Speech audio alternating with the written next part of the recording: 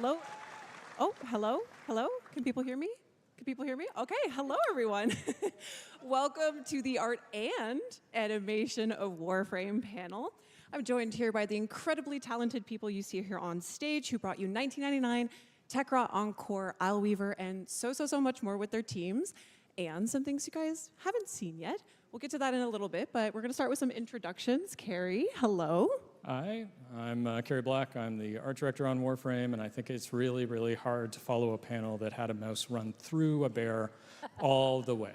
Yes, yes. And we have a special guest. Hello, Flair. Hello there.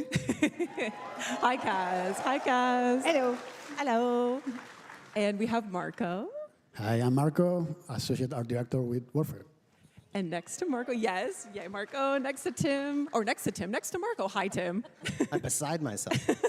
I'm Tim. I'm a principal animator on Warframe and mocap performer for Soulframe, so I get to just play pretend for a living. Woohoo! And we have the lovely Sedona. Hi there, I'm Sedona, and I'm a senior animator on Warframe. Woohoo! And we have the lovely Adele. Hello, I'm Adele. I'm a senior character artist on Warframe. Woohoo! All right. Now, what if I told you we were starting this panel by announcing the next Prime Warframe? And now, what if I told you that that next Prime Warframe is Caliban Prime? Rise up, Caliban gamers, let's go. Now, Marco, what did we want to keep from base Caliban, and what did we feel Vadim could kind of explore with? Well, first off, congrats to Vadim. That's a terrific concept. And what we wanted to keep from the original Caliban was, well, most of all, the vertical split in the middle. And we went all in with that for the helmet as well, having the same going forward, and all the VFX. We wanted to keep the sentient theme alive with all the patterns, and we kind of reflected that on the gold trims on the character. And of course, his very agile and slender constitution still needed to be there. Amazing. And we kind of passed that over to his Caliban Prime summons. Yeah. So, so his Conculus, Ortholus, and Sumulus are also getting the Prime flair. How do you approach priming all these different characters? Well, a lot of it is keeping the same tints and the same colors as the main character in this case. And holy shit. As always, we add those little prime bits and gold bits to the characters. In this case, to save a bit on resources and on time, we have some of the pieces that are reusable among all the characters.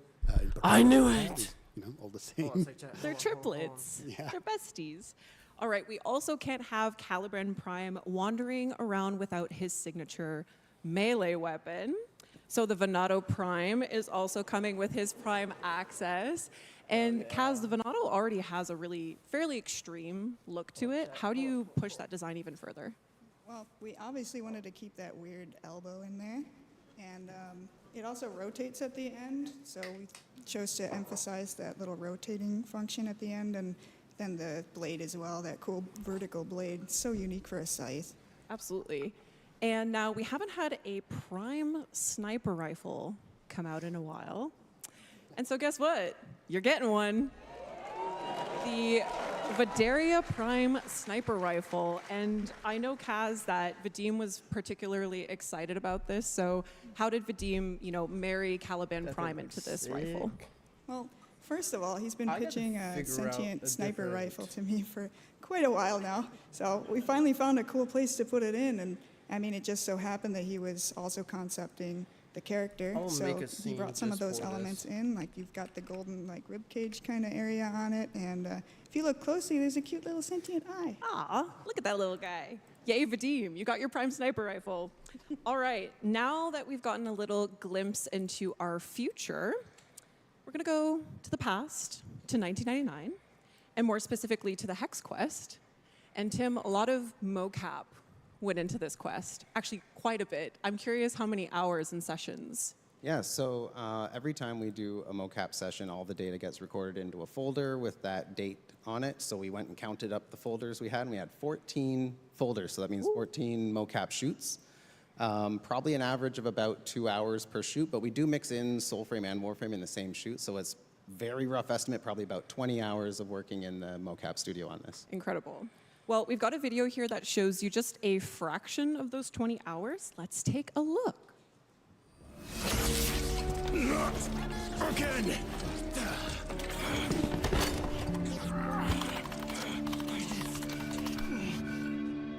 That's really cool.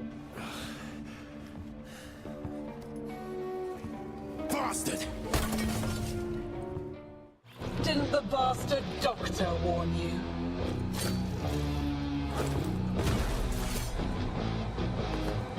I've an order.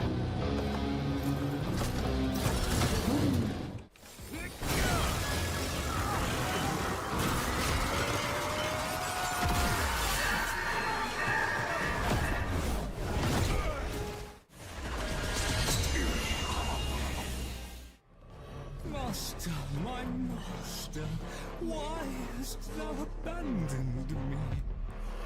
All that matters is I'm here now.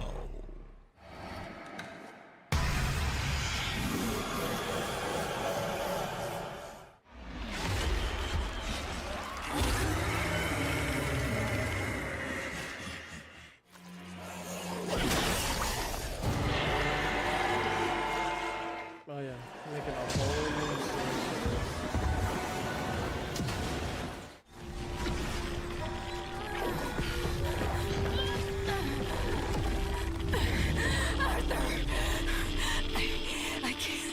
I can't! Arthur!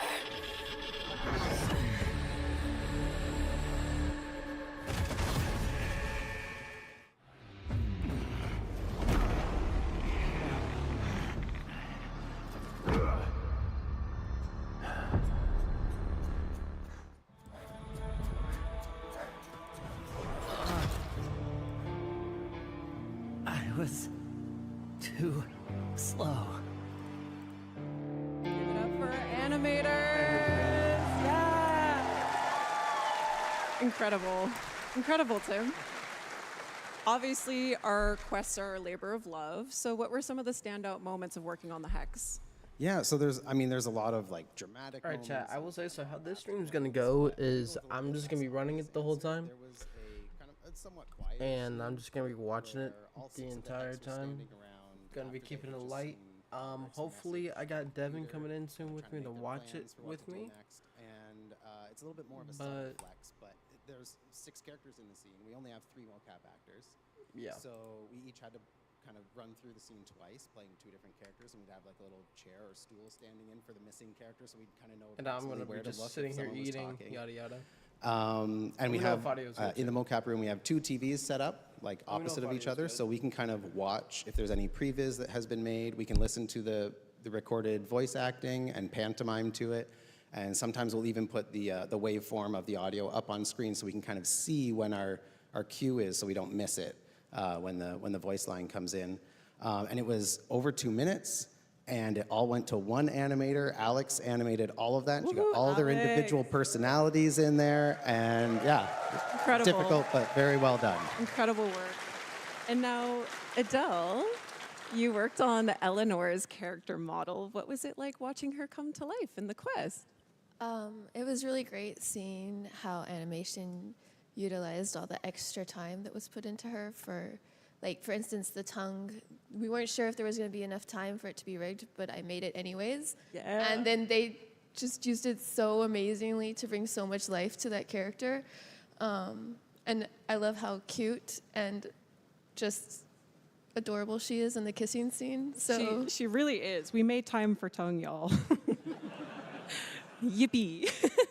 All right, that actually perfectly segues into our next video. Believe it or not, the kissing scenes for the New Year's Eve kisses were actually mocapped by, well, okay, hold on. What? Hold on. You'll see. So we're gonna take a look at Eleanor's and Amir's. Now, Tim, you and Elise had to get pretty creative around mocapping this, which we'll see right now. Yes. So first, before you do anything like this, you have to talk to each other and be comfortable, like know what you're comfortable doing. And we thought at first maybe we could try mocapping the hug. They're all supposed to be a hug and then a kiss. And we thought, well, we could maybe hug and then we'll just fake the kiss because it's animation. Mocap is never the final product. There's always a ton of manual animation that gets done after the fact. So we were confident we could just add that in and make it look believable. But it turns out that like, hey buddy, good to see you again, because we're good buddies, is not the type of hug that we needed. And so we were like, we can get into it a lot more if we stand beside each other, kind of just look out of the corner of our eye and react to each other. And so that's what we did, and we just kind of, afterwards in animation, merged it together, got the physical contacts working and stuff like that. And you did share a really lovely story about Amir's smooch scene. Yeah, so Amir, he's so he has to psych himself up a little bit. And then when he does, finally, he's like, okay, I'm gonna do it. He maybe overdoes it a little bit, and so he very dramatically whips off his glasses and does a little twirl and everything. He's a bit extra. And so we thought, well, that one's not too steamy. We can actually mocap that one. And then it turned out, oh no, we still couldn't because we don't know how to dance. So whenever there's dancing in Warframe, I don't do the mocap. As you know, Danny Octavia boy band Sokolowski.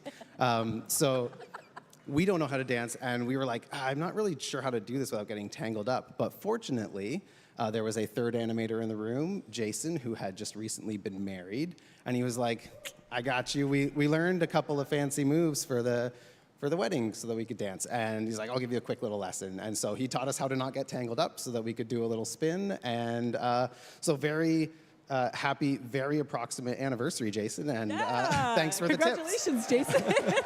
Thank you for the dance moves.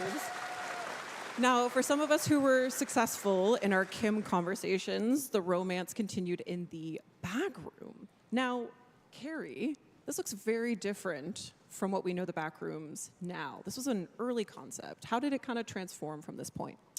Well, at the beginning, it was actually going to be in the city, and it would have an old tailor shop at the front because Warframe, fashion frame, kind of sort of fit. And then you'd have your sci-fi mad scientist room in the back. But then as narrative happened, we needed to get it into the mall so that everything was going to wind up working. And then we went with a 90s loft conversion instead. So. And we did. And we have a video here. We're going to take a look at how the back rooms came together from start to finish.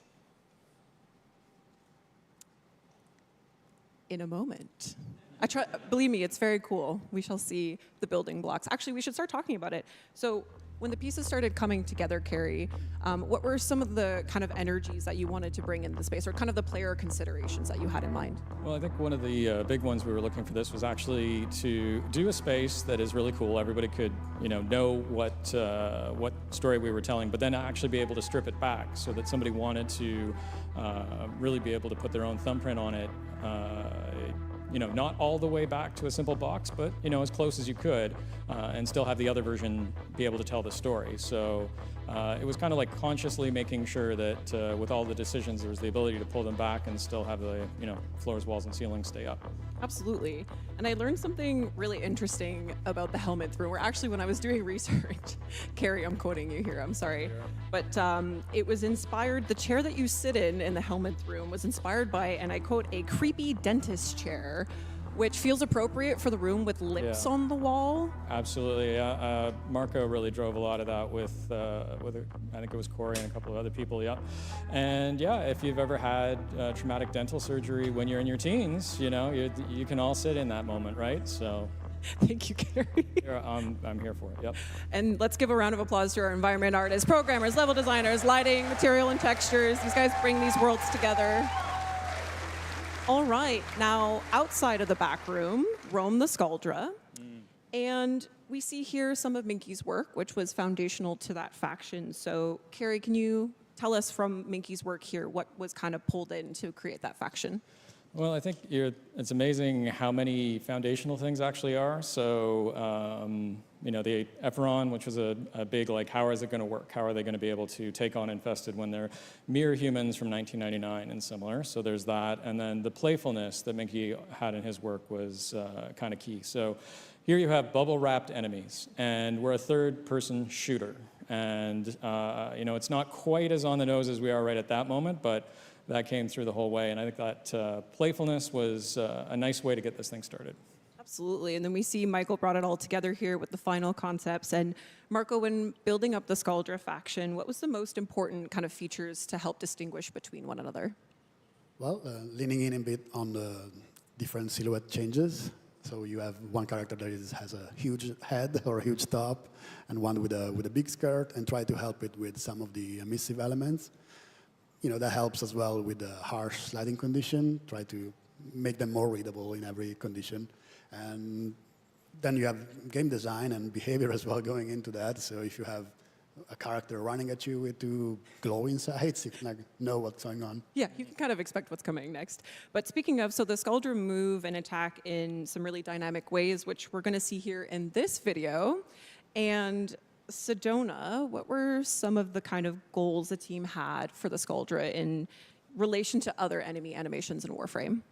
Yeah, so just to preface, I have been working on enemies since the Murmur alongside Scott Johnson, and the Murmur were like crazy, crazy hard, and because we didn't have anything to work off of. And so when we got over to the Scaldra, one of the things we said is we need to not go that crazy again. We should use some of the 10 years of existing gameplay animation to try and make our lives a little easier.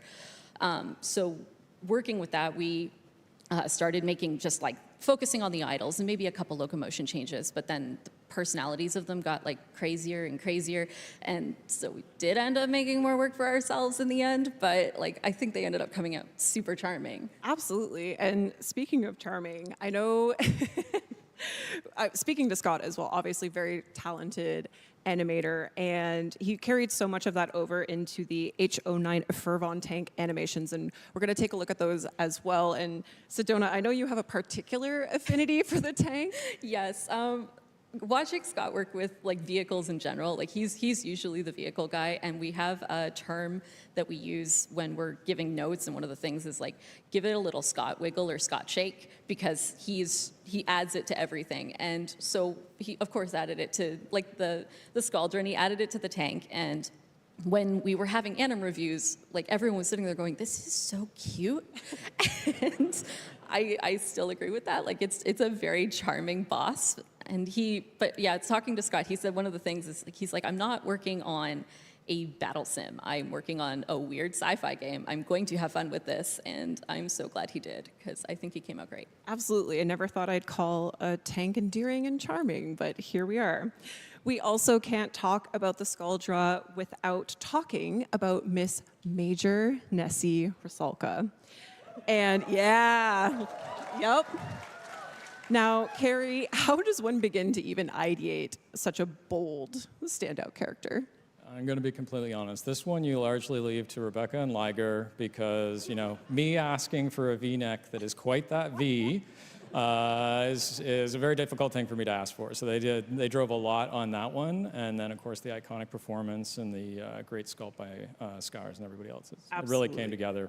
Absolutely. I heard the word bravado was thrown around a lot in her design, and I think the V-neck speaks to that especially. And her big claw arm, which was inspired by, as I understand it. It would be the Orkin, yeah. It would be the Orkin. Bit of a nod that this is, at the base of that.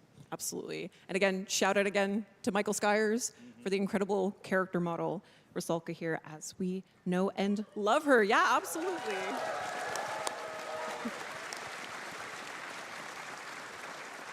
Now, we learned a lot more about Rusalka in the Kim conversations with Mom Toxicated and Papa Polar.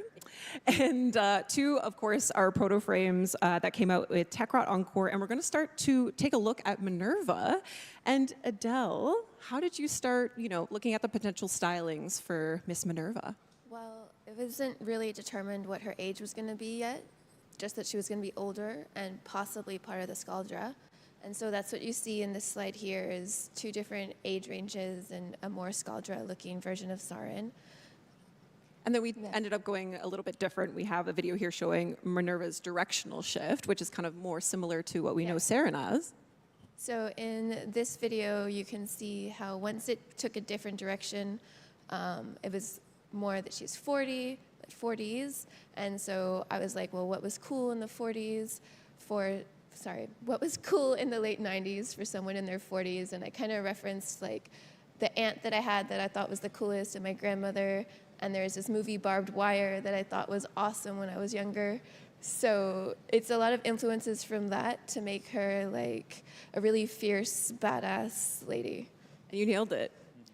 It's only right to talk about, yeah, of course. We love Minerva. We love Minerva. Thank you, Adele. Now, it's only right to talk about Velimir next, our big, lovable polar bear that drives Minerva insane.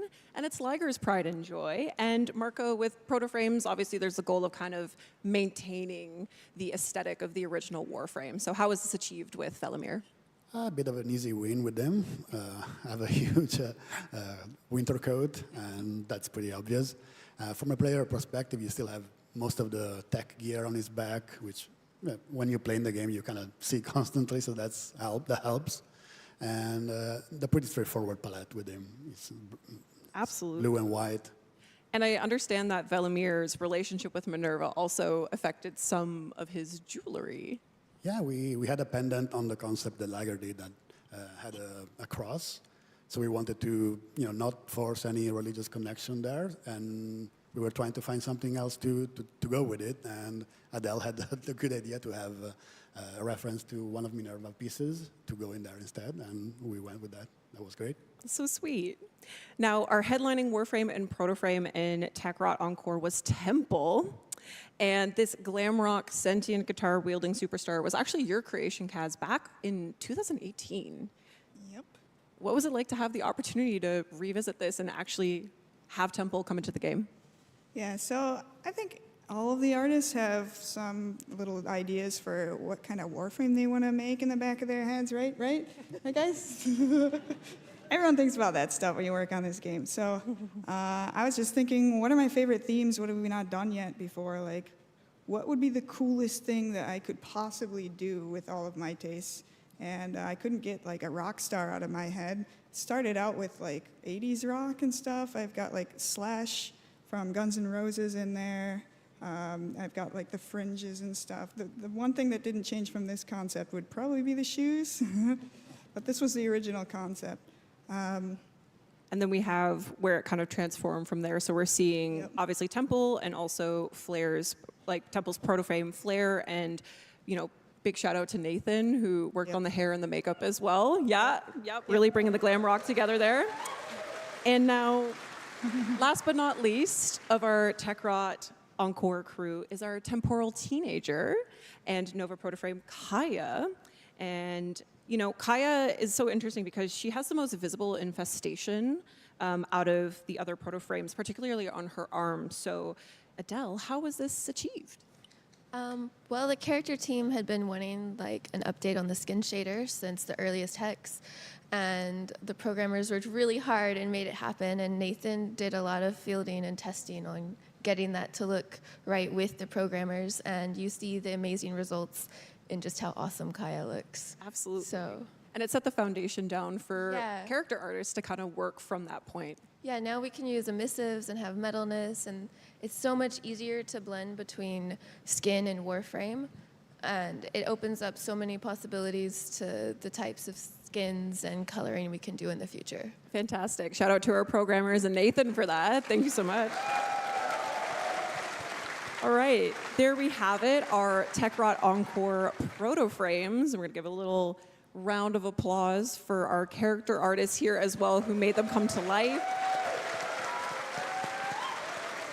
Now, a core part of Gemini skins, of course, is our Gemini emotes or transformation emotes. And we have a video here that we're gonna show you a little bit of that process. And Tim, you had worked on Kaya's Gemini emote. And you mentioned that there was, her Kim story, narration worked on that. It actually inspired her emote. Yeah, so kind of at first glance, it looks like she's just kind of having like a fun, playful, cute interaction almost with the camera, where she's kind of like, striking a cute pose, pretending to take a picture, and then kind of like tossing it away like, yeah, let's keep it real.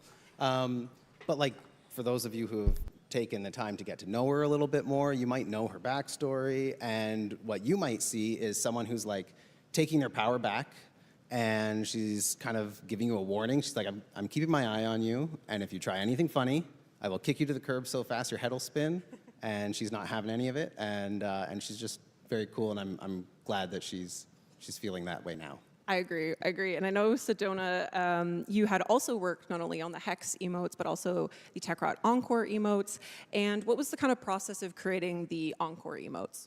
So when emotes were first announced, like the Gemini emotes, seeing the one at like Tennocon at the beginning, we were like super excited to like get started with them. And Elise always did something like extremely extra with hers, and that just sort of paved the way for us to kind of go, oh, well, maybe we'll do that too. And so we end up having like a lot of fun on them thanks to that. So with the Encore emotes, it was nice that we had like, we already knew we could push it. So for instance, like when I was working on Minerva, Elise had already been working on Velimir for a while, and I decided because they're a couple, I should make their Gemini emotes kind of like couple-coded. So you'll actually see like their poses at the beginning are mirrored, and the kiss of death that I made Minerva do was also like an allusion to Frost using his breath to make the snowball. And so that was like kind of our fun little thing that we added. It's like they're pretending that they like each other again. That's so sweet. Now, the proto-frames were, of course, fairly prominent features in Tekrot Encore, but so were the Technocyte coda. And Marco, obviously we see here some of Minky's sketches for this, Tekrot boy band. So what kind of set the tones here from Minky's concept to what we know now?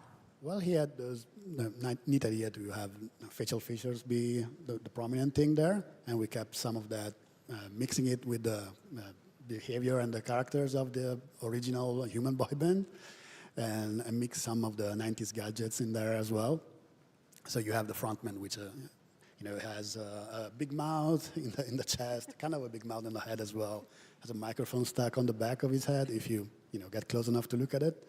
Dangerous. Yeah, and the Packet, being the more nerdy guy, has the video game console stuck in the chest, and swapped his eyeglasses, the 4 eyes, for a big one.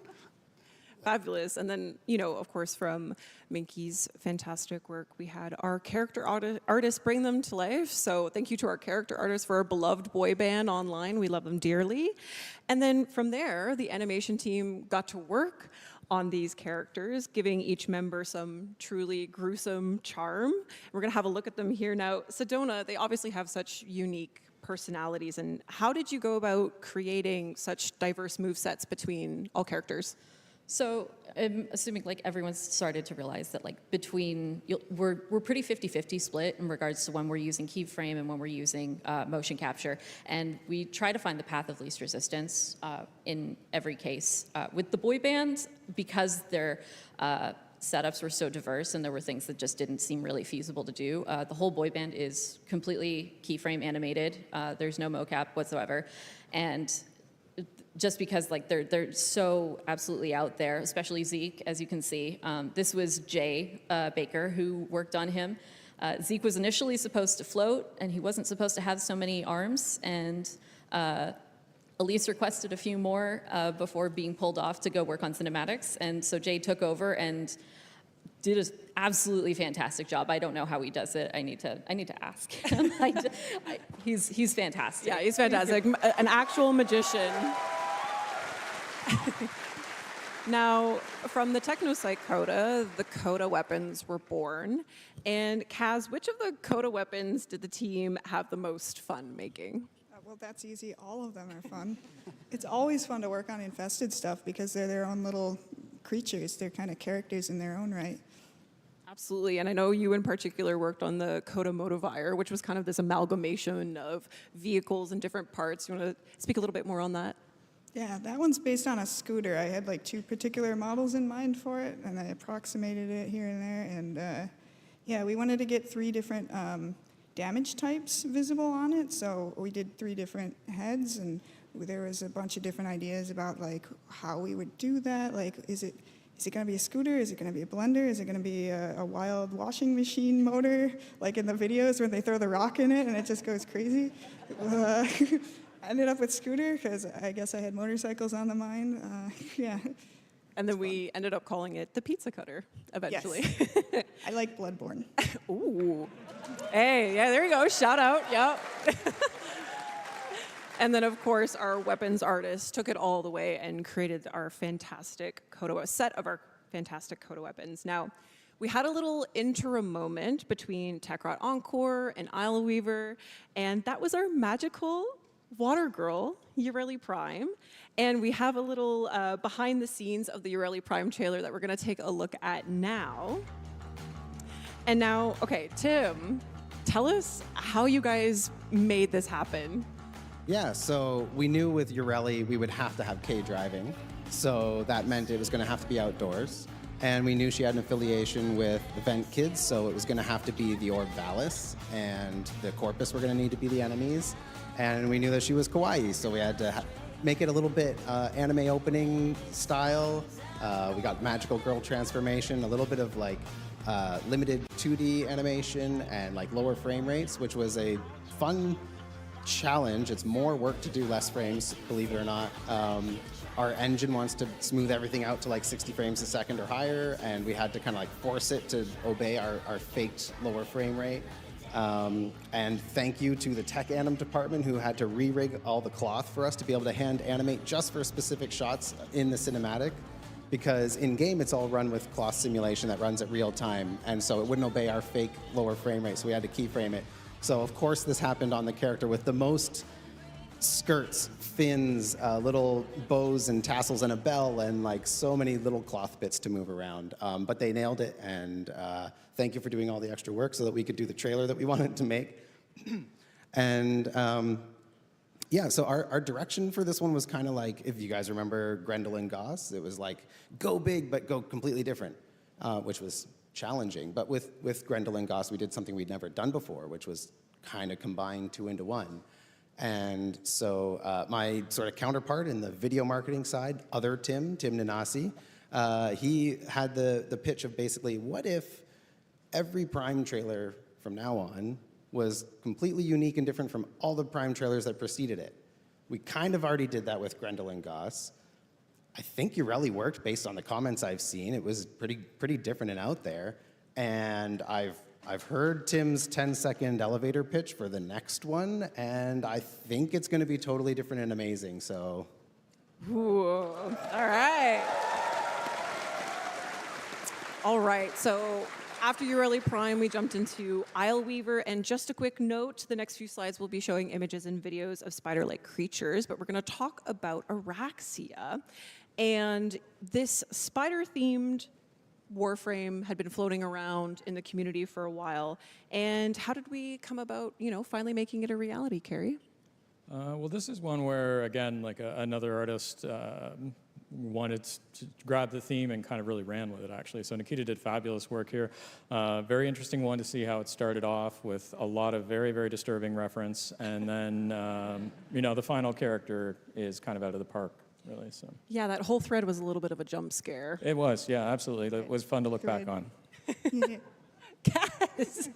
And we, of course, have to include the Araxia scuttlers, which we see here. Nikita did a little bit of exploration there on how those could look. And then Nikita brought it all the way home and made her come to life as the Warframe that we know and love today. And a really standout characteristic of Araxia is her Silken Stride ability, where she literally walks on spider legs. And Sedona, I'm just so curious, how? I don't know. No, seriously, like with Warframes, usually like a lot of animations are shared between them, specifically with locomotion. You have like a set skeleton, this is what you work with. And Araxia kind of threw that all out the window. So she's got a whole new set of animations that we kind of had to like figure out how to make work and play nice on these spindly little legs. And this was, again, Scott Johnson and Jay Baker and Eric Stoible, who, again, it was a team effort. I don't think we could have done it without, everyone coming together for this. Also, yeah, kudos to Eric on the Scuttlers. He did such a good job. They're so cute. Wow, incredible. We also had a new enemy enter Duviri in Isleweaver, the Unseeing Herald. And, you know, another Minky concept. This is actually part of a bigger kind of murmur exploration that Minky had done. So what was kind of the deciding factor in bringing the Unseeing Herald into Isleweaver? Well, I was actually like talking with Pablo, and you know, he had an idea for an interesting character to try, which, you know, maybe someday we see, maybe we don't. But trying to get something that was ranged into the mix was kind of the gist of that. And then in the back corner that we hadn't used yet was, you know, this guy, which is, all right, well, we can do something with a mouth, and then it kind of kept going. I take that back. Yeah, and it kept going into this. And Marco, how did we get from Minky Sketches to what we see here? If you're watching it off of here. We wanted to keep if you're watching it on the their same idea of the big anatomical Twitch, parts then that's there is. pretty common in the wall elements, and kind of go home with it and try to make it stand out from the other enemies in the Murmur faction. Definitely stands out, Marco. So give it a good by the way, different silhouette. you should Behavior still, again works at well least there. have it on But some Absolutely. kind of device. And then Like- Sedona, you had the honors of bringing this murmur mouth into action. And how do you even begin to animate something like this? Well, I was lucky enough to have a lot of experience working with the Murmur already. Any floating Murmur enemy was animated by me, essentially. And so... Woohoo! Yeah! Sedona! But yeah, I love people asking me to animate a weird little guy, and I believe he falls into this category. So my goal every time But with yeah, the Murmur you should was watch at least try for half an hour to to get the upset the armor animation set. department with it. For free. And You still have. so I think you he's don't have to charming, have it on but for half an hour. Like I have others might not agree. on my I phone. understand. Do you guys think he's charming? Yeah. Absolutely. All right, so something we haven't shown yet is a deluxe skin. And Yeah, a lot of people have been annoyed at me for this for currently about 10 years now. So. yeah, this one in particular is very special because not only was it shown on DevStream number 79 in 2016, it is also another Minky project, and also, Carrie, you had worked on it as well. Can you take us back to that time and what the experience was like working on it? Well, that's a bit of a lifetime ago, but yeah, I can. We were looking at Zephyr, who was at the time a rather relatively noisy Warframe. So, you know, standards have changed with time, and we were seeing so with a deluxe, let's do something that's maybe a little bit more clean You're gonna probably and play Warframe see after what some this? influences might be. So there was, you know, some 5-star stories, and then how can you have that be with a tribal theme, and then some kind of classic Warframe in the mix and everything. And yeah, it was a little crazy because I did actually have her walking around in the engine 10 years ago, and it's taken a while to get to next steps, But we've arrived, and she will be walking in the engine. We're really excited to share that the skin has been revisited, and in memory of Minky, it will be part of the rewards for this year's Quest to Conquer Cancer campaign in October. And there she is.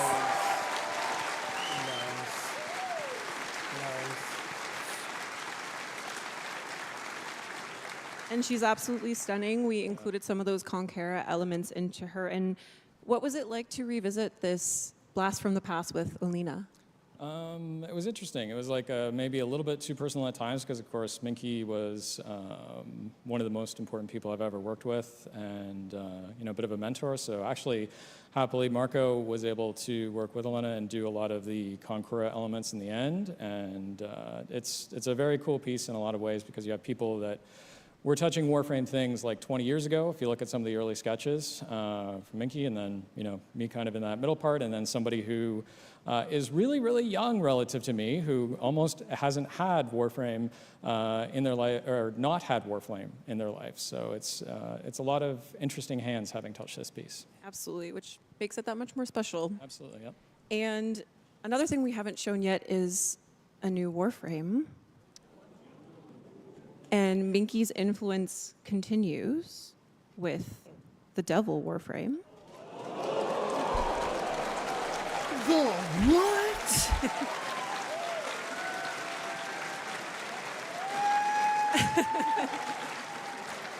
The what? Yeah.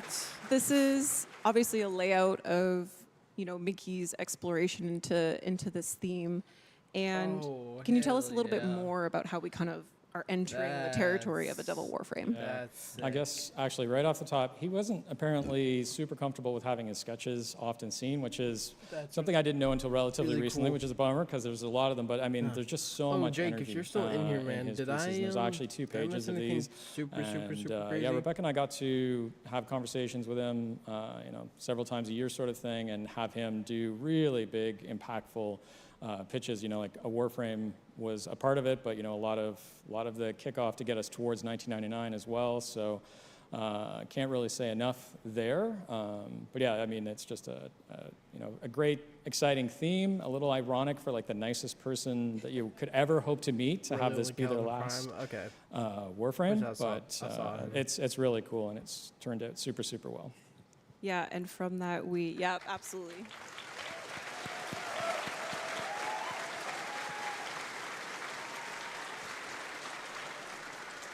So the team landed on this particular sketch to continue on into this final concept piece by Sergey. God.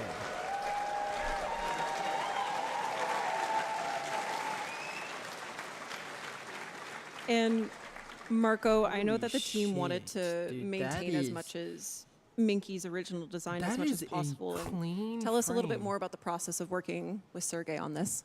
Yeah, well, keeping the original sketch in mind was absolutely the priority there, and Sergey did a terrific job completing and the design, That's like working around Dark it, Side giving J. it the back view, and the only little touches that we added was little Tennocon elements to it, some metallic trims, but the original soul of the concept is still there, and yeah. Absolutely, and we see the cool flames coming off of the heels. Yeah, maybe That try one to you distance a called bit Dante. from amber and chroma with the color of the flames or where the flames were coming from. And in general, the Constitution tried to keep that nimble devil look that was crucial to the original sketch.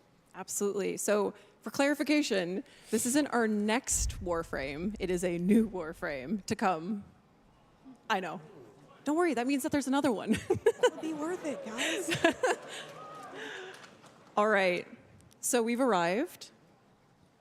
I'm speaking for the community when I thank you all, and obviously everyone on the art and animation team and Warframe team for the magic that you create. But that magic comes with hard work and dedication to your crafts and a love for Just seeing if Warframe. I could have probably missed anything. And it should be celebrated. And we're so lucky that we are able to do it here on the Tennocon stage with all the Tenno here and everyone watching from home. And yeah, thank you so much for sharing your talents with us.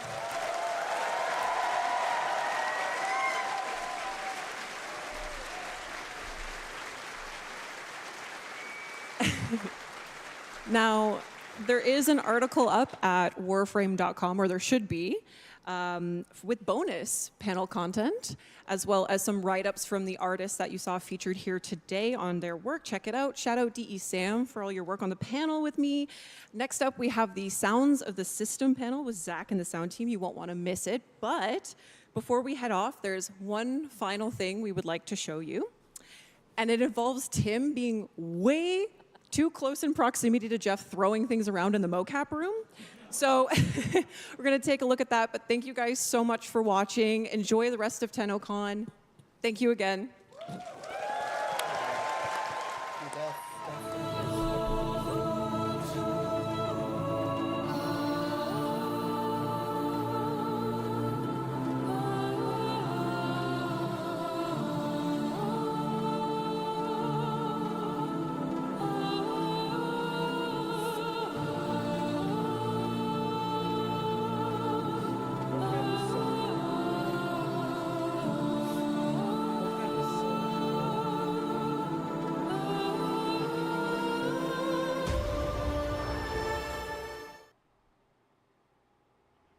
Mocap is so cool, man. Alright, then we had a little bit of a break for a minute.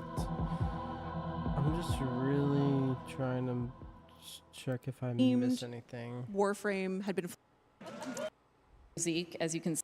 The head as well has a microphone. fairly That she's there we And I couldn't get like a rock star out of my head. With it, and Adele had that. To make her like Working, would be the Sim. What work off of? Well, with the foundational to that fact. And I learned something. know what you're can listen to. Sentient eye. The prime flare. frame. Yeah, here I wanted to see. All right. Now, what if I told you? Frame. Woohoo! All right. Now, what if I told you we were starting this panel by announcing the next Prime Warframe? And now, what if I told you that that next Prime Warframe is Caliban Prime? Rise up, Caliban gamers, let's go. Now, Marco, what did we want to keep from base Caliban, and what did we feel Vadim could kind of explore with? Well, first off, congrats to Vadim. That's a terrific concept. And what we wanted to keep from the original Caliban was, well, most of all, the vertical split in the middle. And we went all in with that for the helmet as well, having the same going forward, and all the VFX. We wanted to keep the sentient theme alive with all the patterns, and we kind of reflected that on the gold streams on the character. And of course, he's very agile, he's slender constitution. That's so funny that the one Amazing. guy, and we kind of pass that over to his Caliban Prime summons. Yeah. Is gonna be so one of the things I think for this Tennocon. So his Conculus, Ortholus, and Sumulus are also getting the Prime. Extra stuff right now. In time, watch for an additional 30 minutes and receive Valkyr Prime absolutely free. The only thing finer than a free Prime is a tall glass of the sweetest apple juice. Oh yeah, just 30 minutes between 11 a.m. That also, you'll get something. Oh, I didn't see you there. Salutations, Tenno. My name is Zach. Delighted to meet you. I've returned for day 2 of Tennocon, and I'm here to keep you well informed on the Twitch traps that you are able to obtain. Not everyone can be as dashing as me, but fear not, we are here to assist. By watching Tennocon for 30 minutes between 11 a.m. and 4:30 p.m. Eastern Time, you'll receive the Noctivire armor set. You may even outfashion myself. Actually, probably not. Upon the start of Tenno Live at 4:30 p.m. Eastern Time, watch for an additional 30 minutes and receive Valkyr Prime absolutely free. Log into your Warframe account and adorn yourself with all your new items that make you feel alive again. Cough, cough. Now then, run along and get back to enjoying today's show, Tenno. I've got important business to attend.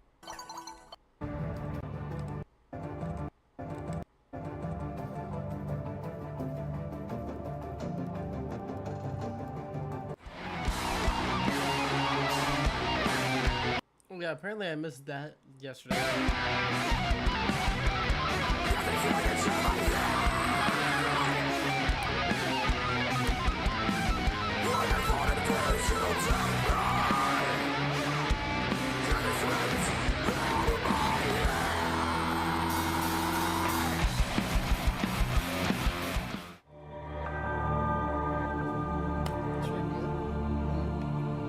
I know my shit, I think. What's the last remaining letter in the alphabet that Warframe is not named after?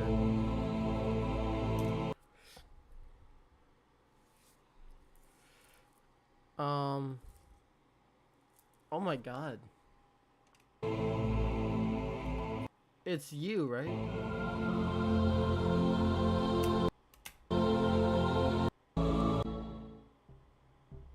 What does it mean to glide? To be weightless. I mean, I guess To be that is weightless. true, yeah. There isn't When a all friend that effort is has, gone, what's left? Is it really not a friend that You feel it starts with down a to U? your operator. K-Drive. Check, check.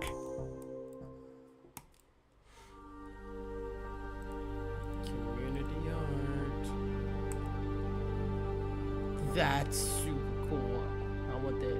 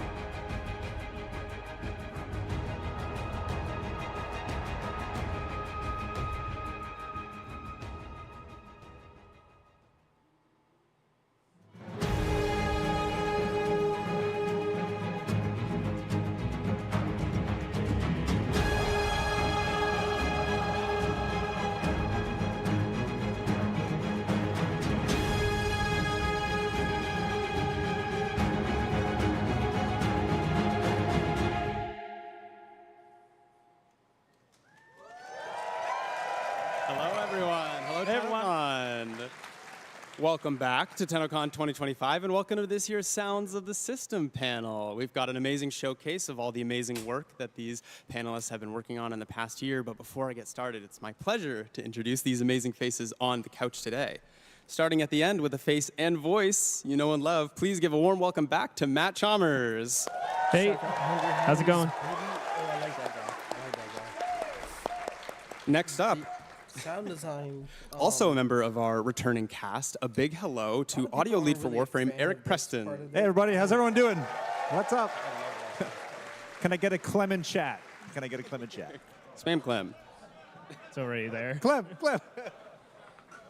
Beside him, she's our Atomi cycle riding master of magnetic queen. Please give it up for the voice of Aoi, Alpha Takahashi. Konnichiwa! So lovely to see you here today. Thank you for coming. Starting us off with our fresh faces to the couch this year, please welcome sound designer Paul Christoforakos. Hey everyone, excited to be here. To his left, please welcome sound designer Chris Teixeira to this year's panel. Hey everybody. And last but certainly not least, please also welcome Laura Dickens as a sound designer for Warframe. Welcome. Hi, hello, hi. My name is Zach, and I'm a senior community manager, and I will be your auditory pilot for today. And before we get into it, let me hear you guys. Who was at Tenno concert last night?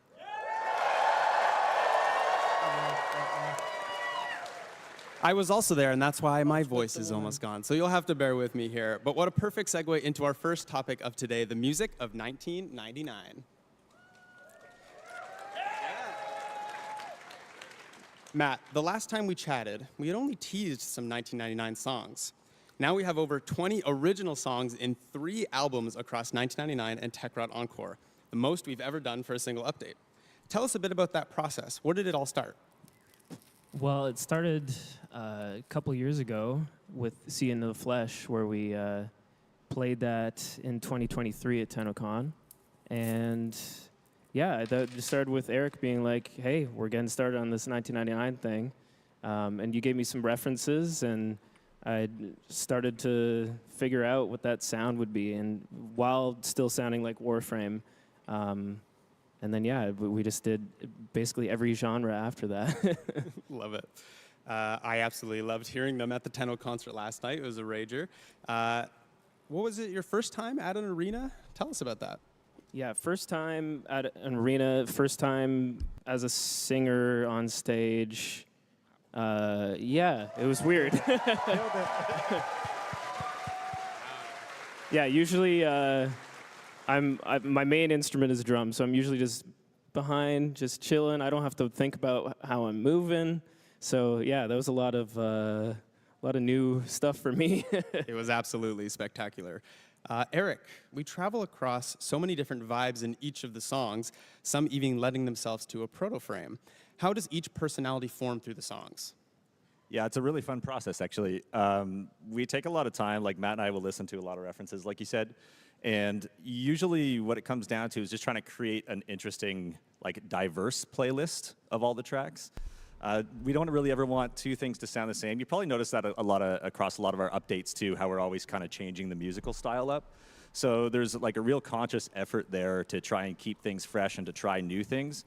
And, like, as you know, Warframe, we go to so many cool places in the game that it's a real treat for us to kind of work with that and try to introduce new melodies, new textures, use new instruments just to create a lot of different flavors of ice cream. So 1999 was like a playground for us. Basically, doing our research, I listened to a lot of music through the 90s growing up, so it was a real joy to be able to go through all those tracks and just figure out which ones to share with you guys. So, yeah. As someone born in 1999, I really recognize those 90s songs. Yeah, they really resonated with me. So it took me right back to high school dance. Love it. Of course, music is just one aspect of such a huge update. The sound effects play an equally important role. Laura, how was it designing sound for 1999? Was it different than a typical Warframe update?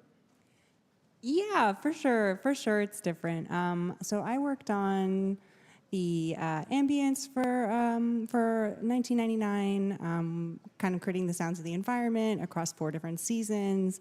I also worked on the Kim system UI sound effects and yeah, various other gameplay elements for the update. And I would say that the main difference for me is that that's like a real world reference, right? So you're using the sound of a modern city as a reference. You're using the sound of technology from a specific time as a reference. So that's really helpful, but it's also kind of a challenge because you want to be able to convey that to the players. So yeah, I did a lot of field recording around the city of Toronto across 4 different seasons and in different weather. I went out to High Park really late at night once and ran into a coyote and was like, oh, I shouldn't do this. But yeah, so in that way it was different, whereas other environments are a little bit more fantastical and you have a lot of leeway. But having real world references is also the limitation is also a great source of inspiration. Yeah, of course. And one of those designs you did was actually the helicopter sounds that you hear around Hulvania, and you made a behind the scenes video for us. So let's take a look. Hi, my name is Laura, and I'm a sound designer at Digital Extremes. Working on the ambience for Warframe 1999 was a big challenge. It involved a lot of field recording, studio recording, and editing to create a realistic modern soundscape. But you might be surprised to know that some of the realistic sounds you hear in 1999 were completely synthesized. For the exterior ambience, we wanted to create the impression of a large and active Skaldra military presence in Hulvania. To achieve that, I designed the sound of distant helicopters using the Korg MS-20M synthesizer. To start, we're going to set the VCO1 waveform to noise. Then we'll send the LFO to the low-pass filter. Then I'm going to set the waveform to a downwards ramp shape. You can then control the cutoff of the filter by hand, or if you want a more bandpass effect, you can use the rubber band technique on the low and high pass filter together. If you want it a bit darker and heavier sounding, you could try adding some pink noise.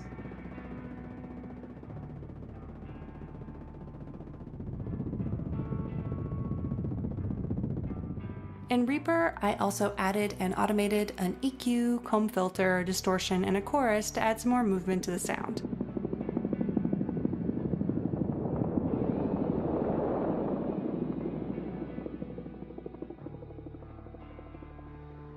To position the sound in space, I added some panning and volume automation and set it to a short-ish dark delay and a convolution reverb.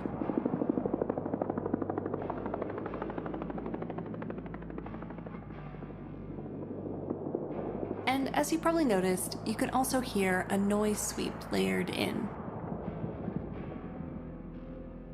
Finally, in context, this is what the distant ambient helicopter sounds like in Warframe 1999.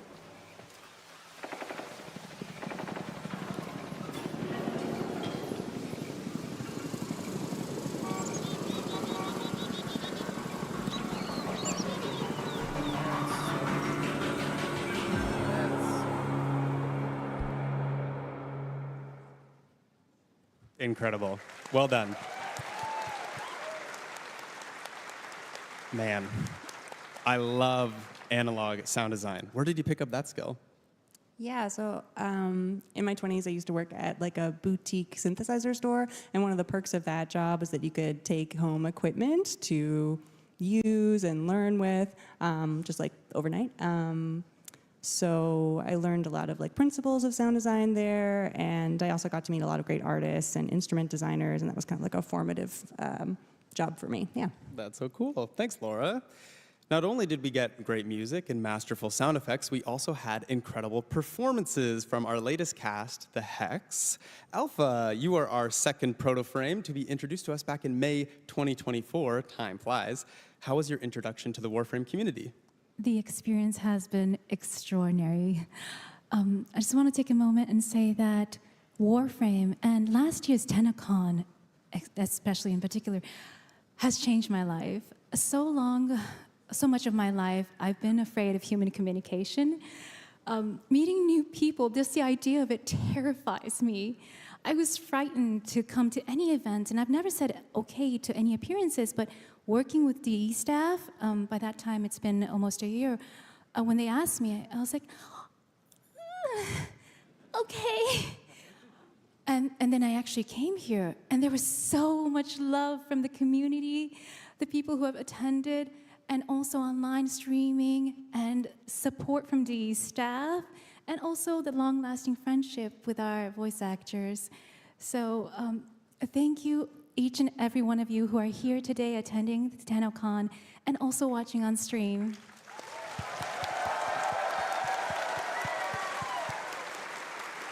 No, thank you, Alpha, for lending your voice to my favorite character in the game. So,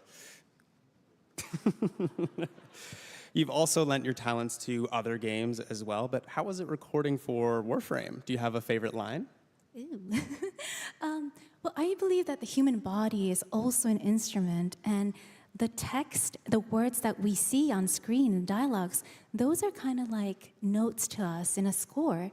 But when we're recording, we're all alone. We're just inside our box, very separate from outside world. So we're recording our own melody. And it's not until I saw, or I played 1999 myself, the actual final gameplay, that we saw the whole entire orchestral piece.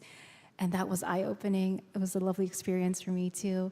And as far as the favorite line, I want to say that the favorite line in the entire 1999 is, in a moment, I think it goes like, "Can you give my brain a hug?" Right? Like that's it hits you. Well, to be able to go from heartbreaking lines from the quest, jokes about the others, and even romance, that's a lot of range. Do you have a routine to get yourself into the recording room? I'm very fortunate to have a studio partner work with me, and every time before going into a recording session, whether it be for Warframe or other fighting games or video games, he plays music, soundtracks, so that I get into that mode. And whenever I'd go into the booth to record Warframe 1999, he would play music from the past Warframe music. Thank you. And that would get me straight into that zone that I need to be into. And after last year's fall update, Kome was playing a lot before my sessions. I love that song. Well, just as a fun fact, Alpha recorded 581 voice lines for 1999 and Tekrot Encore. That is an incredible feat, so thank you, Alpha, for bringing Aoi to life.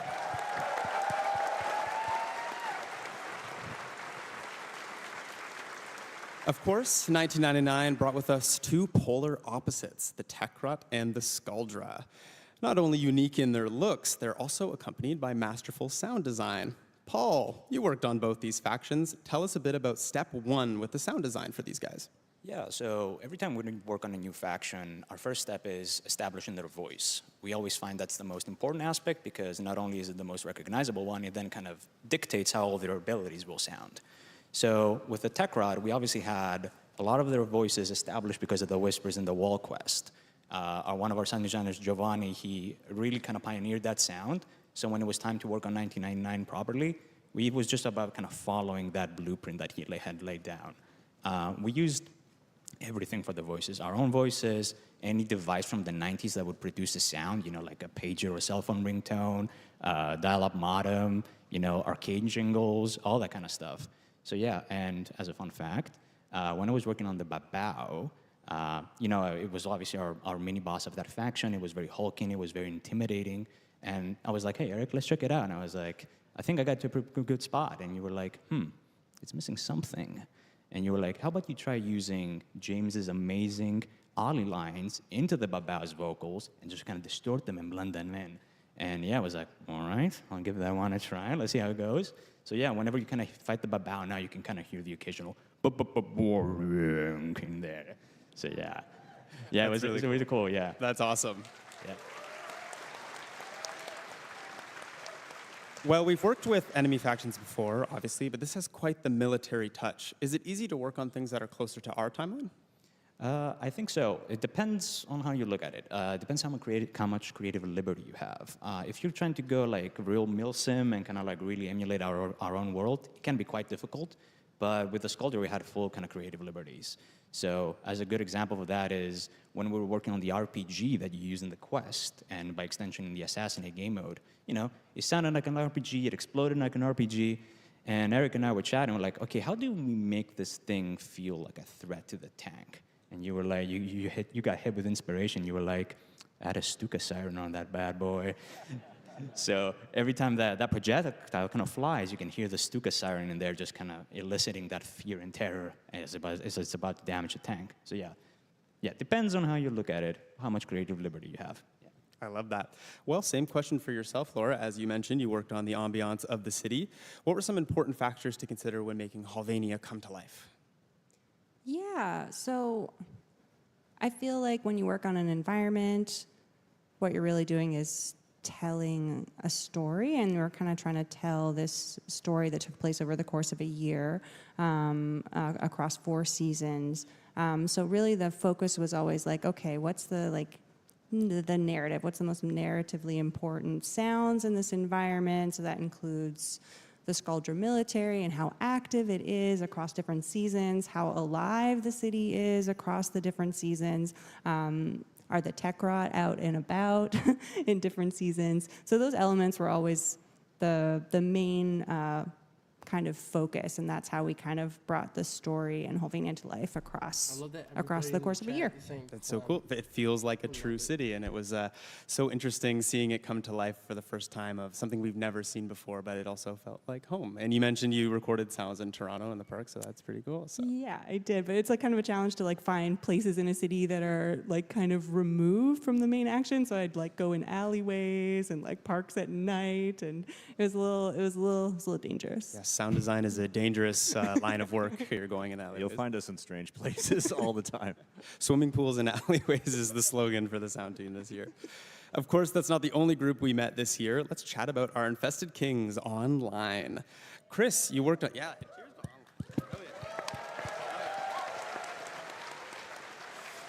Chris, you worked on the actual Technosite Coda fight with the first of its kind literal arena. What were some of the challenges you faced with bringing it together from a sound design perspective? Yeah, for sure. I would say the most challenging part would be the mix. We have the amazing Party of Your Lifetime track there. That's kind of the centerpiece. And then we have the stadium hazards, the pyro, the lasers. We have explosions everywhere. Then we have the Technosite Coda. There's 5 of them you're fighting. We want to make sure that all sounded good together and was all cohesive, and you could hear the amazing track in there. And I think we landed somewhere where it was sounding good, and it was a really fun fight. So I think that was the most challenging part. And then the second part of that maybe would be the crowds. We wanted to make sure that you really felt like you're at an arena or a stadium, like you were mentioning. From the concession area where you walk in, you hear some crowd walla, to when you walk onto the stadium floor, there's crowd cheering. And then, throughout the fight, the finishers, there's so much crowd in there. And then something I do want to mention as well is between fights when you're playing multiplayer, there's a little encore section and people are chanting online. I don't know if you remember from Tennocon last year, but that was you guys saying online, and that's in the game, and that you hear your own voices. So I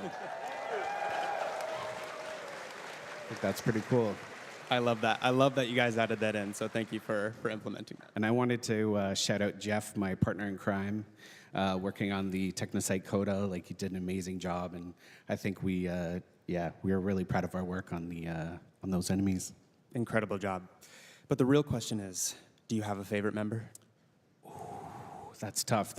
I'm going to say DJ Rom, because he's I feel some kinship there, because he's music producer, audio kind of thing. But then to fight, I'm going to say Hard Drive, because he's got a big CRT monitor that he uses as a shield. So that's my choice there. I love it.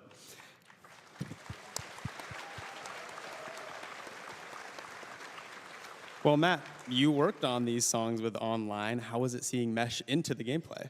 Yeah, super cool. And writing those songs was such a interesting process and learning experience with Keith. It was super fun to just go back and forth with lyrics. Sometimes we just spend 2 days in a row just like every single line, just meticulously like choosing what's the best way to say this or like the coolest way. And yeah, I mean, it was just really cool and awesome to see in context. And yeah, that mix sounds like a nightmare, so good job. Thanks. Paul, let's go back to you for a moment, as you actually had a hand in cooking up the sounds for the coda weapons that you get for these fights. Have you worked on the infested weapons before? No, it was my first time, and as a matter of fact, as far as I know, this was the first infested weapon batch we dropped in a really long time. So it was interesting to kind of revisit that faction with the lens of the tech rod, obviously, right? So I really wanted to give each of the 3 unique weapons their own personality and kind of vibe, and I spent a lot of time just thinking about, what's the through line for each of these 3 weapons. Obviously, with the dual Torxica, I tried playing around with an infested gunshot, but what we found was just relying on a real natural gunshot and then having something on the tail to tell you that it's an infested weapon worked at the best. So every time you're kind of shooting that weapon, it feels nice and punchy, and then when you stop shooting, you kind of hear the spin down of the barrels, and you hear that little infested screech in there. Sells it perfectly. And then obviously the Coda Motovore, wow, what a weapon that was. A big hammer wheel with the occasional teeth and or spikes on it, depending on your damage type. That's crazy. So for that one, I really wanted you to hear kind of the sputtering engine, kind of revving as you hold the weapon, and kind of the spokes on the wheel too. And the occasional kind of infested vocal in there really kind of sold the vibe. And then, of course, we had the star of the cast, the Coda Bass Assist. Wow, what a weapon that one was. Just weaving in dubstep sounds was like, okay, let's do this. Let's see how that works out, yeah. I can tell you from experience that weaving in any form of tonal or musical element into a weapon is like a recipe for disaster, because you spam it so much, it can sound super grating and annoying. So Eric and I, we did a lot of back and forth, figuring out what's the right balance, how do we want to make it sound, and at some point, I think I had like 24 notes that would play like a whole song. We stripped that back to 8 notes. It made that feel more satisfying, a little bit more tame too. And yeah, I haven't seen any complaints on the forums. I think we did a pretty good job with that one. I hope. There you go, fan favorite. Well, you did spoil us, and you put a little video together of how you did the sounds for the Coda Bass Assist, so let's take a look at that. Hi Tenno, my name is Paul, and I'm a sound designer at Digital Extremes. Today, I'm going to give you a quick breakdown of how I made the dubstep sounds of the Coda Bass Assist. First, let's take a listen to how it sounds in-game, and then we'll jump over to my Reaper session.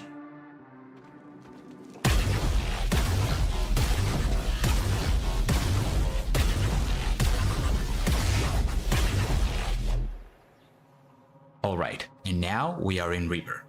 The dubstep sound is comprised of 3 separate layers, all of which are made with the software synthesizer that you can see on screen called Serum. Let's take a listen to how each of these layers sound on their own and then put together. Let's start with layer A.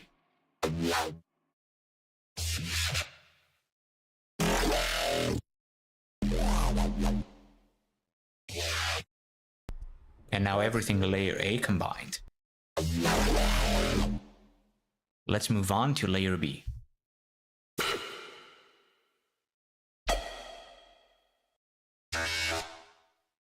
And now layer B combined. And lastly, layer C.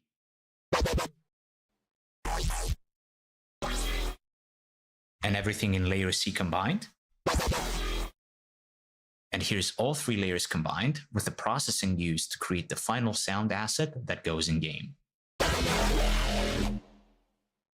And to wrap things up, here's a few variations that include the dubstep layer, the punch layer,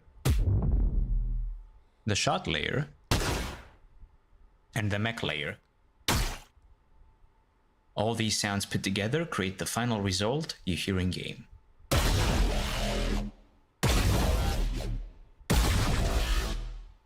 And that's how the dubstep sounds of the Coda Bass Assist were made. I hope you enjoyed this quick behind the scenes look, and I hope you enjoy the rest of the show. Bye. Amazing. This stage just made me realize that my speakers at home are not as good as the ones here. That's pretty bassy. Well, That's amazing stuff, Paul. Thank you very much. And as much as I would love to chat 1999 for the whole hour, let's take a look back at last year's post-Tennocon update, Kome and the Five Fates. Other than Prime Warframes, Warframes don't really get their own theme songs, but Kome's theme song, What Is My Fate, is such a banger. How was it working with Matt, Eric, to create something that would play as a theme song to an entire mission? This was a fun one to work on, I think. So this one kind of started off with, I remember putting together some references for Matt, sitting in my office going, okay, what are we going to do for this one? I think the first thing that I did was I like to kind of like, again, I mentioned it before, look at references, get some ideas. And I remember kind of looking at the Japanese top 10 pop chart and kind of getting a vibe for what tracks were on there and the sound that you get from it, because we wanted it to feel like authentic and kind of an homage to that. And ended up finding one cool track called Tokyo Calling. I don't know if anyone knows that track. But if you listen to that one, there's some influence that comes from that kind of gives like the drive and that kind of like poppy in your face feel to it.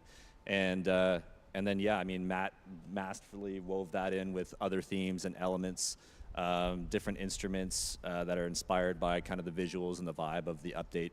So yeah, that one was super fun, and I think it turned out great. So. Yeah, it's so unique, and you just mentioned the instruments as well. Do you know the names of some of the unique instruments that you guys were using for this? I had a bit of koto in there, but the main thing was the vocals, and I had an amazing vocalist, Chihiro, help out with the vocals, but also the Japanese translation, because I wanted to make sure that it made sense and I wasn't just using Google Translate. And so when I was working with Chihiro, I was like, okay, here's a line. How do I say that? And then she would give me the pronunciation, and then I'd be like, oh, okay, it's that many syllables now. And then I'd be like, well, if I shorten it, which word can I take out to have it make sense still? So yeah, I was very careful about that. And Alpha, did I do okay? Kono toki o mateta. Kono toki o mateta. It goes, I think it means something like, I have been waiting for my fate. Yeah. There's a lot of like brutal lyrics. I can't remember all of them, but there's some creepy stuff in there. It's engraved in my brain at this point. I think that's my favorite song. Thank you. It was so cool. Such a banger and such a unique update for so many reasons.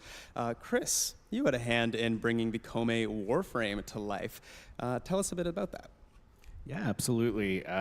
Kome was probably one of my favorite Warframes to work on so far. Really unique frame. There's so many special things about Kome, but it kind of all started with the gamble frame, right? So it started with the dice rolls. So I was rolling dice on different surfaces. How does this sound? How does that sound? You're going to hear it all the time, so I wanted to make sure the dice were good. And I think I hit that mark when Eric sent me a message, and he's like, I think you got it. It sounds like I want to eat them. And I was like, yeah, I think that's it. It's like M&Ms or something in your mouth. So Eric. And I was like, I get that sense too. So yeah, I think that was good. And then it was really cool to work with, Japanese style instruments. So I got the koto when you roll sixes, and I got Japanese Shinto bells in there. There's so much to it. Also, I found the heels looked really cool, and I was like, I think this frame needs like unique footsteps, like some clicky, kind of like when you're walking around. So I made footsteps for different surfaces. Anything you walk on kind of sounds like heels. Felt like it matched the character. So yeah, that was a really fun one to work on. It's so cool. And of course, the ability sounds of every Warframe are always super unique, but you put a little behind the scenes video for us together to show you how you did it. Yeah, let's take a look. Hey everyone, it's Chris from the sound team. Today I'm going to show you how I made Kome's Bunraku ability sound. Kome's fourth ability, Bunraku, blasts enemies, giving them a variety of status effects. But what's most awesome is she turns enemies into marionettes. I wanted to build on this concept by envisioning enemies were physically turned into wooden puppets along with a music box tune while they danced. To do this, I picked up a wooden build-it-yourself music box kit. It played a cool little tune, but I wanted to make something custom. I started recording it note by note. Instead of sampling in the traditional sense, I used Reaper to split out the notes and put them on a grid to start constructing my song. That way I could splice in mechanical clicks and chords to make it more natural sounding.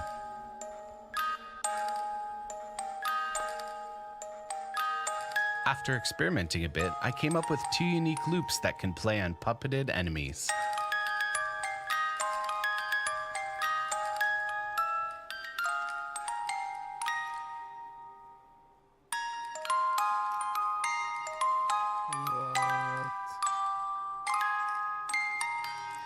I also used some of the wood that came with the kit, as well as some dowels to make the enemy movement sounds. For the main part of Komei's Bunraku ability, I used many samples to create a unique energy buildup sound, followed by a powerful impact. There are also whispered Japanese voice lines that translate roughly to "puppets dance." And after combining everything together, here's what it sounds like.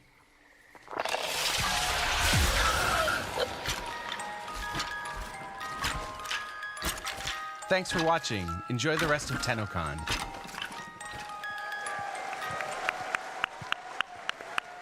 The wave is too good. Thank you for it. So good. Also wanted to mention the whispered voice is none other than Alpha. That was my voice? That was your voice, yeah. Yeah, surprise. Thank you. Thank you. Now I have to play it again. So cool. And Chris, I have to do it to you. You also worked on another fan favorite, Warframe, didn't you? Which frame is that? I did. I worked on Corvex. Any Corvex fans in here? Corvex mention. Thanks, Chris. Well, let's jump ahead to a very recent update where the spider frame came to life. Oh, yeah. Paul, you had the pleasure on working on the sound effects for Araxia. What was your reaction when you were told we were doing a spider frame? Oh, I was so excited. You have no idea. I was so excited, in fact, that I went directly to Eric and I was like, can I work on this, please? Pretty please?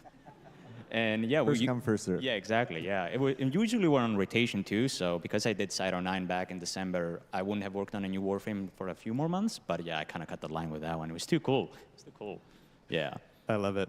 And a lot of sounds, you use real-life recordings. Did you record any spiders for this one? So, no, spiders don't really make a sound. That's the problem, right? So it was very interpretative. And what kind of happened was, because I was so excited for Araxia, I kind of had a very specific sound for her in mind. So I just went directly in my software Reaper and I just started designing. And by kind of happy accident, I had already designed the 4th ability in like the first day. So that kind of informed all the other abilities. So I didn't really get to record that much. The only thing I did record was for the Syotid, her signature secondary weapon. I really wanted a cool kind of fluid web sound for it. So I kind of just recorded like anything that was kind of a spray that I had lying around my apartment. So like deodorants, foam sprays, shampoos, and stuff like that. Just giving that fluid, organic, whooshy sound. And fun fact, when that weapon was done, I was just playing with Araxia daily, just checking in. All the abilities were done. And up until that point, whenever you would have the 4th ability active and you would dodge, you would just roll like a normal Warframe. But one day, she just started latching onto walls. And I was like, no one told me this. What's this? What? So, yeah, I was like, okay, happy accident there, because I already had recorded all that stuff with the Syotid. I was able kind of to reuse the same source. And, yeah, I think it turned out pretty cool. Yeah. Pretty cool. Okay, so we got pools, alleyways, and bathroom materials for sound design now. Yeah. Love that. And I also have another fun fact for you. So same like Chris, the same thing that Chris said about the footsteps of Komei. I saw the same message where someone was praising Kumei's footsteps. I was like, it would be cool if you did something for Araxia too. So I was like, what do we do? And you know, Rusalka is in this update, and she had some pretty badass sounding heels in 1999. So I was like, and I worked on those. So I was like, how about I kind of bring that stuff over and kind of give it a little bit more of an Araxia spin? So yeah, she's kind of using Rusalka's footsteps in a sense. Interesting. Much to think about. Yeah. Speaking of Rusalka, Alpha, how would Aoi react to Rusalka being in Duviri? Hi. I would run, personally, but I was so happy to see her back. Like, Rusalka is one of my favorite characters. The design is spectacular. Like, won't you agree, right? I love it. And of course, to accompany such a design, we needed something with emotional music. Eric, Duviri was already complex with emotion, but now we're throwing the murmur in there. Was it like opening an old cookbook, or did you employ any new techniques for this update? Yeah, I mean, definitely looking for some new textures and kind of remixing some old textures too. The kind of headlining track, Tethra Jirak, was kind of the first thing that came to mind that we worked on. That one, as soon as I kind of saw what we were doing with the spider frame and the landscape that we were fighting in and the boss fight, I knew there had to be some organ in there again. Last time we did organ was in the Zeraman, but definitely wanted to bring that back. So that track heavily features organ. And then some amazing vocals again from Francesca, who's sung on a lot of other tracks for us. So yeah, I mean, Matt, you put those two things together and it sounded awesome. I think on the first pass that you sent me, it was pretty much there. Like it was sounding good right out of the gate. So that was a super fun way to combine a few things that we've done in the past. And then obviously bringing in the Void tongue is always so fun to combine. So yeah, a lot of that was combining like Void tongue, Void chanting with kind of those Duviri elements. And yeah, the lead violin section in the combat track was really cool too. Yep, shout out Xiao, who played last night at Tenno concert. She had a very difficult part that I wrote for her and somehow did it. I was like, is this possible? She was like, give me 2 weeks and I'll figure it out. And then she came in and nailed it. So yeah, that was a lot of fun. Combining all the classical stuff with the creepy, you know, if Valkyrie struck already, all that kind of stuff. Yeah, very fun. Yeah, it's so fun. And whenever we can, we always try to add live elements to the music. So those little touches kind of on top really push it over the edge. So yeah, hope you enjoyed those tracks. Yeah, did a great job on the Matt. It's such an incredible mix of themes. And guess what? I'm going to take advantage of these big speakers again, and we're going to showcase a little bit of Isleweaver's featured track. Let's take a listen.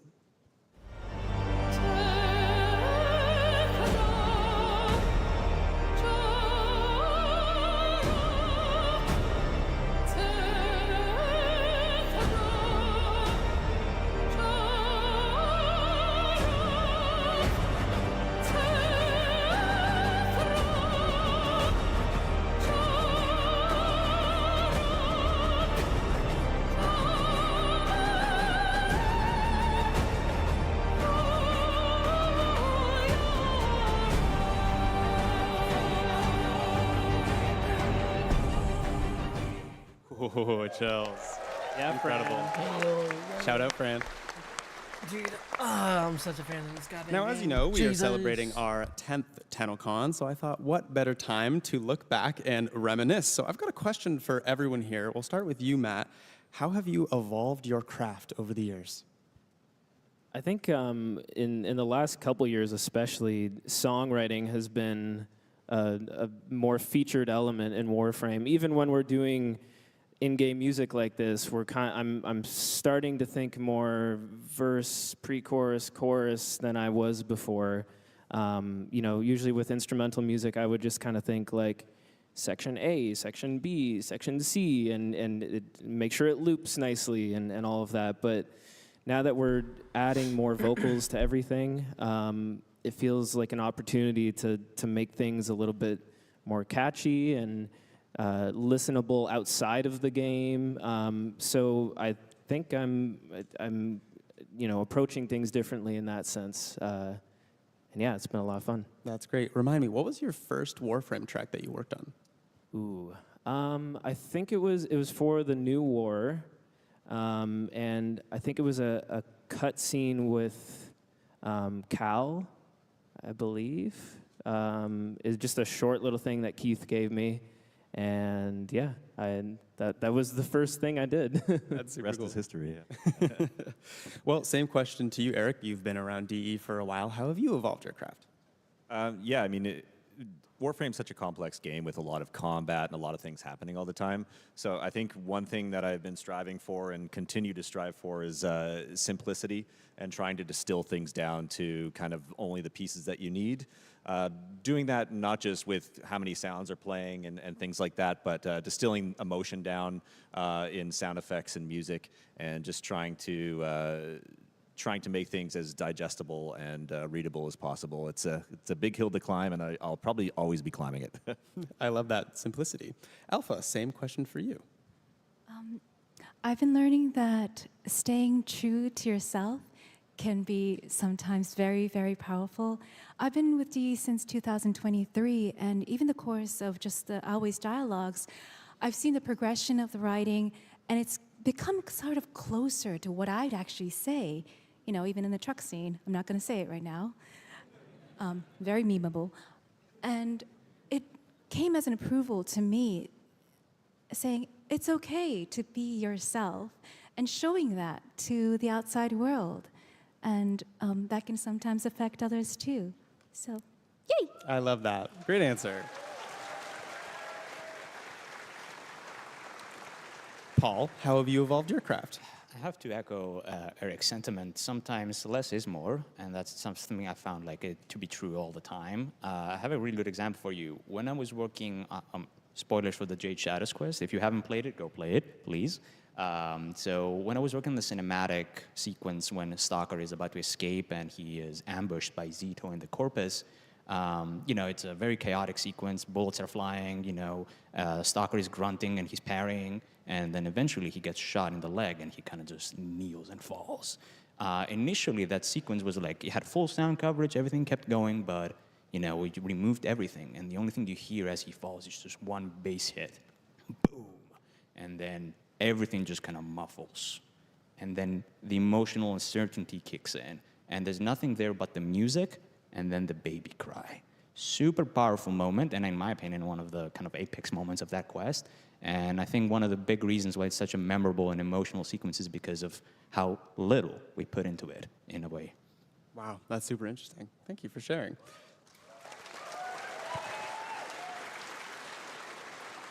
And Chris, on to you. Same question. Yeah, for sure. I think when I would record something or start layering in samples for a sound, that would kind of be the sound as is, kind of like that, maybe some effects and things like that. Now I would say I'm more creative with time stretching and pitching, and like the sounds I recorded aren't so sacred. I will mangle them in special ways to make, you know, to wrestle really cool sounds out of them.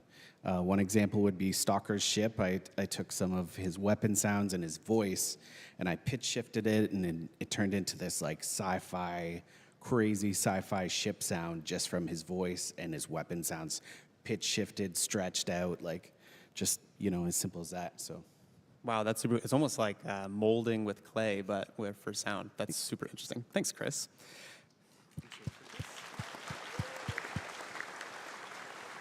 And Laura, same question for you.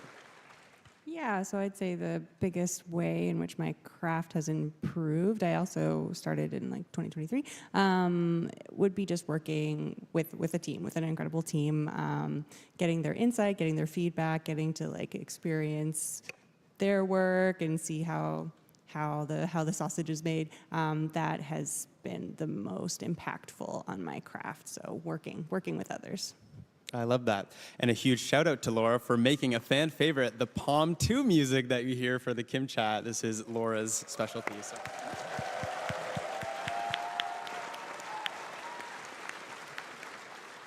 Well, community is, of course, a huge reason why we can celebrate our 10th Tennocon.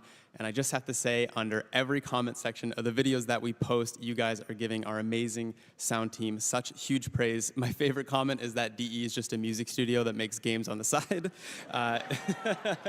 So big round of applause to the whole sound team at DE. The stuff that they produce is fucking insane. Incredible. As we near the end of our time here, I wanted to have a bit of fun. Warframe has lots of iconic lines from our wonderful cast of voice actors, but what if they were read by our wonderful cast of panelists? So there's a piece of paper that I've handed all of them that have a voice line from the game, and if they would be so kind to read it out loud, we're gonna start with Matt. I'm very excited now. The anticipation, ooh. I always learn so much from a live dissection. Incredible. Does he voice someone? I swear that guy voices someone. And of course, that's from Who the was that amazing singer? Till Rigor. Okay, Eric, you're up. The void storm's intensity is approaching level 5. 5 is the worst, by the way. Amazing. Thank you. And Alpha, your voice line. Let's see. Objects that have affected one another continue to affect one another even when they're separated. I've missed you. Oh. Love it. All right, Paul, you're up. Your weapons make music, and the enemy calls for a song. Amazing. And Chris. Remember to take care of yourself, operator. Pressure creates diamonds, yes, but it also creates rubble. Awesome. Did they all? I swear they all And voiced Laura. someone in the game, or something. Dream not of what you are, but of what you want to be. Oh, classic. Thanks, Laura. I have a piece of paper too. Look at them. They come to this place when they know they are not pure. Tenno, use the keys, but they are mere trespassers. Only I, Vor, know the true power of the void.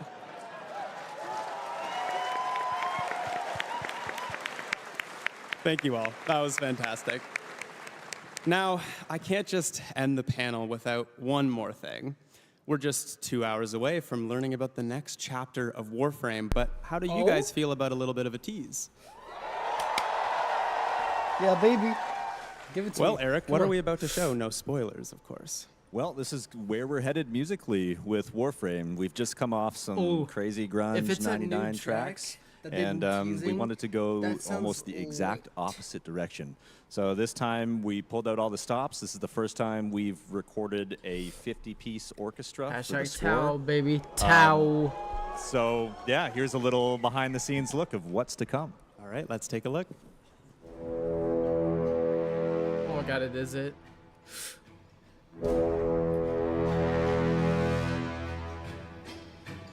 Cast and cry, cast Yes, and dude. cry. This song sounds so good. Million pylons high, all our kin were bound to fly for that far shore forlorn. Onward high, oh, but we may tame the sky. Dude. But we shall Oh, that sounds good. on that far shore forlorn. Oh my god, that's, dude, that sounds awesome. Chills. That sounds So stay actually tuned for Tenno Live to fucking see where that awesome. music will play tonight. Well, panelists, we have just a few minutes here, so any departing words for the wonderful Tenno and the audience today? Thank you all for playing Warframe and coming out to this convention and Dude, being part of this special event. chills. I hope you all Chills enjoyed that sick, concert last night if you were dude. there, and Oh my just God. cannot wait for you guys to see what's coming up. I'm So thank so you. excited, man. I'm Amazing. so Well, thank you to my amazing couch of excited. panelists. Thank you to the whole sound team at DE and DE as That a was whole. amazing. Thank I you guys for know. watching, and I stay tuned know. for the narrative panel up next. Thanks, guys. Thank you. Absolute shivers. Can't wait, dude. Oh man. All right. And now we're on a little bit of a wait for the narrative. It's gotta be Tao. Oh, it's Tao. Yeah, I mean, come on, it's happening. I mean, this is. I mean, dude. So.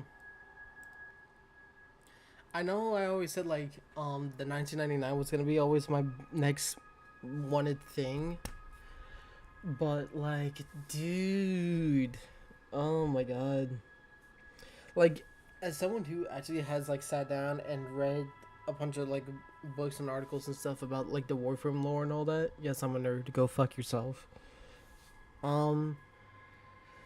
I mean, dude, just being able, we're gonna be doing a quest where we actually go to Tau. We actually finally, after all these years, we're going to Tau. We're going to Tau, and we're gonna go fight those more advanced sentients. Oh my god, it's gonna be such a good ass quest, man. Oh my goodness. I love orchestral music, and DE is honestly always coming out with absolute bangers. Oh, dude. Absolutely. When do you think the whole Tau thing will even come out? Well, assuming that it's what I'm thinking it is, where it's just an entire new, it's just a whole bunch more planets and all that. I would say soonest would be early next year. Beginning of next year, I would say. Oh, that's cool. Is that a wax sculpture? Yeah, that's a wax sculpture. That's sick. Nah, I would say early next year. The earliest. Well, because they're gonna, you know what they're gonna do? They're gonna announce something for probably August, September, and October. Then they're gonna announce something for December. Well, actually, I mean, it could be December. I say the earliest would be December. I say the earliest would be December. What is the name of Humbucks? Prim. Prim, right? If it's Prim, I'm a nerd. Oh my god, it's gonna be Prim. I'm a nerd. Oh my god, it's Prim. I'm a nerd. Okay. Oh my god, dude, this is...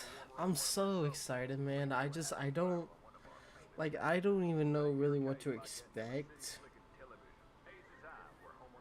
Like, I don't really know what to expect, but I'm so excited.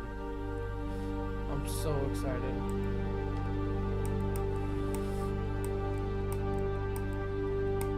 That's really cool, the handshake. That's awesome.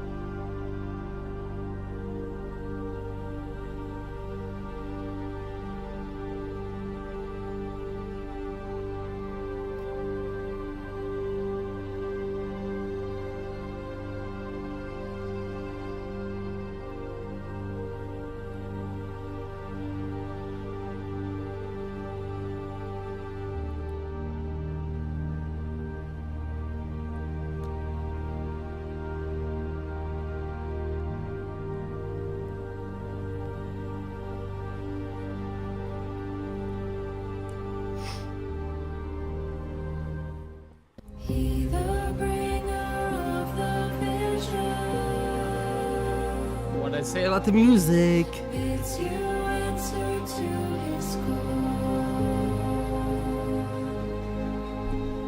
Praise the wise and mighty ballads. Hit the ruler of us all. For all one, and the works begun. For no more.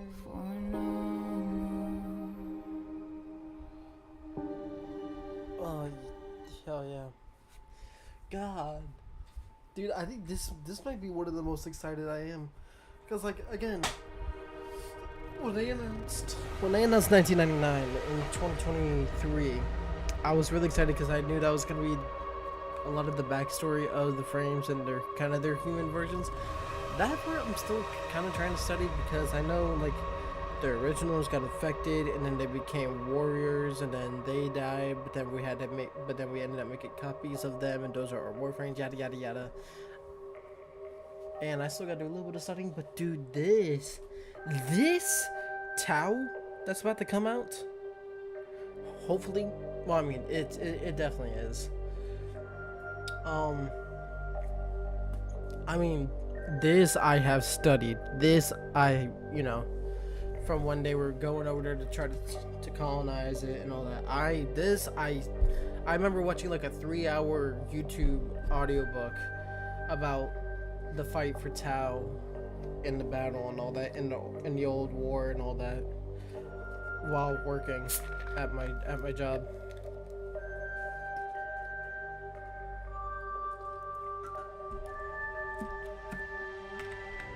so excited, dude.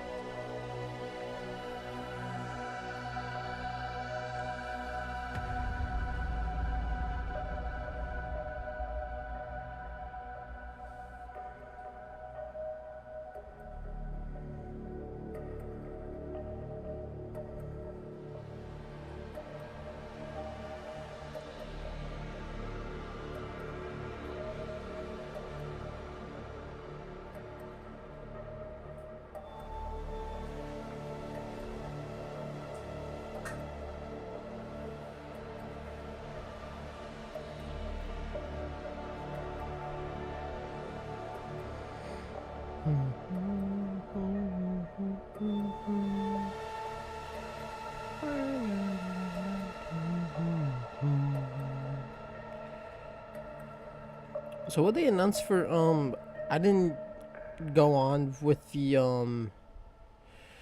Soulframe stuff because I really I really want to like Soulframe, but it's like early Warframe in a sense.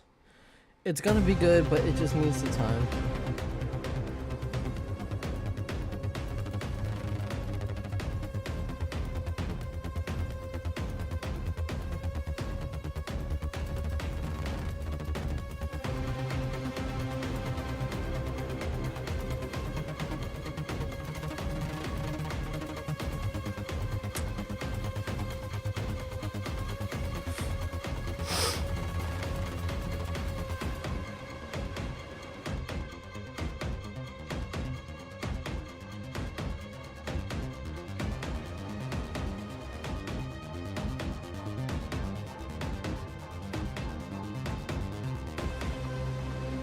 Let me see this. It's always. I want to read what they said. And yes, you heard it right. Everyone who is currently signed up or signs up over the weekend is able to join Soulframe previews. No ifs, ands, or buts. The window closes at the end of the weekend. Sign up for free.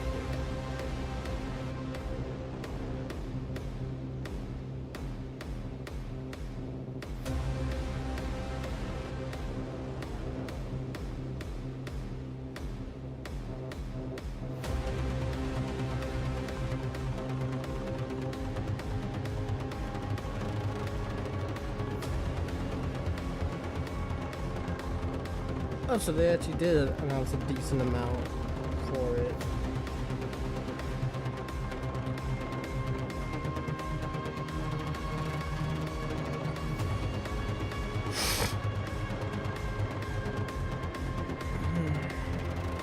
My name is Ryan Trahan, and I'm currently visiting all 50 states. Kitty explains. Boyfriends.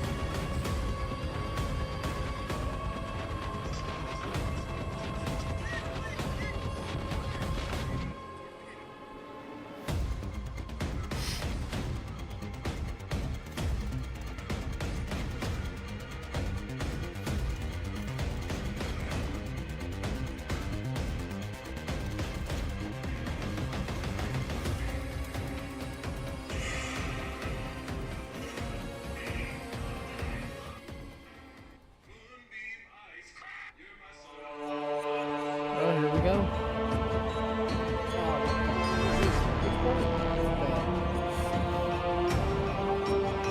The new hole.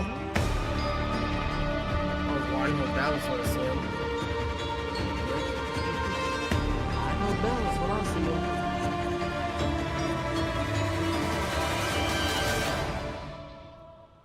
origin story. Ooh.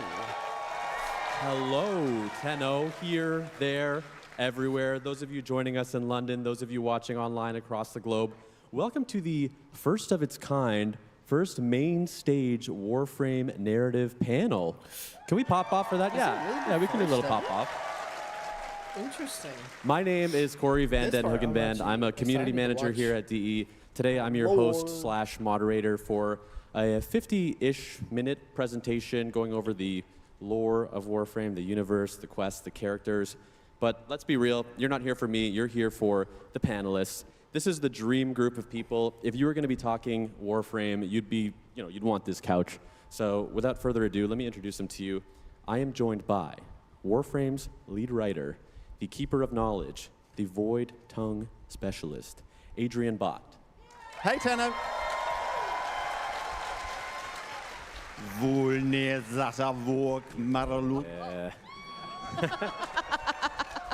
Next, our principal writer, the mad scientist behind the Kim system, Kat Kingsley. Hey, kiddo. Then, lead narrative designer, a man who has named so many weapons that he can't keep track of them, Ryan Mole. Good day, everybody. And you know her as the voice of Eleanor Nightingale in Warframe 1999, Amelia Tyler. Well, hello, darlings. So, the aim of the panel today is really twofold. Of course, first, it's going to be a deep dive into the universe of Warframe, the characters, the quests, but also for anyone out there who is maybe an aspiring creator or storyteller, we'd like to kind of offer an insight into the craft of writing, but also recording, acting, directing, as it's all intertwined. So that's our plan. I have a spoiler policy that I'm about to share today, and that policy is we will be spoiling the game. So we're covering everything up until Isle Weaver.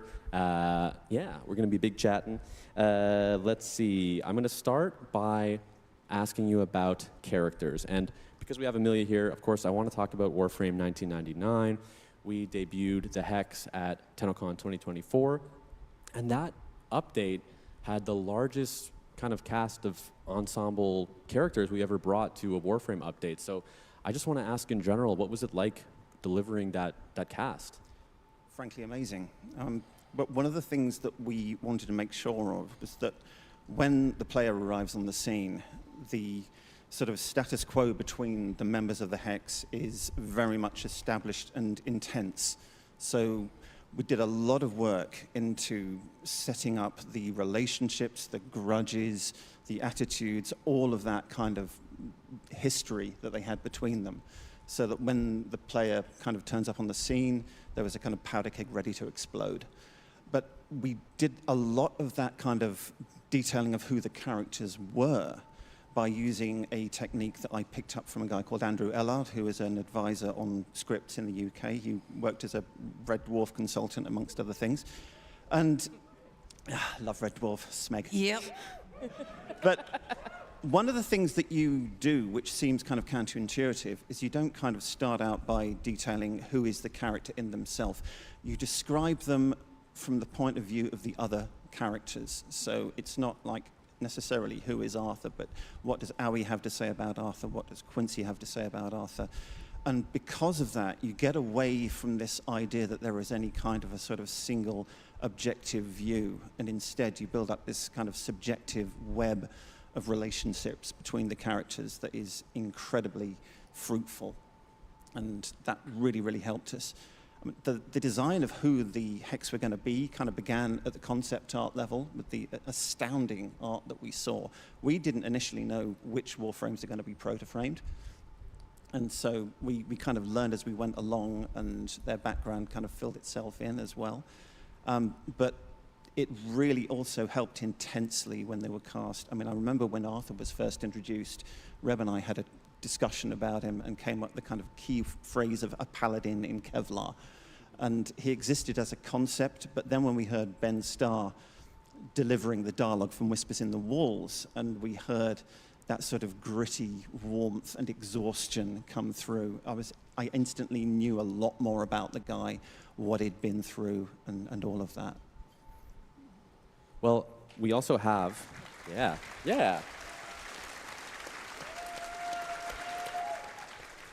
So again, the voice behind one of those characters is here with us, Amelia. What can you tell us about your journey with Warframe and with Eleanor? Oh God, I didn't know it was for Warframe when I first got the audition, so I got the audition sides. And when you're an actor, it's a death knell to fall in love with a character when you audition for it, because you do a lot of auditions, and more often than not, you won't get the part. So that's, if you fall in love with it, you're doomed. That's the death of self-esteem and joy. And I read this audition brief, and I was like, oh no. Oh no, I'm doomed. Because this is going to be that one where I audition, and it'll be the one that got away, and I'll watch somebody else do it and go, oh. Because she seemed so in depth, and there was a lot of me to it. There's a lot I could identify with, and I was excited about trying to bring that to life. So I sent the audition off, and then was like, oof, didn't hear back. Okay, I'm just going to go cry in a corner. And then I stopped crying because I got an email. It was amazing. But we fleshed the character out a huge amount after that initial audition, and Adrian did such a phenomenal job of writing for my voice. Once we'd done that first recording session, like, it's me, that's me. If anybody's met me at this event, it's not far off, is it? Like, bar the tongue and the brother, that's basically me. So it's at the point where I can sit on my couch, and I have sat on my couch just sight reading the Kim system, and it's effortless because he's captured my voice. It's, you know, I pride myself on my sight reading, but it's not that good. You know, that takes an amazing relationship with writer and director and team as a whole. I think it's very easy to make this kind of thing when you like a character just about the actor, and really, we're just the face of it, we're the voice of it. It's a team effort. It's finding that way of communicating together and building a character collaboratively. Absolutely. It is kind of wonderful because we were given that opportunity with actually with all of the hacks. They really did become that third partner in the dance. And so much of the voice actors backfed into the Kim system with Amir and Quincy and Eleanor, and like it backfed into so much of the characters and the personas because you all brought so much life to what otherwise would have just been words on a screen. I've learned so much about Eleanor from reading the Kim system. A couple of times I've been like, oh, thank God I got that right. That changes everything. There's always a point when... Sneaky slides. Ryan, do we jump ahead? Okay. You got something, Ryan? Let's hear it. Yeah, I was going to say that there's always a point in between when we have the writing on the page, but we don't have a voice actor yet. Yeah. And it's a nebulous kind of voice in your head, and you think, oh, it might sound like this or this. And then once you find that person, once you find that actor and that voice, and then you can hear it.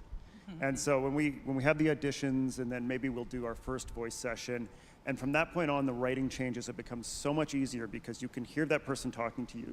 And I think that actually does tie in perfectly with, I think, what you were just about to show. Yeah, you can put that on there. Yep. Yes, so I am about to share with you all a very confidential document. This is a look at a casting sheet, an audition sheet for the early days of Warframe 1999. This is what the actors first see, and this is really cool. I guess, some of the first Eleanor writing that's made its way onto paper, right? Yeah. This is the initial sort of putting together an idea of who Eleanor is from kind of source material in my head. Dude, I literally said she reminded me of It's not to say that we are Psylocke. deliberately aiming to sort of imitate tropes that already exist, but it is saying that this is kind of the hinterland behind who the character is in my head. So It really helps. Oh, good. The Evelyn in The Mummy was really helpful for me because it could have gone too serious. Yeah. That showed that little hint of humor and bisexual nightmare. Well, speaking...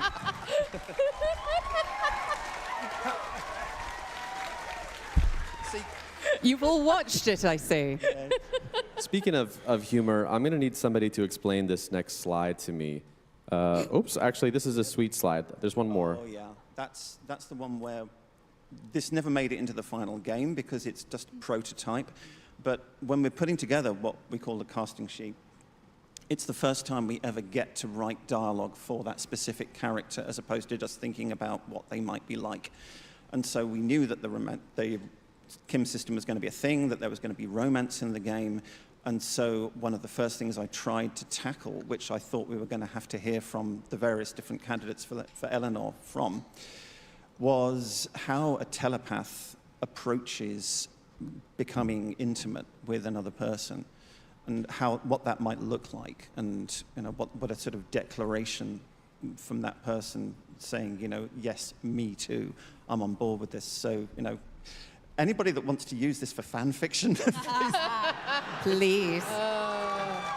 And if you want to do art of it, feel free. This was a phenomenal piece of writing, though, because it told me so much in so little. And there was that lust, that, she does not shy away from her sexuality or joy.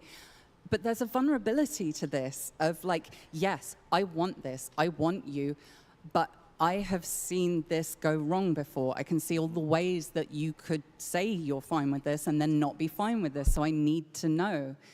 It's not just a consent thing, although that is very important to her throughout. It's also a vulnerability thing of somebody who desperately wants to be able to confide in somebody and be vulnerable. Yeah. But... Oh, save that for the next one. Yeah. Let me ask you. Yeah, let me ask you about this line. Oh, God. Yeah, all right. You're Someone what? please I got explain. you. What? Kat, are you taking this? No, I said wait for the next one. They were saying read it. What do you want me to read it? Oh, they did, yeah. Do you? Amazing. This is my life now. Okay. So this is mid-battle, right? This is like a kind of trying to get one up on somebody? kind of, this is me, again. This is what our process was in the booth, actually. It is, yeah. Tell This me. is what would an incredibly potent telepath who is used to thinking outside the box and thinking in unconventional ways, and who absolutely, has this tendency to say exactly what she is thinking. How would she get out of a situation where she was completely unarmed and somebody had a gun on her and the team and was threatening them? What lateral thinking strategy would she use to get out of it? What telepathic sort of suggestion would she plant in someone's head? Because you're not going to just necessarily say, shoot yourself. You're gonna that have is to too big and scratch. obvious and too easily What resisted. the fuck? But Oh, if you can that's kind funny. of gently suggest to somebody... that there's something distracting going on. Okay. Yeah, exactly. Hold the laughter till the end, please. I have trouble enough doing my job as it is. Okay. Is he going to try to say it? Your balls are itching. You have to keep the gun on me, but dear God, it's like spiders are crawling all over them. Jesus. It's the infestation. It's got to be. No good. You're going to have to scratch.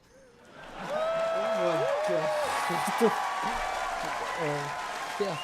Yes, ma'am. Yes, ma'am. Right on. Mark that as a take. Thank you. That should have been Araxia's 4, honestly. So not Itchy balls. Not too many people know this, but Amelia, you did play 2 characters in Warframe 1999. Let's play a clip.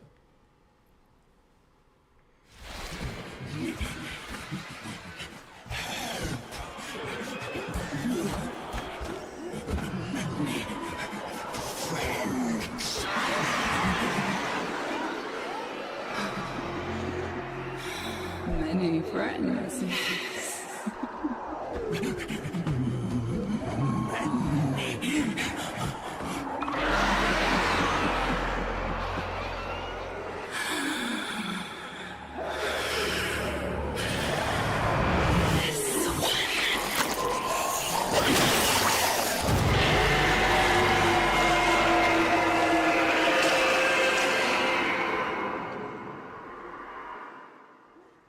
So you're both characters in that scene. I am, yeah. What was the story there? Well, I started the recording session. We recorded all of Eleanor's stuff for that batch. And then Adrian went, so, we've got another character in this scene, and we just thought it would be cool if you could do it. We don't know if you can, but we thought we might try it. Would you be up for trying it? Can you do this sort of thing? And I was like, I have never. What, so you're Death Metal Planet of the Apes? Okay, I don't know. Let's see. And if it's crap, don't use it. All right, okay. Yeah, I think I can do it. I think it'll be fine. Hold me back, brothers. What do you mean? What do you mean hold you back? Thank you for helping me learn a new skill that I can't put on my CV. I mean, it was Steve's suggestion. Thank you, Steve. We kind of ran with it. I thought you were going to die. No. I thought you were going to hyperventilate. Yeah, okay, but the prelate did. But I was deeply, deeply worried in that recording session. Well, bless you for caring about me, but I was fine. I have another highly confidential document to share today. This is a world-building Bible. Yeah. Can somebody explain to me what a world-building Bible is? Yeah, so the World Building Bible is a crucial piece of document that we use basically so we can remember what we've done. So this is where we track all of the context and lore to the game, whether or not it even makes it into the game that you guys see. It is everything from legally distinct corporate names to when and how people show up to 1999, to the different seasons and how they work, to people's backstories. Like this is Eleanor's backstory. It's all of her information and how we built her character. And so how she was sort of like built, and it's a living document. So as things are made and edited and changed, because things develop as you're writing a character, we're constantly going in and adding and changing and rewriting and going, oops, well, this fact about how Intrati showed up was, we're going to redact that and change it. And so it's an internal document. It was also used extensively when we did the animation. And so that was used for when we did that. It also has the concept art, which heavily features into how when we were building the Kim system, like the body paint there was used for the Kim systems for, writing that backstory. And so all of that is kept in one place so that people don't have to pore over all of that Kim dialogue or all of the scripts to try and figure out and piece together from some other dialogue or series of fan YouTube videos of what is actually going on, for better or worse. So yeah, that is basically what we try to keep up to date as much as possible for our own sanity, if nothing else. And this is a little bit more of like the background information of how we created Eleanor. And so, for example, you can see that we created things like such as what might seem silly and trite, like a lunch option. Yeah. It's so perfect. That's so perfect for her. It sums her up in food because it like starts out very well-meaning and very healthy, and curiously lack of meat for somebody who kills people with her tongue, and then just gives up at the end and has a flapjack. And that's me, really. That's every day of my life. Because it's like, who are you when no one's looking? Yeah. And that's Yeah, the way absolutely. to think about a character, is like, what do you do and who are you when no one's paying attention? Exactly. Something like this gives us the interiority of a character and lets us explore who they are through things like, the category you don't see here is, it sounded absolutely ludicrous, but I said, okay, which dog breed would each of the characters be? If they were a dog, stuff like that. And I think there's been fan art of that now, hasn't there? Not All of of us as that dogs. directly, but other Okay. people got Yeah. the same place. I kind of want to know, independently. honestly. Later. Yeah. Tell me. They were later. Will do. shockingly accurate. There's also things that don't necessarily make it into the quest, but maybe unwind through the Kim system. There's this character, Christopher. Yeah, so this was interesting to me because, for example, it's amazing how much we can work in after the fact. So Arthur's artwork has the skana with the red bandana tied on it. And for a soldier to carry a sword with a big red flag on it is a giant shoot me sign. And Arthur's a very military, serious down-to-earth, brass tacks kind of guy. So that had to be incredibly emotionally important to him. So we worked together on how this could be woven into his story. And so Arthur had one half of it, and then Eleanor had the other half of it. And it became this sort of amazing thing that you can unlock between the two characters' Kim systems. And it would just became this like amazing way to like intrinsically have this. And this is again something that's all kept within that world building Bible. Right on. I think it's time to talk romance and more about the Kim system. So we've talked about, oh, here we go, yeah. We can chat over this clip. We've talked about on Dev Streams the book's worth of dialogue that went into 1999. How on earth did y'all handle this? Well, okay, so the stats that we've recently, well, is it, yeah, no, not yet. Yeah, we'll come back to the stats. How did we handle it?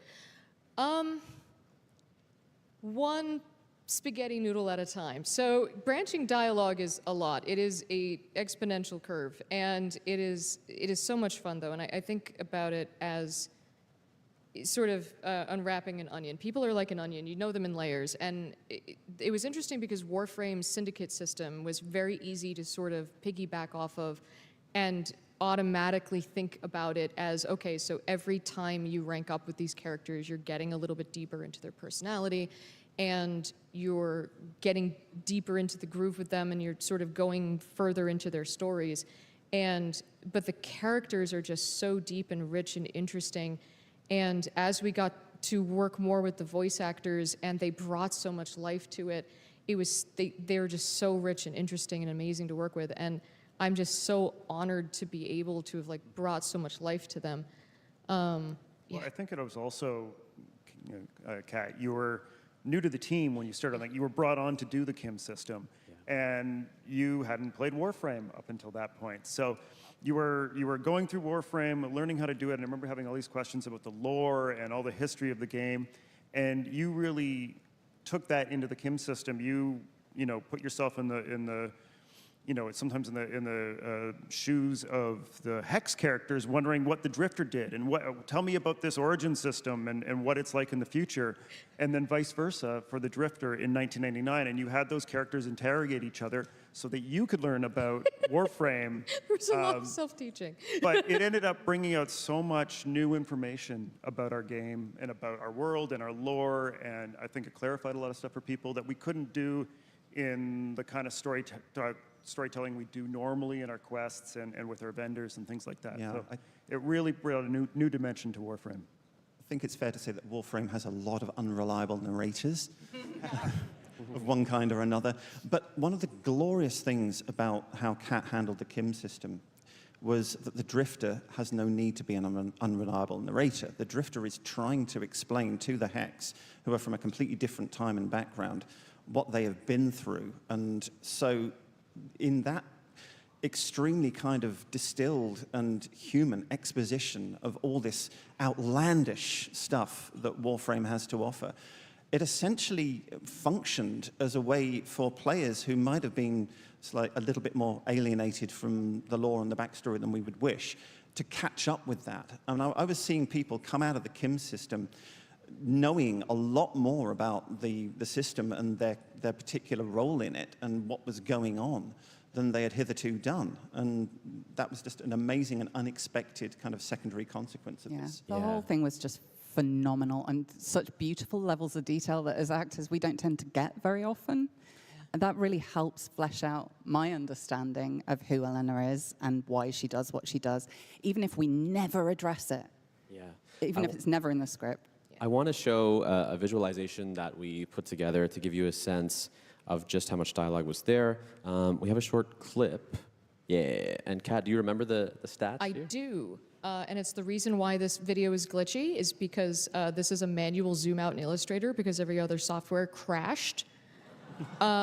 This is 240,000 words of dialogue. This is all Eleanor. 280 conversations. There's Letty on the right. Yep. Yeah. Yeah. And 16,000 strings. That's right. So this is everything that is currently in the game. That is the Kim system visually represented. And yes, it crashed every single thing. Wait, why is it moving? Did we check with Reb? Is this cool? Are we... Wait. Spoiler policy, spoiler policy. Spoiler policy. Cat, explain. That is right. There are going to be 3 new proto-frames. What? And they are going to be dateable.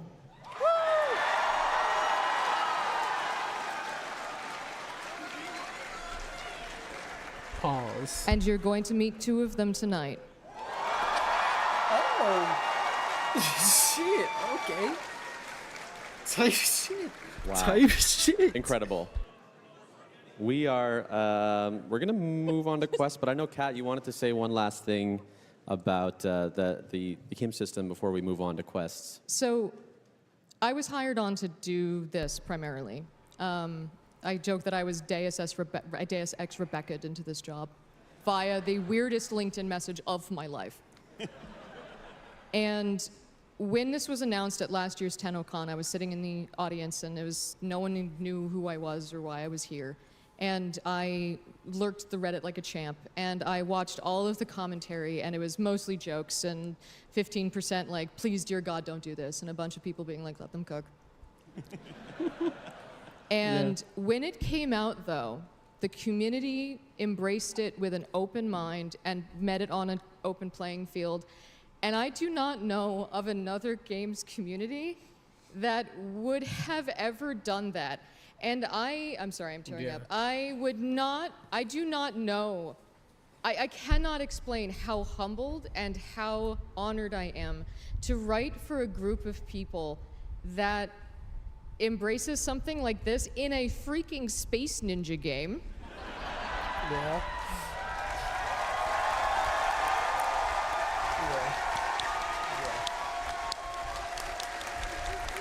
You rock. I will write for you all till the heat death of the universe until I'm able. Cut. Thank you all. You rock. You're the best. That was cool. All right, That was really nice. Love you too. Peace and love. I want to talk about quests, sort of a big retrospective about our existing quests, what came before. But I want to ask, how do you balance answering some questions while leaving others unanswered for future storylines? Well, a lot of what we do in a given quest is very much a Rebecca level decision, because we get to tell the story, but we do not steer the ship.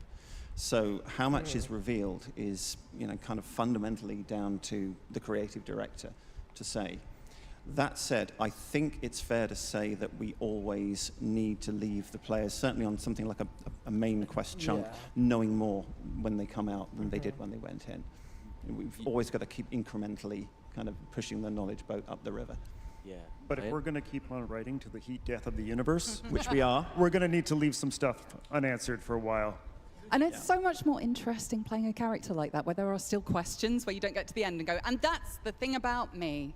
Exactly. So I guess we don't need to be friends anymore. You know it all. It's so much juicier to have questions. Absolutely. I mean, we try to kind of charge up the polls of unanswered questions and possible interactions, and let that charge build and let players' imagination kind of anticipate where it might be going. Because if we answered all the questions every time, you'd have nothing to write fan fiction about. That's true. They can't answer all the questions for now. It's your imagination, your creativity, your response to what we're putting out there that is what vivifies the game and makes it live. So we need that to happen. Yeah. Well, on that note, to what extent does the community influence future storylines, the direction of the game? I know people loved Call 175, and then came Veilbreaker. Yep. People loved Rusalka, and then came Isleweaver. Is that, again, more of a Rebecca creative director? Yeah, I think so. But I mean, in terms of responding to community sort of ideas and reactions, I mean, going back temporarily to the Kim system, if I may, I wanted to have the Eleanor conversation about am I a minefield? Because a lot of people had felt, not everybody by any stretch, but some people were feeling like they were being not given a fair hearing by Eleanor when they were in the middle of a conversation. They said something that caused her to react in a given way and maybe end the conversation there, which is how it was originally written, but a lot of what we do is about emotional connection and about emotional reaction. And you can't say that what you want is to make the players care, to make them feel something, and then ignore it when you get the reaction that you didn't expect or want or plan for. And I just thought in my head, look, if the players are feeling this way, or some of them, then drifters must logically be feeling this way too. What would Eleanor want me to do? She'd want me to incorporate that, to give her a chance, to say a piece, and to own it. And so that's what we did with the am I a minefield conversation. And if she hasn't been in your experience, you can say so. You do have the option of not going down that particular path. But that was very important to me, and I was very, very heartened to see that that particular thing got a positive response in the main. And to go back to your original question, Corey, it's definitely something that's great about working on a live service game that updates as frequently as Warframe does, is that we get to, have that feedback from the community, we get to see what people are excited about, and then we get to improvise and go and do a new thing and build on it. We're doing what we're excited about, but we're also, catching all that energy from you guys, and that's really feeding back into what we're doing. I've worked on box games before that took 3 years to come out, and you don't know, is anybody gonna like this? Is they gonna like this part or that part? And it's so awesome to be able to kind of, ship something every couple of months and get that feedback and then iterate and improve on it every time. So I thank you all for that. And you might hear some of the cast's ideas in interviews coming up, because we have been crafting thoughts. We need to chat. We do. So this is not a confidential doc. This has been on our website. But Warframe is in its 4th saga. Yeah. We have the Awakening, which covers Vor's Prize to the Arcwing. War Within Saga is Nata through the Sacrifice. The New War Saga, Prelude to War, through Duviri, Paradox. And now we're in the Void War Saga, which started with Whispers in the Walls and is going onwards, question mark? Yes. I mean, the indifference is still out there, so. Very much so. Don't look directly. Isle Weaver is not the end of the saga. We're still, God, no. Yeah. No, not by a remarkably long chalk. Oh, yeah. Just to put that out there, yeah, we've got a lot more stories to tell, honestly. I mean, we say the Void War, but there's always kind of a twofold set of things that are going on. There's the whole origin system situation with all the various adversaries that we've had in the past. Classic ones like Alad-V is presumably out there still. Worm Queen is still doing her thing. There's Pazul, of course, and the Archons. Yeah, it's nice to see that Pazul has his fans. Freaky guy. Antonio's here somewhere. But there's also everything on the voidy side as well. So, what is going on with the indifference?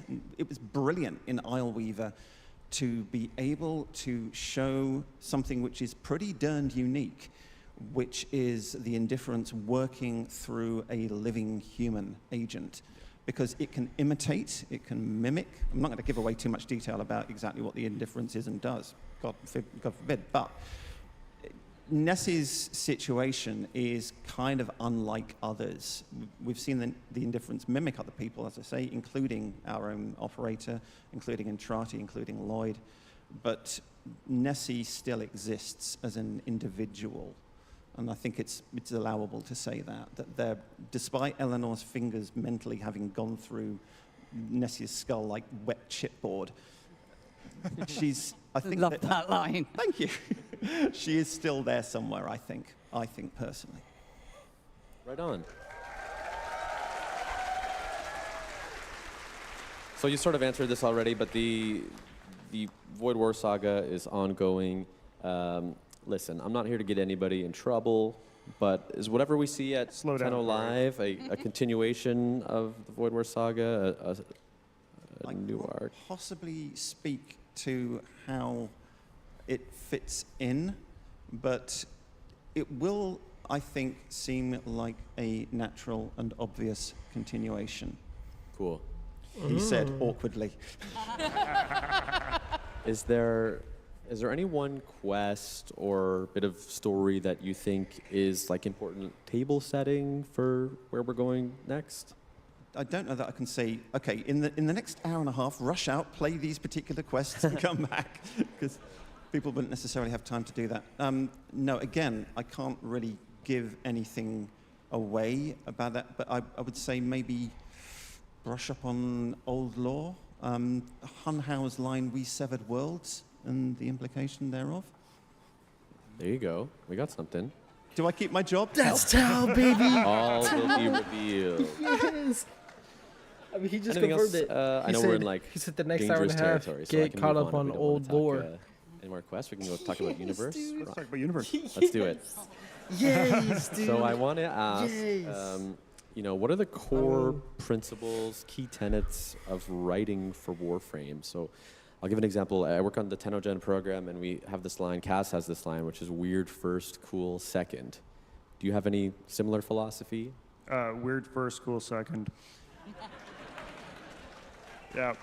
No, that's we don't say that, but that kind of sums up how we think about it as well. Totally. Yeah. One of the guiding tenets we got handed to us, down to us from Steve, was drive it like you stole it. Yes. Really, like he literally said that if it doesn't feel like it's dangerous, you're not pushing hard enough. And that's reflected a little bit in the way of writing Lizzie. I was like, oh no, I've created another Eldritch god in the form of an infested guitar. Okay. As you do. Cool. Roll with it. And I remember we were going through this, and he's like, are we writing checks we're going to have to cash? And I was like, yeah, but it's fun. And another one was about making sure that through these giant, enormous space epics, where it would be so easy to lose yourself in just blowing up You spaceships. think they're gonna do and anything for just the Warframe enormity Android? of it all, that we Ooh. never lose that I sense think of so. human connection and the human story I- behind it, I- and that we are I think experiencing it these has through been long enough. that deeper connection between I people, do because really think that's they're doing where you a get these Android, immense stories, and that what announcement really resonates today. with people. Totally. I mean, I'm a lore nerd. I love it. I can obsess about it for weeks and happily to engage anybody in conversation about lore until the sun goes down. But one of the pieces of feedback that I got from Steve while doing quest design, which was extremely important to me, and because I want to explain everything, I want to make sure that the player understands entirely what's going on. And Steve's kind of one-line response was more Kirk, less Spock. It's focus on the human connection, on the emotional impact, and make me care, and do not stress so much about getting everything to join up precisely. I mean, I'm very British in the way I approach things, and Kat's very much more American. I'm sorry, you're British? Yeah, sorry. Oh God, I'm so sorry. I didn't mean to be. When? Oh my God. But This whole time. Sorry. Case in point, I kind of fret about, is everything buttoned up right and everything in place and everything protocolically correct, and Kat is like, woohoo, bang! Yeah. Yeah, screw it. Let's drive it like we stole it. And so, yeah, the team really kind of vibes well with one another in that regard. Yeah. We all bring something to the table. And there's another thing that Steve, especially in the early days, would say about our game when we were a much smaller studio, where we didn't have the resources to do the kind of animation and big stuff, is that, when the other games are going big, when they're going bombastic, we're going to go small, we're going to go human, and we're going to tell real interesting stories that grab you and bring you in. And I think that's what we've done every time. And even though now we do have all those resources, we still want to tell the small, intimate stories, but in a big setting.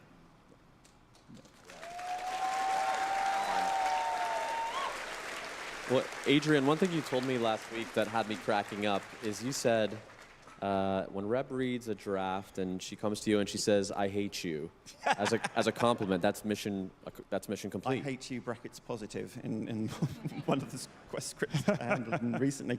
It sounds awful to say it, but my kind of job description is making Reb in the first instance, because all writers have got a person that they write for in the first instance, their kind of audience, and so Reb is kind of mine. And I remember it was while we were creating Jade Shadows, the quest went through a lot of iteration. It ended up being very stalker-focused, which is totally understandable, and there were some incredibly emotionally impactful kind of moments in that quest. But we had a lot of backstory and a lot of sort of stuff about how the Stalker Jade situation came to be that wasn't able to get showcased in the quest itself. And I wrote the Jade's Promise texts that are on the feathers in the relay that serve as a kind of memorial in a kind of blinding gush, because it was necessary to tell the story, in my view. I wanted her side of things to be heard. And I kind of sent this to Reb on spec one morning, and I said, I really want to do this. And she sent back in all capitals, "Adrian, I'm crying and I can't stop." If I remember correctly, that was like 4 days before it launched, too. It was like... Yeah, because it got included after the event, Belly of the Beast, Yeah. wrapped up. So there was a narrative kind of through line from the one thing to the other thing. Yeah. And it was kind of implicit that Stalker had been to Larunda Relay and set that up while the players were all there, in his shadowy, stealthy way, as he does. There was a very frantic setup to get that all working in time. Oh, yeah. Oh boy, this is how the sausage gets made. But it was so, that's one of the things that is, again, speaks to live service, is you can do that in live service when you can't in like a boxed game. Yeah. Totally. So we, good. No, just saying that, getting a response like "I hate you" is a positive thing, because if I leave people indifferent... To be English. If we're not insulting you, we don't like you. Yeah, exactly. If we're polite, that's when you worry. So there's 12, 13-ish years of world building at this point. Yeah. How are we keeping it all together? Are you doing okay? Yes. Oh. Yeah, I mean, we do our level best, and we really I personally enjoy, I think I speak for the team here, paying off stuff that's been baking for a long-ass time, so there was stuff in Jade Shadows that referred back to the very earliest sort of Stalker lore as well. Yep. Any time we can refer back to something that's been around for a hell of a long time and make players go, "Is that?" Then yeah. Yeah, well, we're a little ahead of schedule. There was the Grandma's Nabarus story, right? Yeah, well, Grandma's Nabarus tale, yeah. I mean, to start with, how the first couple of Nabarus stories, it was just basically like she popped up behind me and said, "Do you know, darling, I've got a very terrible story, and would you care to write it down for me?" Because once, it's like Ryan said, once an actor has been cast and you know their voice, they start talking inside your head, and often it's not so much writing as taking dictation. So that's exactly what happened. But people wonder sometimes, do we kind of leave little Easter eggs in the game, in the text, in the VO? Yes, oh hell, we do.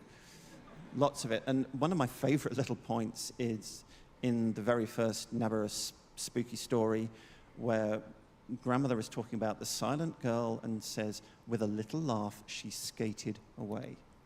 And that one word, skated, carries a hell of a lot of weight. So I'll say no more than that. But yeah, rock on. Can I tell I've got a fun Easter egg. Sure, let's hear it. This is a double Easter egg. So, and this one is, the expansion content for the Hex that came out with Isleweaver, everybody thinks that I'm put in an Easter egg for Quincy, where he is talking about Amir voicing the legally distinct Super Bruno's Brothers cabinet. However, this is a double Easter egg. Because this is actually reflective of a true story, for the voice actors when Treve, the voice actor for Quincy, found out that Kevin, the voice actor for Amir, was actually the voice actor for Mario and Luigi, and flipped out. Where are you guys? And like actually freaked out in the cab. And I heard this from our community person, Tatum, who was in, our PR, who was in the cab, and he told this to me, and I was like, I am writing this into the game immediately.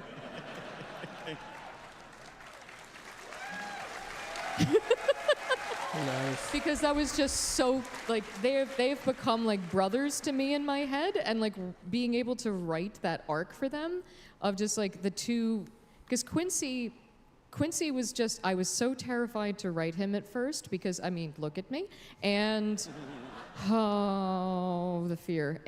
But once I could hear him in my head, he just became the most joyful person, and he became another persona that I could just, like, he just takes over. And all of his dialogue in the original Hex was written in 9 days in that Kim system. And it just Damn. took over. He was just like, hey, I'm here now. You're just gonna sit there and deal with it. And it was such a joy. It was just a joy and an honor to be able to write for that character. That's the collaboration, right? Yeah, and Treve has so much to thank for that. Yeah. Because I watched his recording sessions. I would listen to him talk. I would listen to his feedback on the multicultural London English and how that would be used and how that would When's the main event? factor into that 4:30. culture. And I was just sitting there and I'm like, please give me more. Please give me more. And I would listen to every single one of his recording sessions, and I was like off camera and muted, and I would be writing while he was talking. And I would listen to every single one, and I was literally just absorbing Treve the entire time. And that became so much of Quincy himself. Well, that's so important, especially for characters like that. That's a side of life that is not represented authentically in video games enough, honestly. And it's so cool to see people embracing those authentic voices and wanting to learn to bring those to life, rather than assuming what they are and just giving someone a script, you know? Yeah. And he's such a warm, deliciously complicated character as a result, because Treve's got that warmth. Like, he's a human hug. Yeah. He is, and I love him, and Love I you, just, Treve. yes, Yeah. just Well, they're such a wonderful. Yeah, shout out Treve. Okay, yeah, let's do it. Treve. I think also this was his first video game credit. Yeah, I think so. Yeah, he's never done a video game before this, I believe, and he just rocked it, absolutely rocked it. Yeah. Real quick, there's times I wanted to ask, like, what needs lore and what doesn't. Obviously, we're working on a live service video game. For instance, Kat, we were talking about how if you walk up to Arthur as Arthur, there's not like a special line. So can you tell me about that, like, decision-making process? If you react to every situation, you'll never stop, and then the game will just be 17 gigabytes or 17,000 gigabytes. So at a certain point, you just have to lampshade it and just be like, no, sorry, we're not going to have Arthur react to you wearing Arthur, talking to Arthur. So at some point, you just have to assume the mechanics of it, and just say, it's a game, sorry. At some point, there is that fourth wall break. But it's that exponential curve.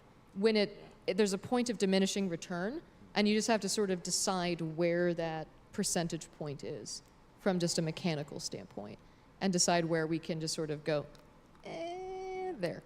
There's also just only so much time. Yeah. How fast we're releasing things. You know, a lot of what we do and we don't do is what do we have time for? And, you know, we try to do as much as we possibly can in the time we have, and what is the best bang for the buck.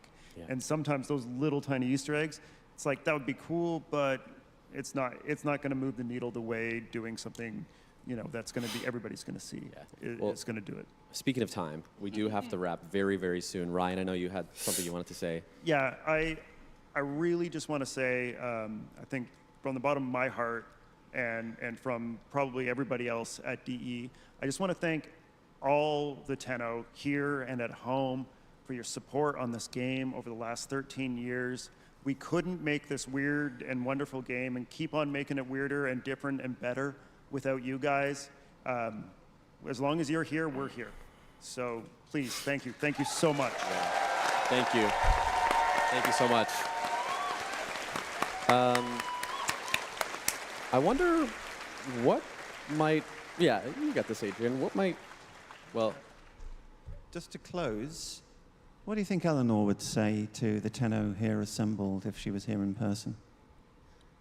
Well, obviously, she's going inside their minds, so let's see what you are all thinking.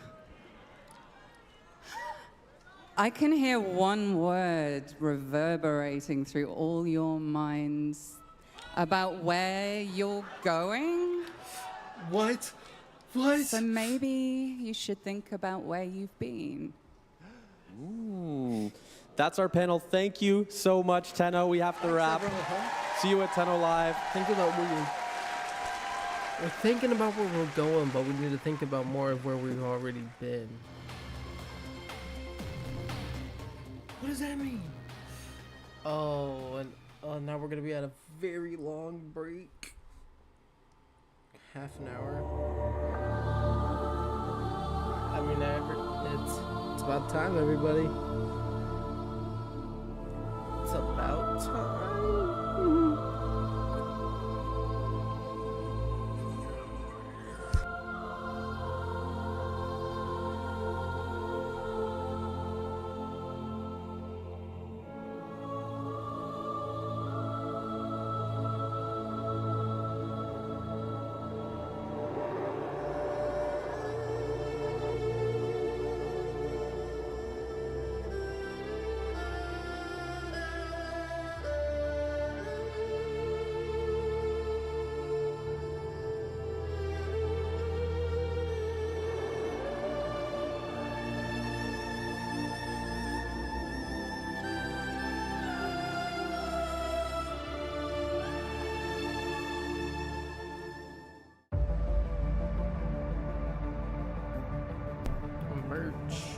I really want to get something for the room.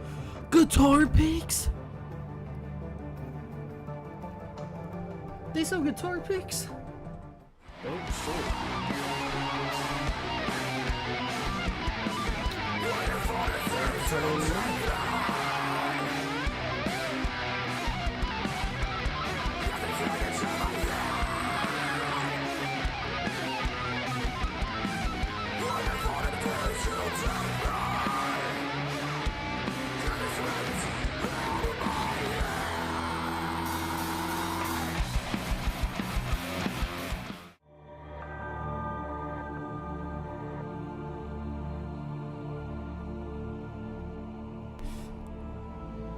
Bloody rats.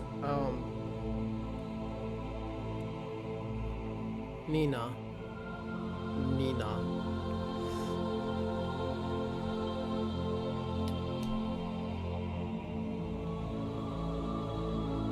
Okay. For a sec, I was like, I didn't know that.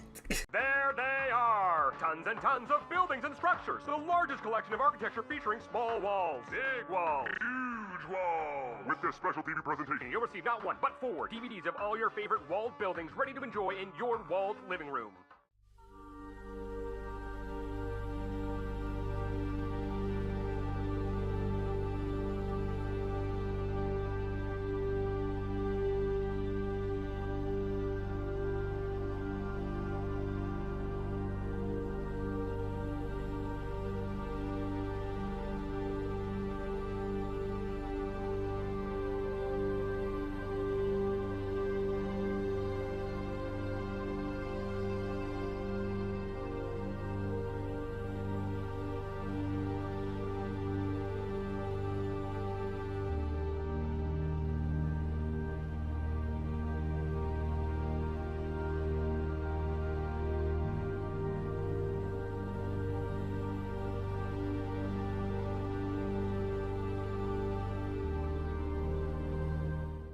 Isn't it time for a new story?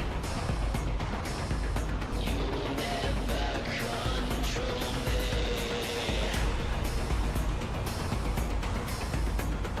I'm not meant for this world. You'll never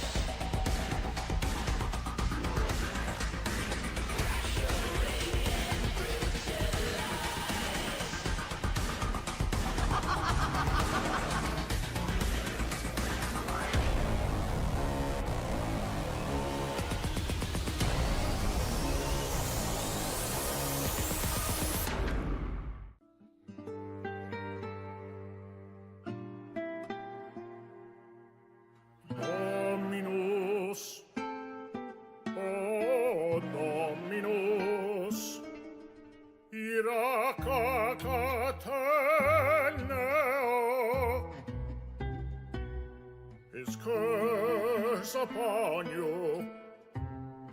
Suvata Sasha Bra Soherovash Non Coreo Exalten Andraxica.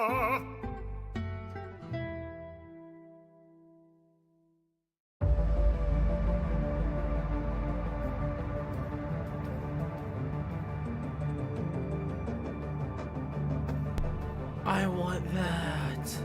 I want that too. Damn, I just want shit. They need. Oh, I like those figures too.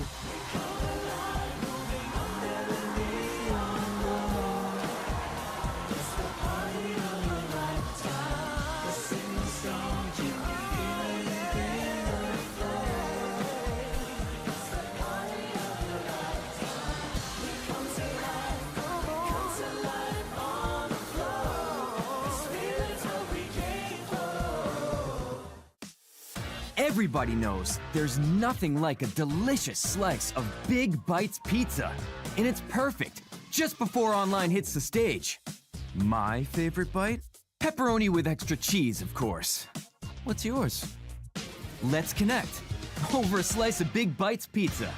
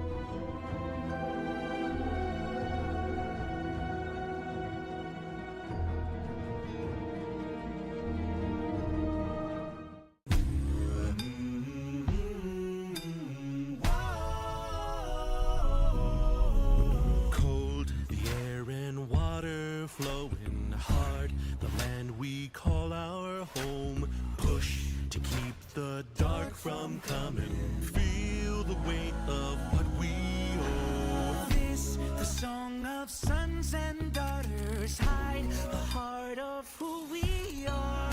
Making peace to build our future, strong, united. Waiting till we fall. And we all live, and we're all adrift together, together. Whoa. Through the cold mist, till we're lifeless together.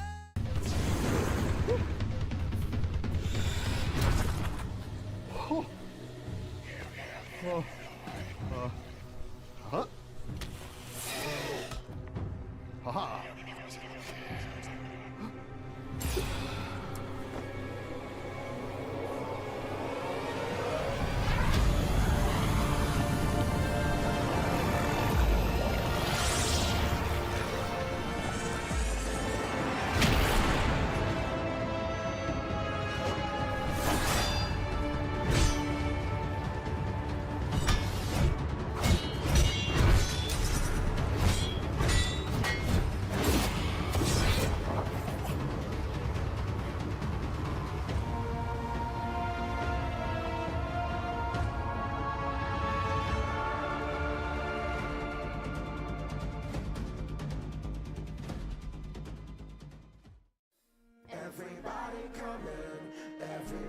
to the party. We're all learning, we're all learning.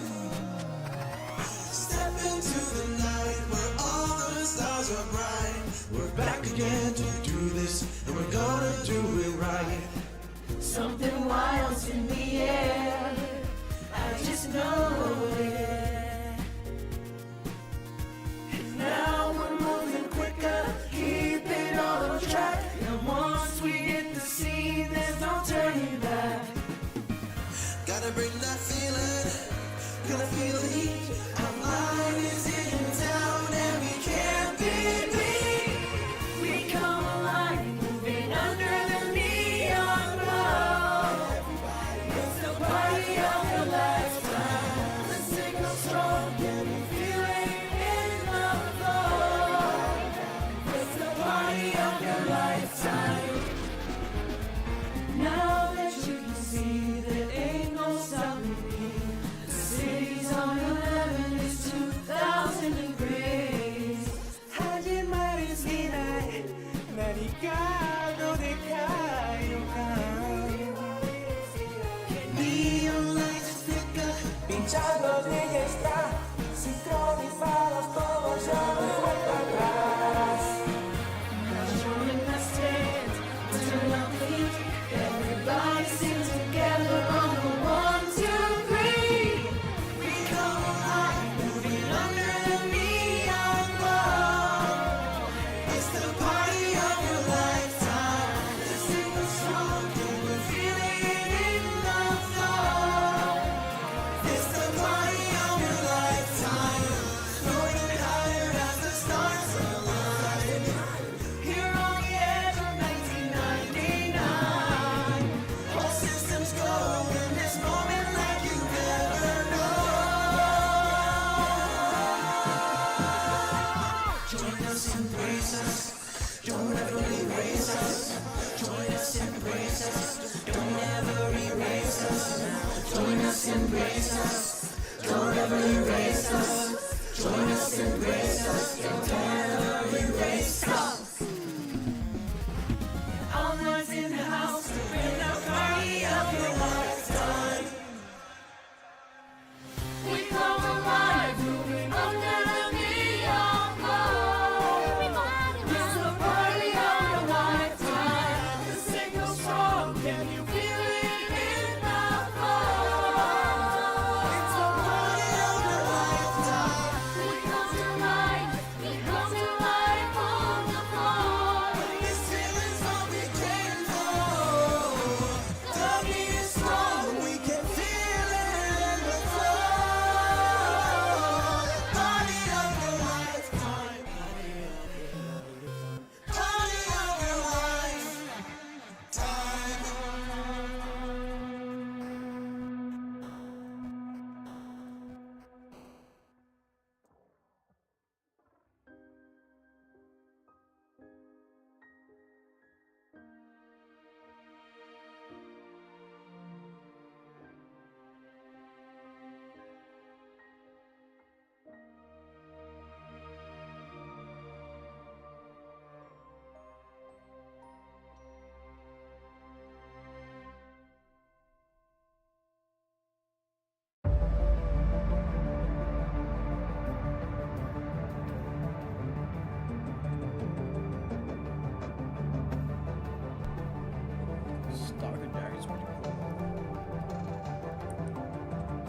The art book is something really cool. I would like the art book. KOL just made it easier than ever to get connected and stay connected. With only 4 compact discs, you can get all of internet at your fingertips. Create your very own Stuff Space page, a space to put your stuff. Virtual message for you. Feeling overwhelmed? Don't worry. Here to help you is our virtual assistant Drippy for all of your KOL needs. No need for waterworks. Drippy is here to help. KOL. Get connected. Stay connected.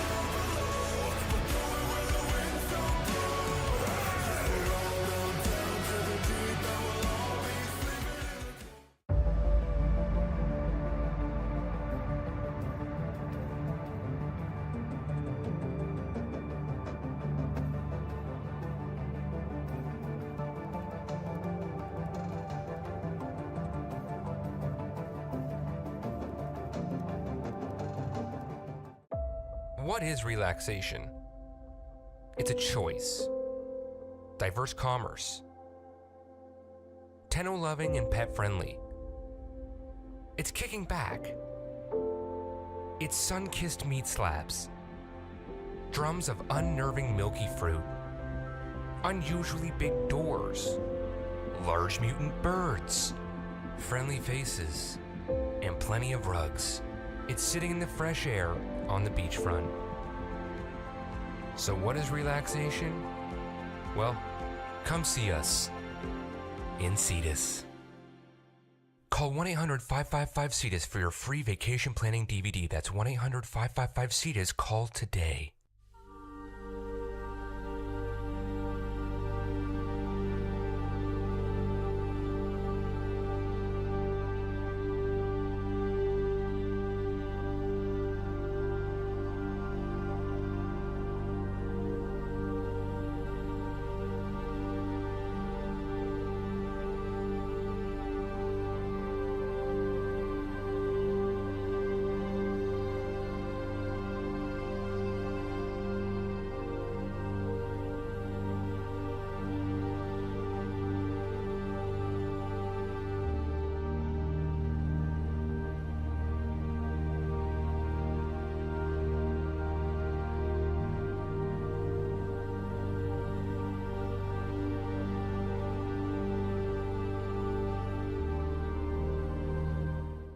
He the bringer of the vision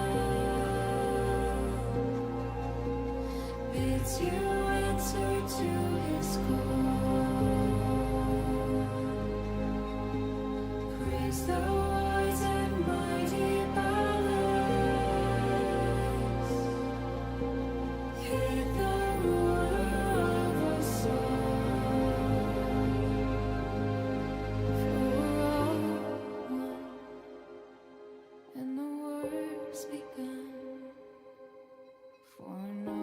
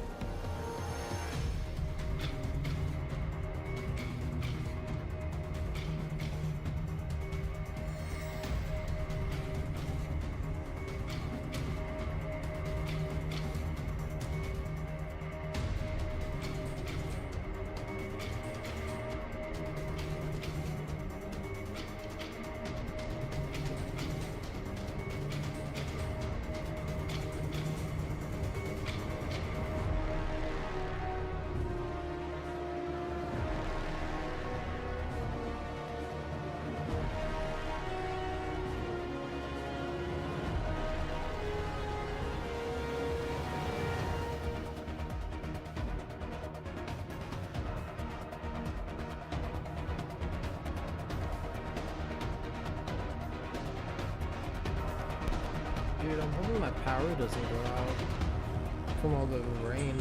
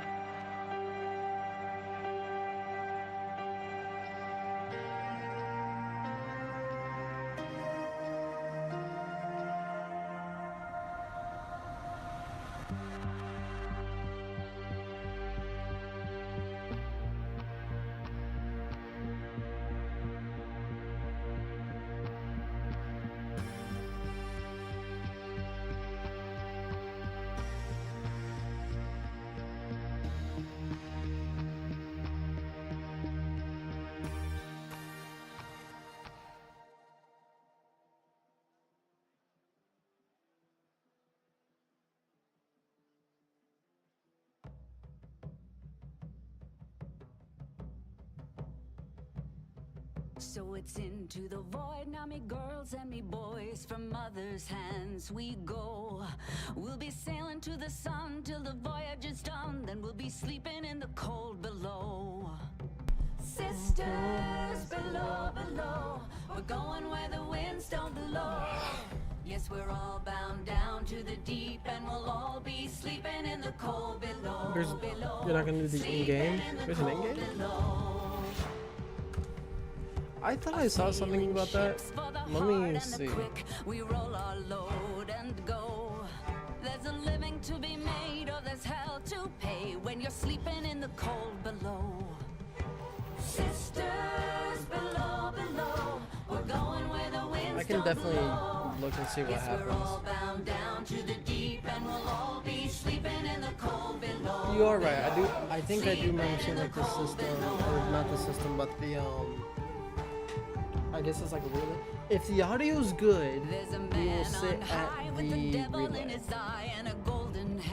If the audio was good, we will sit at the relay and watch it. But if the audio is not crazy, then we're just gonna watch Below, we're going where the winds don't blow. Yes, we're all bound down to the deep, and we'll all be sleeping in the cold below, below, sleeping in the cold below.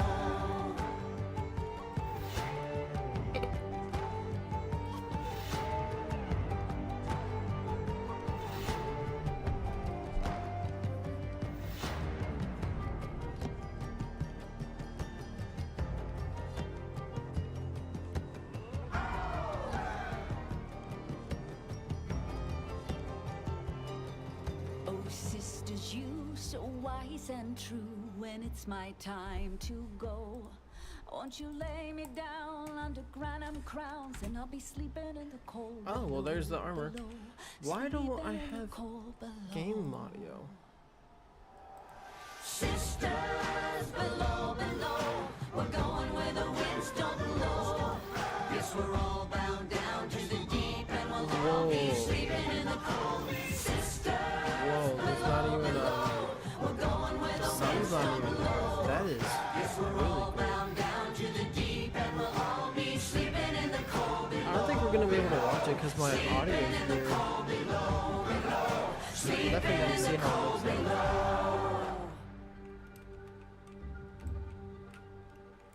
Oh, I just fell. Today we sail on the solar rail. For there's much we just don't know. I mean, I'm definitely down to. So farewell with a kiss. Then it's fast for the I will keep till we're this one up. in the cold. And then if anything comes up in game, I will definitely just.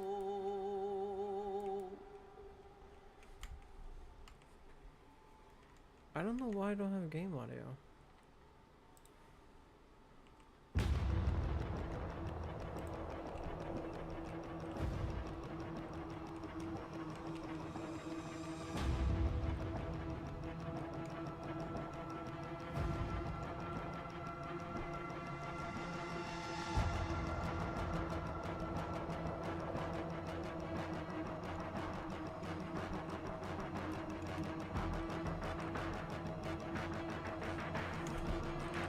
Look at this.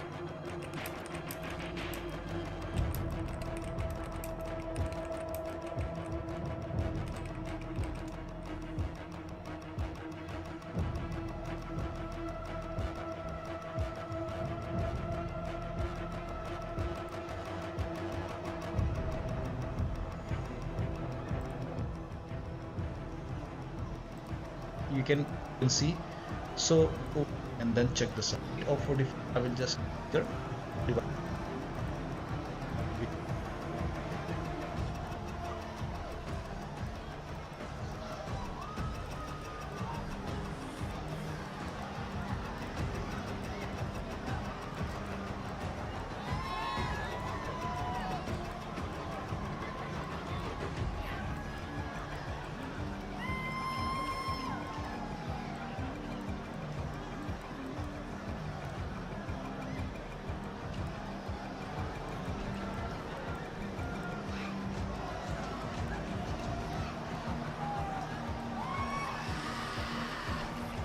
very curious.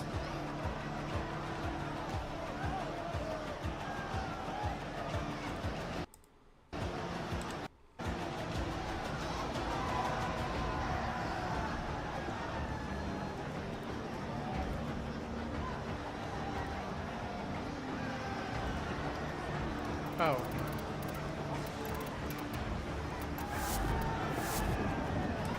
It's because my game audio is all the way down.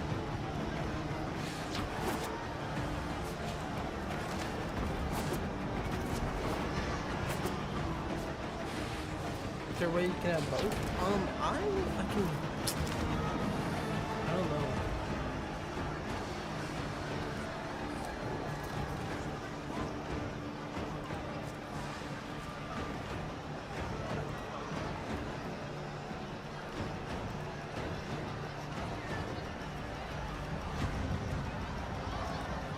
I mean, maybe if I make this.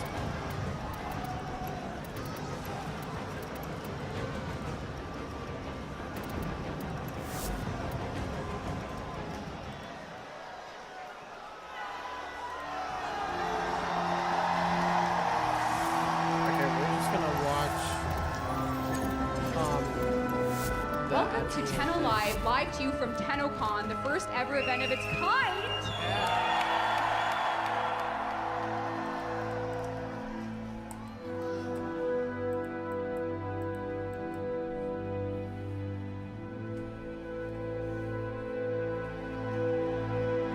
You shouldn't have come here. You have ruined us both.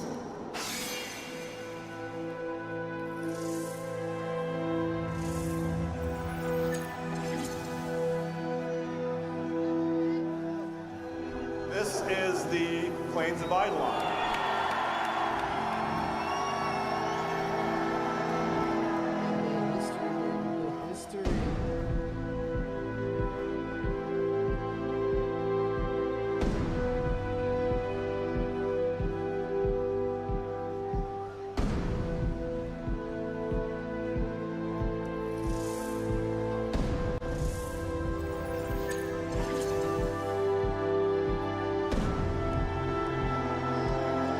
You guys want to see if Danielle, Meg, and Rebecca can blow up this capital ship?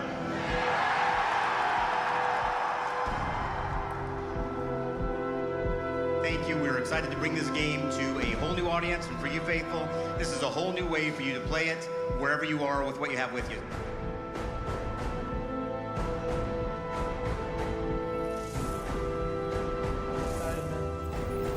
Very excited.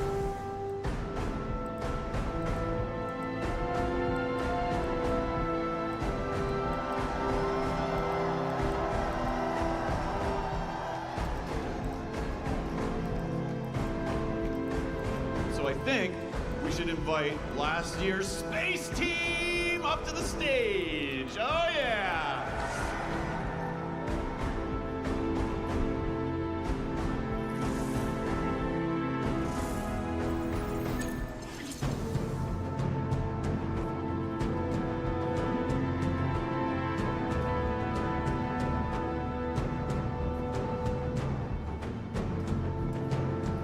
We are going to show you Zaku, the next Warframe coming in the heart of Deimos update.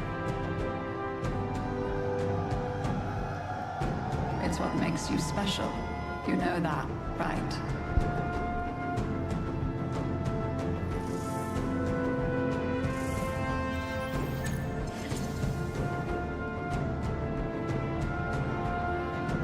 For my brothers.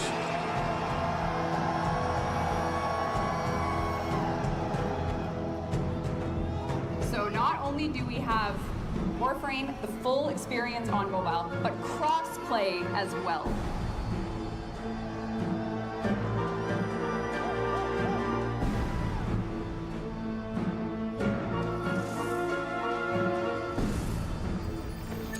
You are hereby consigned and sentenced to death.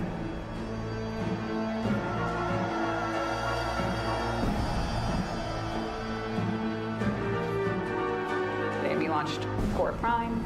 She's out. She's here. Whoa. Core Prime Access.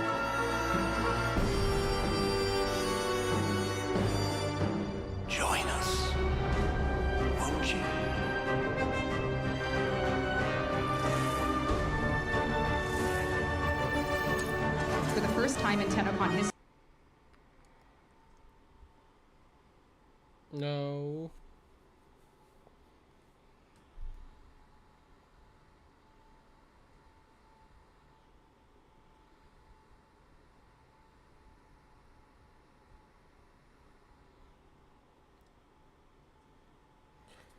No. No, no, no, no, no, no, no, no, no, no, no, no, no, no, no, no. We are going to have a Come on, really? We're gonna stop now?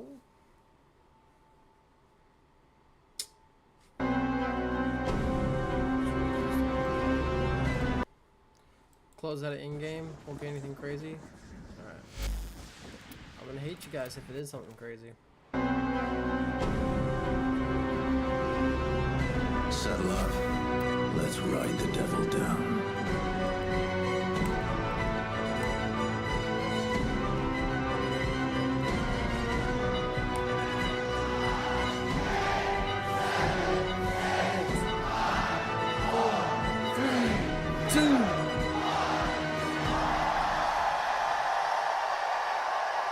Let's get it, baby.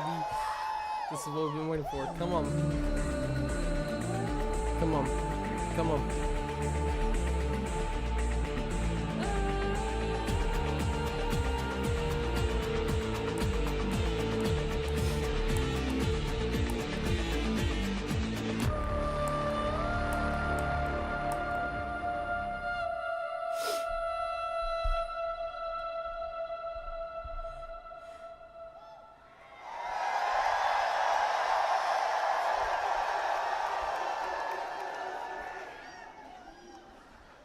Tonight will be an evening of memory.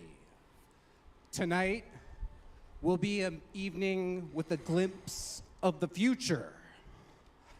But more than anything, tonight is a celebration of the connection between Digital Extremes and this great community that we have here tonight.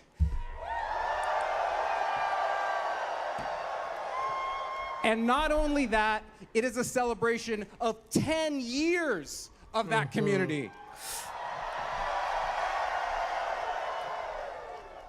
10 years, wow.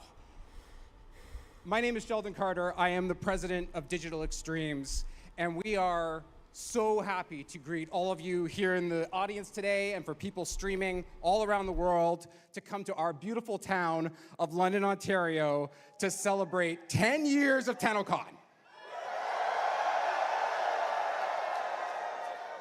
So we've got maybe 4,000 people in here, and mixed in amongst you is the developers and marketers, the CSRs, the QA, the HR, the finance, all the great people at Digital Extremes are mixed right in here in the crowd with you, and that's the way we love it, is that our two groups are together.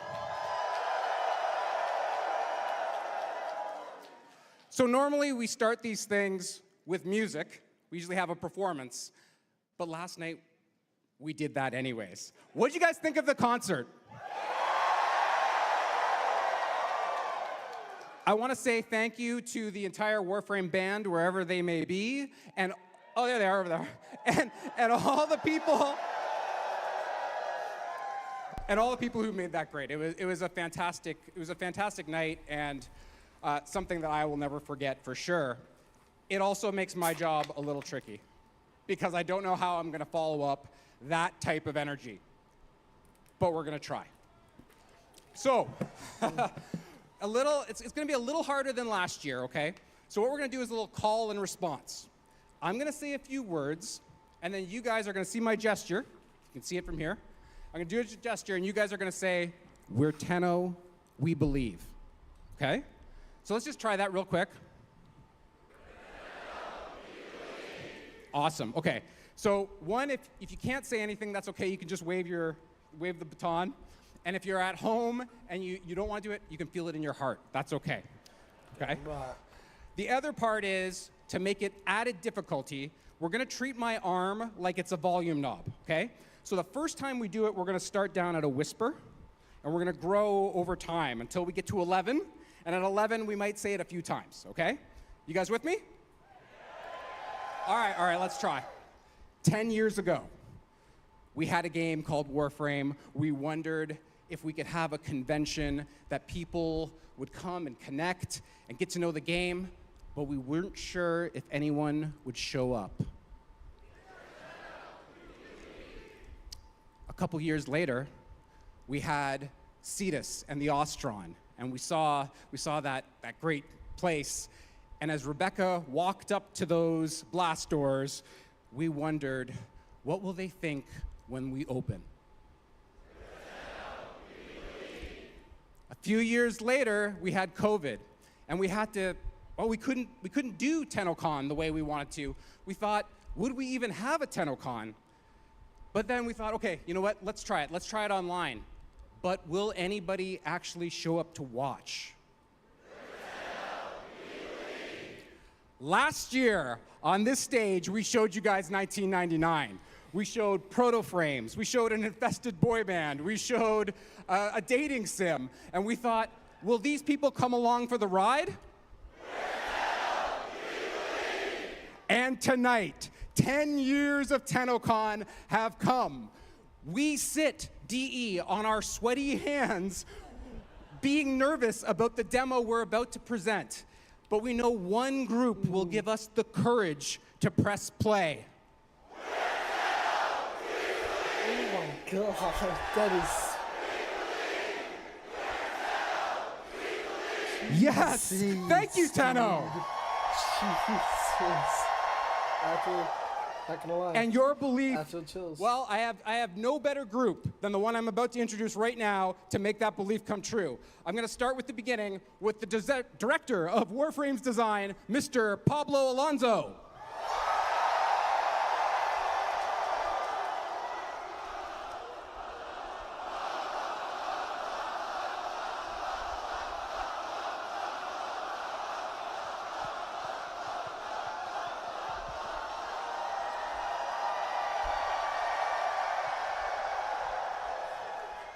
Next, we have your host, Miss Megan Everett.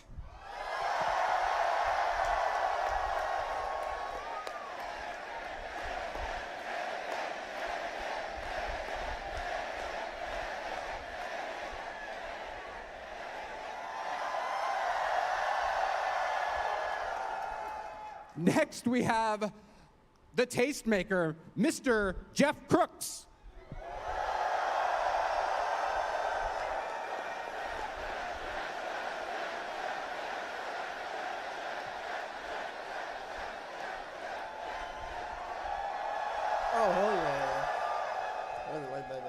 Next, I'd like to introduce the CEO of Digital Extremes, the opener for last night's band, Mr. Steve Sinclair.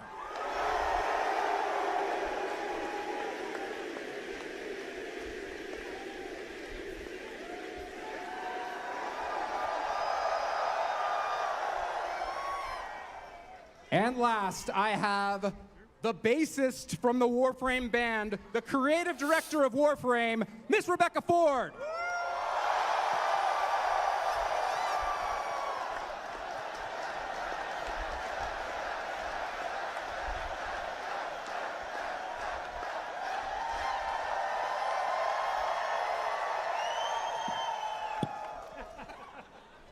Thank you very much, Tenno. Enjoy Tenno Live. Sheldon Carter, everyone. Thank you, Sheldon. I almost started to believe. Yeah, if it wasn't a cult before, it is now. Sorry, RBC, we tricked you. Everyone drink the water. Oh, okay. That's a good start. All right. Thank you, Sheldon, for the hype. Thank you, Tenno.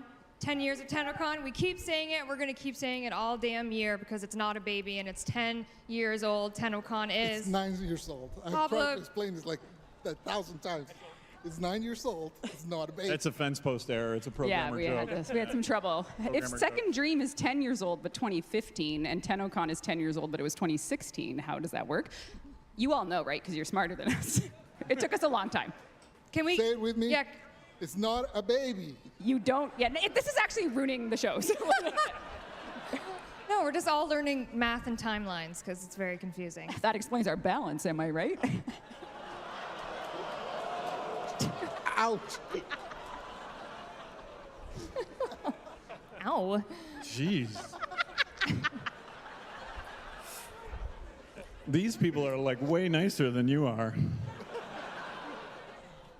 All right, I want to give a virtual nod, obviously, to those who are watching at home, on Steam, on Twitch, YouTube, Bilibili, High VOD, all around the world. You're staying up in Japan. Yes, there we go. Tenno in Brazil. We're in Portugal. We're Brazil. There it is. Brazil. Tenno all over the world, watching Tennocon, waiting to see what we're going to say. What are you going to say, Steve?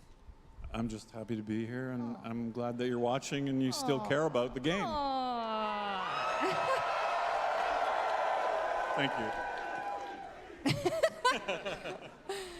And Sheldon already did it, but it's in my run of show, so I'm going to do it again. Thank you to the Tenno concert, the Warframe band, for an epic, epic Friday night.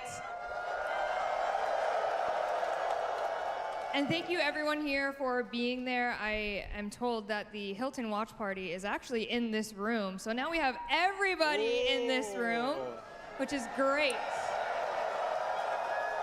All together. All together. Lifting. Interesting.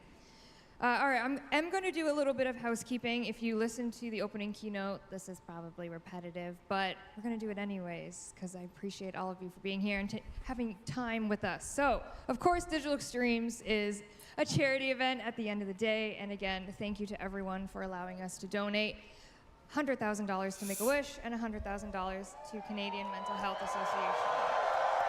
Awesome. And thank you to Make-A-Wish crew, James Conlon, Ollie. I saw you. Where are you? I heard hundreds of people were lined up for Ollie's autograph, which is awesome. Thank you so much. Visiting the go. booth, seeing James. Thank you so much for doing that. Love you, James. And a reminder that right now, live in-game is the in-game relay experience. How are the servers doing? Yeah. We're going to say it's live, but we don't actually know. I think the Soulframe servers are not healthy, but the relays are working. Something happened today. Something happened If today. you could hold up your blue orb if you know the servers are okay, so keep it down. And Oh my God. All right, we know There's they're like okay. 7 people know they're okay. Oh no, someone said down. Are you serious? Everyone's in 2 instances? No, 102 instances. 502? 502? It says chat is down everywhere. Wait, really? Yeah. Yeah. Chat is down everywhere. Well, that's actually okay because then people You can't. can just listen to us. Yeah, exactly. Yeah. We're We'll- chat. Just yeah. We'll chat. You are Hey, chat. bye. We are all chat. Chat's in the room. Chat's okay? in the. Chat's in the room. Thank you. Thanks for the update. I really hope I'm not missing anything. from Moving the right in-game. along. For watching the current shut up. Tenno Live broadcast, If you are it is, earning yourself shit. Valkyr Prime. One's in the chat. I'm just kidding. Can't do it. One. Yeah, there it is. One. Incredible. If you haven't already gotten your email, my physical attendees, you will be getting one with all of the Twitch drops, the codes for all that great stuff, including in that is the Gift of the Lotus alerts that are going to be going live at 6 p.m. Eastern Time after Tenno Live ends. We have our potatoes and we have our Umbra Forma blueprint. Yeah. All right, we had the Soulframe dev stream earlier. Who got to watch it? Yes? I did. It was awesome. I watched it, It while was I was in awesome. the car. You guys had some exciting news, I which was maybe hungry. is why your servers were a little warmish today. Yeah, I've been so busy, I don't even know the status of things. It's not Would good, you like to Jeff. find out? Oh no. I saw a graph and it was going down. No, graphs go up. They're Graphs supposed to go up. They will go up. But we will get it fixed. But yes, if you, obviously if you're here and if you've signed up in the past, you're in. And we're going to open up the doors for the weekend. Yes. So if you are Everyone who signed interested in depressing stories about bears that have redemption, Bromius. You can play Soul Frame today. I'm gonna try Soul Frame over the weekend. Thank you. That's lovely. Honestly, that's probably what chat's doing anyway. So. Yeah. Yep. They're all about the bears. Yeah. So anyone who's ever signed up since the dawn of Soul Time. Frame's Your announcements. account is activated now, and if you are interested and you haven't yet, if you do it this weekend, you'll also be in for good, and we won't be doing any account resets. So now's a great time to come in and help us build the game. We're still working on it. Yep. Yeah. All right, before we get into news, announcements, that type of thing, should we do some classic giveaways? Yes. All right. My giveaway box this year, I think, is being delivered to me. And I'm going to stall a little bit because the box has grown in Oh, I see it rolling. immeasurable size this year. Is Rebecca going to jump out of that too? I am in that box. She is in that box. This oh, is some yes. really cool illusionist magic. I'm not here. She's in the fridge. Getting a snack. Oh, here we go. Here's the giveaway box. Yes, and who could be inside other than... There's no one in there. There's nobody in there. Wow, this thing is actually huge. Okay. Yeah, open it like a... Wow. Oh. Damn. What the? No dry ice. You shouldn't have. It's not, there's nothing. Silence. Oh, Reb, you can't say that. Oh my God. All right, we're going to start with some digital prizes first, and then we have some physical things to give away. I might need to get physically in this box to reach out the... So what's actually in... You're the tallest person. What's actually in this box is all the giveaway cards that you guys put your information on. So I'm going to go deep diving for a lucky winner of our first Valkyr heirloom giveaway. Oh, yeah. And you don't need to come up because these are digital, and I trust that you're not lying. I'm going to say your in-game alias so I don't dox your real name. Do we have Touch Portal in the house? Right back there. Where'd you point? Wait, back there. Everyone's pointing. Wait, hold on. Right there? No, that's not helpful at all. I believe you. In front of back of house. Okay, I Yeah. believe you. There you are. Okay, Touch Portal. We're going to send you the Valkyrie heirloom on Monday when it launches, which is another... Oh. Oh, is that a spoiler? Good to know. No. Okay. Have you been... I didn't know that, but... No, you took me off them, so... No. All right, the next. We're going to do 3 Valkyrie heirlooms. We're going to do some power plat, and then we have some physical goodies to give away. So the next Valkyrie heirloom is, their in-game alias is Dawn Tarv. Dawn Tarv. Are you over there? I'll believe you. You look great. All right, we'll send it to you on Monday. All right, the last Valkyrie heirloom is going to the very lucky winner. I'm digging deep, trust me. We got, oh my God. Who? Hydroxate. No way! Where are you? Stand up. You stand up. Hydroxate. Hydroxate. Ah. Damn. I've been trying to find you all day. All right, you get Valkyrie heirloom, you little cheater. Is that rigged? Wow. Wow. Luck of the Irish. Luck of the Irish. Didn't he Sorry, I win won't do last that. I year, won't do too? So sorry. I just insulted Tactical Potato wherever he was. All right, now we're going to do power plat, which is, what is it 100,000? 100,000. 100,000 for platinum. inflation. 100,000 For inflation, it's 110,000 now. platinum is Oh my God. insane. All right. It's been 10 years, Megan. 110,000 platinum. Going to G5_gaming.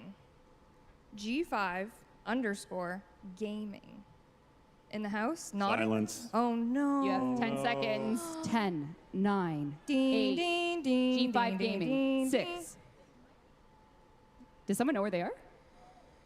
I don't know. If you can prove your identity, we'll give it to you later, but let's... Someone's yelling over there. Are you G5 Gaming? All right. No. No. Honesty. That hurt. Heard. He's in the Heard. Hilton. He's in No. the Hilton. He's in the Hilton. Oh, who just we said that in my we've got ear? confirmation. in Oh, our my ears. God. The Hilton. All right. I'm so sorry. Spillover room. Hilton actual. Repeat. G5_gaming at the Hilton Watch Party. Congratulations. I'll send you your 110,000 platinum That's to your account. insane amount of plat. That's what 1,000. All right. That's more than the. That's How more many than did I 1,000. say we That's like do? $10,000. You said we're going to do a power plat now, but you didn't say how I many. think Oh. minimum. 10? Come on. I mean, it's 10 years. Do we have enough time for that? Yeah. We do? We could. Is that entertaining enough? It's been 10 years. Okay, yes. It's been 10 years. Yes. Wait, do you want Wait, as of now, what?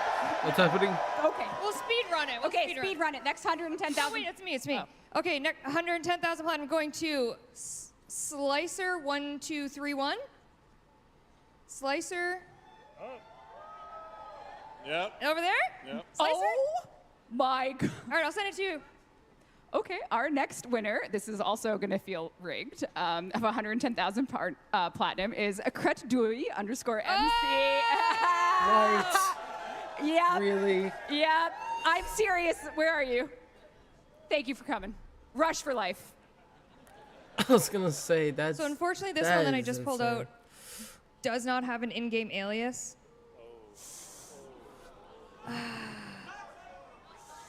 Although, wait, is that a real name? Is that a real name? That's a human's name. Oh, okay. I'm sorry, I don't feel comfortable doxing you. But so that's like money on the table. I could be them. I don't feel bad. I don't. Wait, maybe we have the terms of service here that they agreed to this. Is there a fine print? Oh, I'm I don't reading the know. fine print. Odds of winning, no purchase necessary, skill testing question. Oh no, the official rules are on our Zendesk page. Oh no. All right, I'm gonna say the name, and if you are uncomfortable with that, just don't celebrate. Yeah. And you don't get it. Is that okay? Does that make sense? It's a pretty like John Smith level name. Hey. No offense. Hey. Oh my God. Okay. I What apologize. is happening? Wait, but Meg didn't know it was real. Well, because Sheldon, if you're watching, can you call the lawyer? no, it's fine. No, it's fine. Please. Okay. Okay, let me say it. Is it? Okay, sorry. Cameron Clark. Hey. Okay. I love your name, Cameron. Okay, but Cameron very Clark. cool That's name. not John Smith. No, I'm just saying it's not like It's alliteration. That's cool. I know a Cameron Clark, and it's not them. Danny, do you mind coming over? Thank you. Cameron Clark, I will need you to make your way safely up to the stage to Danny, just because we do need your in-game alias to give you a crap ton of platinum. Don't jump over. If that makes sense. Yes. Okay. And I love your name, Cameron. I didn't mean it. Okay, so Danny's right here. She's right here. Lovely Danny. Cameron Clark, if you can make your way. Danny. Aww. There's Cameron. Danny. Where? Right there. Come in. Cameron Clark? Cameron's got a cool head of hair. Oh, there he is. All right, Okay. Danny's Must be gonna come nice. get you. Okay, sorry. Continue. All right, next up is alias Arcane. AR-CAIN. Isn't All right. it arson? No, R-Kane. Back there. Yeah. Right there, right here. You'll get it online. It's digital.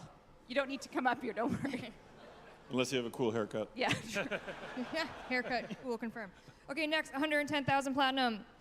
Archlord Blanket. Archlord Blanket. Hey, there they are. We also have Mango _67. Oh. Nice. Mango? You get it. How many is that? Are 7? you guys keeping count? No. Yeah. That's 1, 2. No. They're gonna give away all the Where are available yours? plat. I threw them down. Oh, how many do you have? 3. Okay, I also have 3. Okay, go. Okay, next 110. Ooh. Next 110,000 platinum. Zeke the Seeker. Ooh. Over there? Is it over there? Confirmed. You get 110,000 platinum. All right, Reb, 2 more for you. We got a Greek name. You're gonna love this. Ooh, George Spanos? No, I can't pronounce ancient Greek, so it's you'll know that from the play you watch. Is it Ptolemaeus? Ptolemae. There you go. You won. The Greek gods have smiled upon you today. All right, we'll each pull one more. All right, my last one of 110,000 platinum is Azu Nyan. Azu Nyan. Uh-oh. Hilton Watch Party? I heard over here. Over there? Azu Nyan. You get it. All right, I'll believe you. And none other than the final winner, _Fur Father. Oh, Steve. the fur, right there? Right there? Or were you just celebrating? Over there. Way to go. This Over way. there, over there. Kind of this way. I hear on that side. Way to go. Hey, there we go. We'll do an online raffle now. What was that? They want to do an online raffle in the ears. Do we have a Twitch picker? Yeah, I think Rue has a Twitch picker. Rue, let's do a 110,000 platinum. Power platinum. I think we can actually see it. Oh, great. I think. Right, Rue? Thumbs up? He's giving me a thumbs up. He's holding that thumbs up. He could be like, stop. Go for it. Go for it. No, he's saying, okay, go. Go for it. 2 thumbs up. Or is it 2 stops up? 2 stops up. He says go for it, but what do I do? He says it's spinning. It's spinning. Oh, It's spinning. He's playing charades with me. I'm like trying to see what he's saying. Okay, I think. They're probably gonna tell us what it is. Okay, yeah. He's saying his credit card number is. Oh. My goodness. 3. Oh. Learn more at. Oh, read. He's giving us signals. Oh, thanks, Danny. Read the screen, he says. All right. Find out all about active Tennocon giveaways. Share today's experiences using hashtag Tennocon on social media. Is that what Twitch drops? Am I supposed to be reading that? I think it's taking a long time for how many viewers we Okay. perhaps And they're have. loving this. And Those they're, view- oh, yeah. They're at the edge of their This is seats good right television. now. Oh, my goodness. Okay, well, why don't we do... Well, we ran out of time, no doubt. We can do the physical prizes while that goes, and then someone can whisper into my ear when it's ready. Does that sound good? Nice. Okay, great. Hold on. Miss Danielle Sokolowski, where'd you go, Steve? Okay, Danny is going to stand over there on the it's side of that spinning now. stage. Oh, it's spinning. Okay, keep going.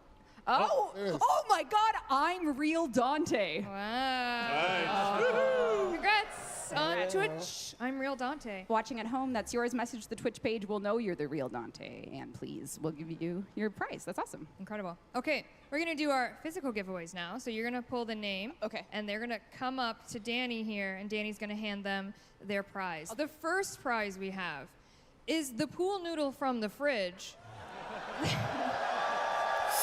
Yep. Oh, I want that. Yep. But it's been signed by all of the voice actors, our proto frames, our friends here today. Yes. I see Eleanor. I see Alpha. Bombastine. Kevin. Oh, shit. And the winner is the_BCRULEX, the BC Rulix. Oh, hand over there. All right. If you can make your way safely up to Danny, she'll give you your pool noodle. Congratulations. Hope you brought a big suitcase. Big suitcase. Or a pool. Okay. That is not a certified water safety device. Yes. Digital Don't put that in Extremes the accepts water. no liability. All right, next up, Is that we an have album? signed by all of the lovely people on this couch, the Warframe 1999 vinyl soundtrack. And the winner is Ice Lightning 1221. Holy shit. I feel like that's how I would read Should I it. be checking the skill testing question? Nah, Oh, okay. math is whatever. He would. You know? All right, Oh chat. my gosh. All right, next up, we have the mini Warframe official art book. Ooh, and the winner is Barry_Penguiny. Oh, Barry. Cute. Barry_Penguiny. Oh, I see lights up over there. If you can make your way safely over to here, Danny has your art book, if you would like, if you're able. Oh, they're coming. All right, excellent, Penguin. All right, we're gonna give away another signed 1999 vinyl. And the winner is Math X King. Oh shit, I just called math stupid. But did they? No. Did they get the math skill testing question right? Parentheses 2 times 3 plus 2 minus 4. Do we do our bed math? Do we do our brackets first? Yes. Did they do it for? Are you here, Math King? Did you get it right?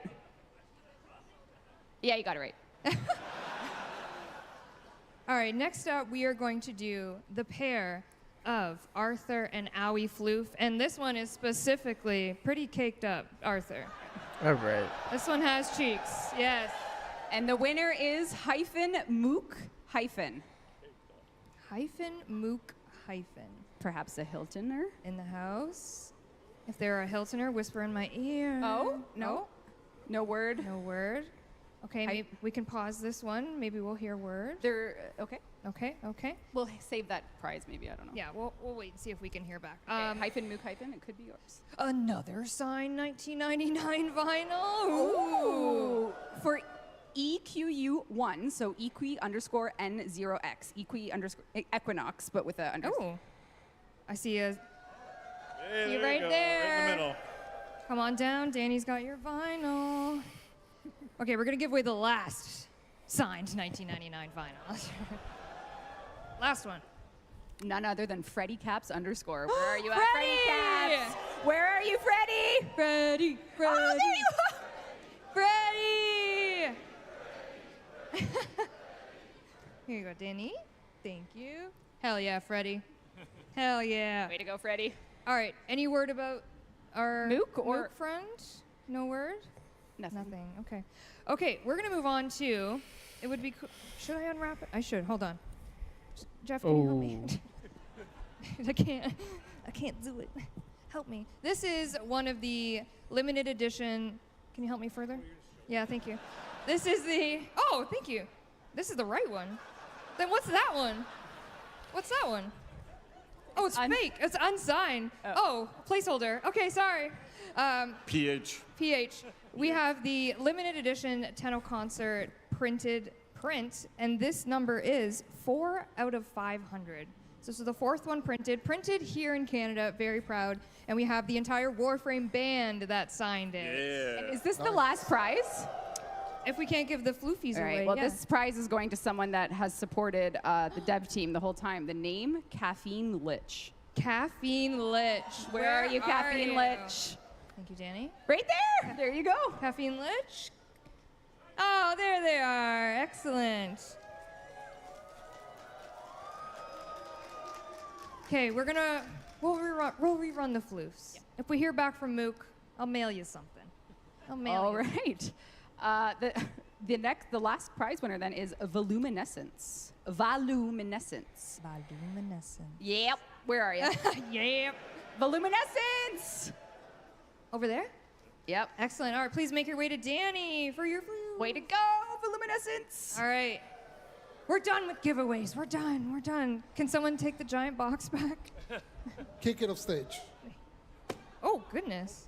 Oh, my God. Oh, they're coming. Box. Box? Oh. Get in. You could have fit in that box. Would you like me to go? That's how she got here today. That's how That's her car. Okay, let's move into some new news, shall we? Well, kind of. All right.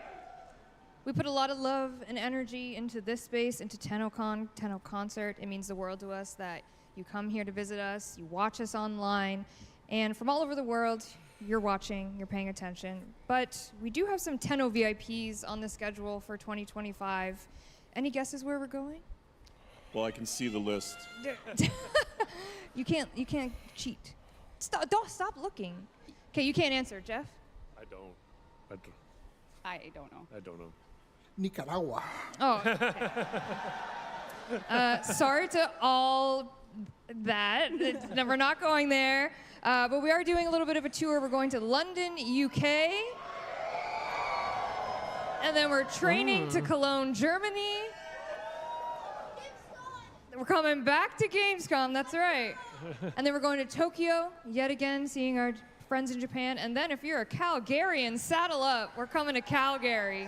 Saddle up. Saddle up. We're coming. Yeehaw. You planned Calgary for November, eh?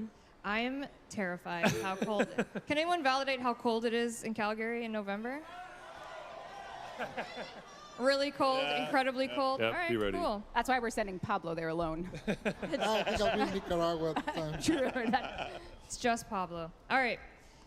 You've seen her before, but we don't ever get tired of looking. Valkyrie Heirloom, yes? Valkyrie Heirloom is coming this Monday, July 21st. Originally concepted by community artist Purdy. She comes with her own Signa and some other goodies as well. But should we take a closer look? Respectfully. Respectfully. A respectful close Come on, look. chat. Respectfully. Let's take a respectful closer look.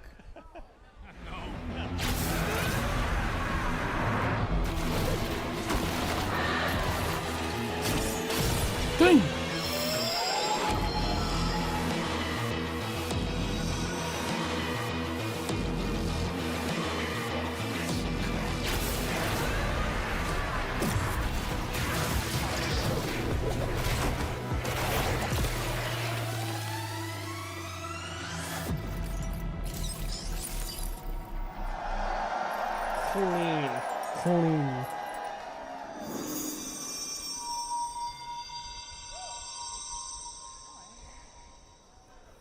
Immortalize your past. Hey, how are we feeling? Good, yes. Very good. Caked up.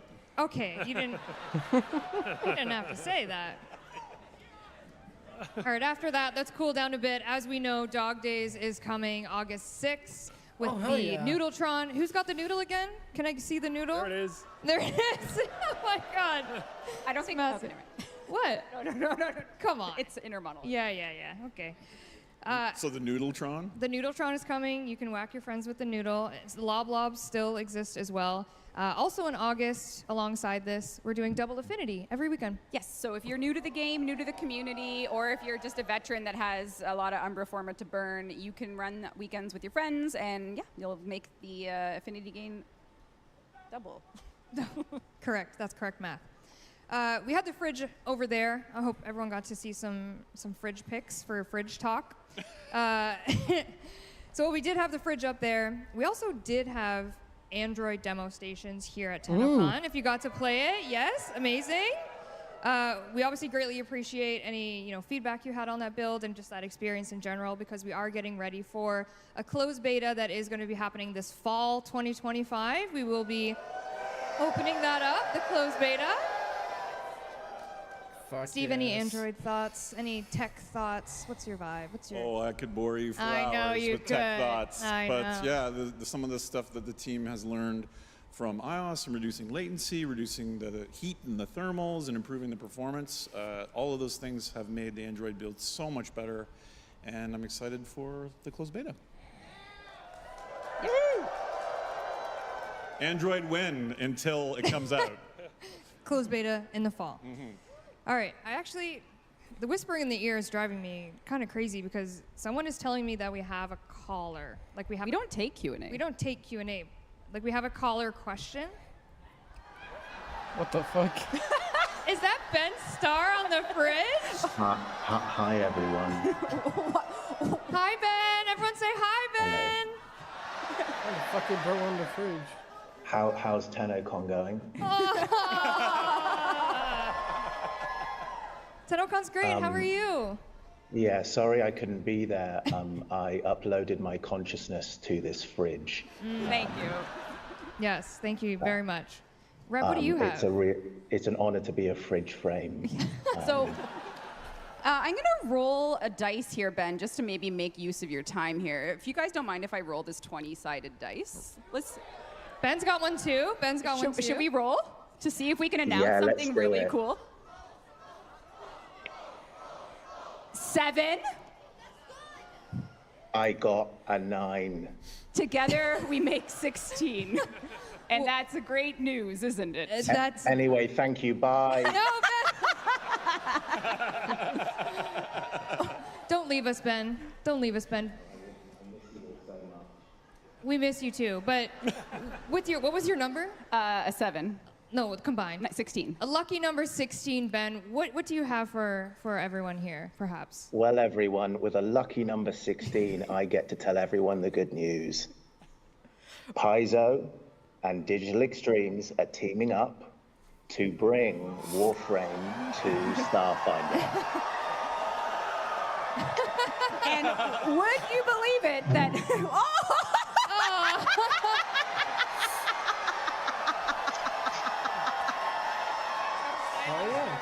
Outrageous! Is that what's in the fridge? Girl dinner? Yeah. Sup on him. Oh my God. Thank you, Ben!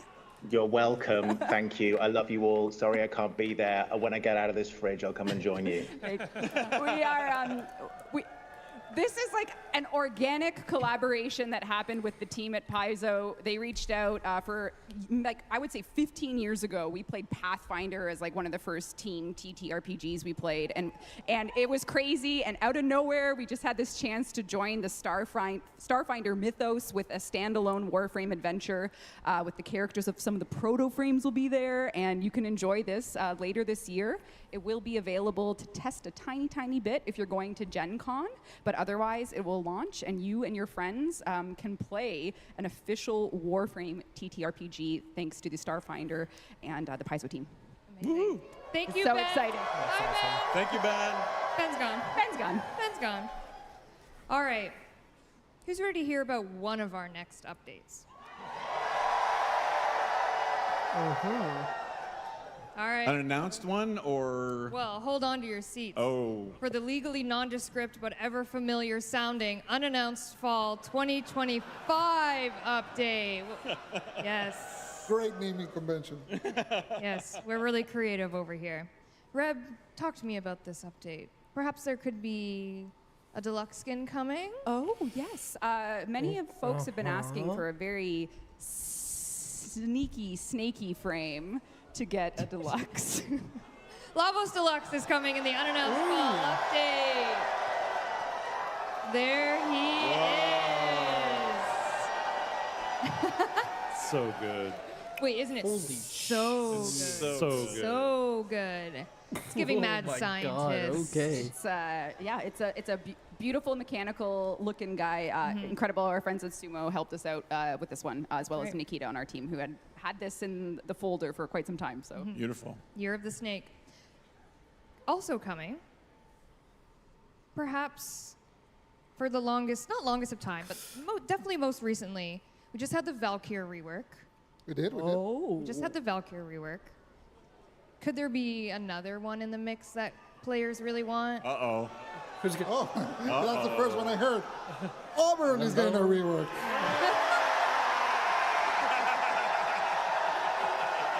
I think you all approve. Seems like everyone agrees. It's been a while Holy since we changed shit, him, dude. so we're gonna basically touch him up. You know, he's always been kind of fixed in the support world, so we're gonna try to give him Yes. other tools for his arsenal and just give him some synergies. And hope you're excited. We'll give like full details probably next step stream, I guess. Keep That's right. cooking, Pablo. Aw. Chef Pablo. Pablo. Thank you, thank you. Good stuff. Let him cook. That was the champ. Incredible. All right. Also coming in the unannounced fall 2025 update, as you know, we've been taking some strides for new player experience, doing some critical path work. we put all our heads together to bring something that at Digital Extremes alone we couldn't solve. And this has been a request for literally 12 years. What could it be that is such a daunting task that we actually had to work with a partner? No, no. This is actually a more serious request, and we are proud to announce that in the unannounced fall 2025 update, for the first time in Warframe history, we are doing a mod quest to teach you how to mod. So not only that, this will properly integrate Teshin into the lore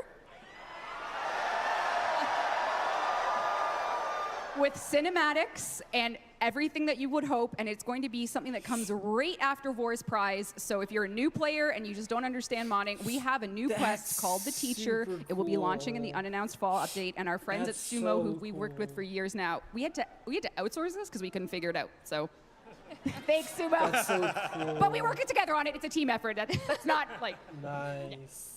I've had an outline like a vague outline for this quest since 2016. Yeah. So Yeah, it's been glad to finally get to it. Yeah, but we did it. Excellent. Well, we haven't done it yet. But it's coming. It's coming. It's It's coming coming, yeah. in the unannounced, This is- announced update. Correct, yes. Unnamed. Unnamed. Yep. Also coming in the unannounced fall 2025 update, we have a new Warframe, our 62nd Warframe. 64. Oh my God, don't do that to me. 62. I'm saying 62 for like a whole week. But I don't when think you it's say that our devil one. 62nd I think there's one Warframe, it going sounds like a before that Warframe one. like gone in 60 seconds. Oh. You know what I mean? Yeah, I feel you. I feel you. Well, what can we... Is that the theme? It's not a Nicolas Cage It's not frame. Nick Cage. What's in the box? But in the box! What's in the box? Nicolas Cage! No. All I can say is that it's a pretty fun guy.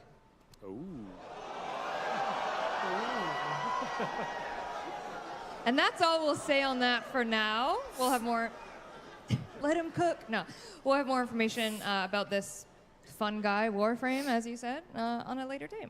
Our next dev stream, I think. Our next dev stream, of course, yes. All right, that's our medium-sized update, if you will. More to be unveiled, of course. That's coming in this update. But Reb, what can we look to expect after that? Yes, so now we are moving into the sort of the timeline where we're all understanding that we're here at Tennocon, the unannounced fall update has launched, and what we're showing you from now on is for the end of the year update, which is a sum of many parts. It is an update that is made up of many components, some of which you'll see a 25-minute gameplay demo of, which is its own thing, and then this is a chapter. It's perhaps an intrati side story. So perhaps we should hear from the man himself. And maybe you will join us in learning the name of the 63rd Warframe coming as you're about to hear it. And guess what letter it starts with? You. Thank you. Let's go. Finishing it. Nice. Uriel, heretic of Zata, in banishment answer. Uriel. Can the Orokin ever be forgiven?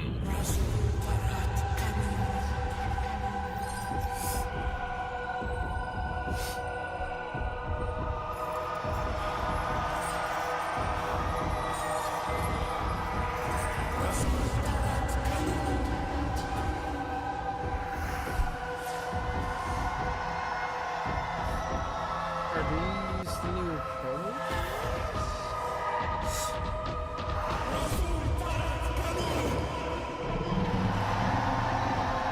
He spoke in truths. The devil has come. Soul and Lua, we will cleanse this follower.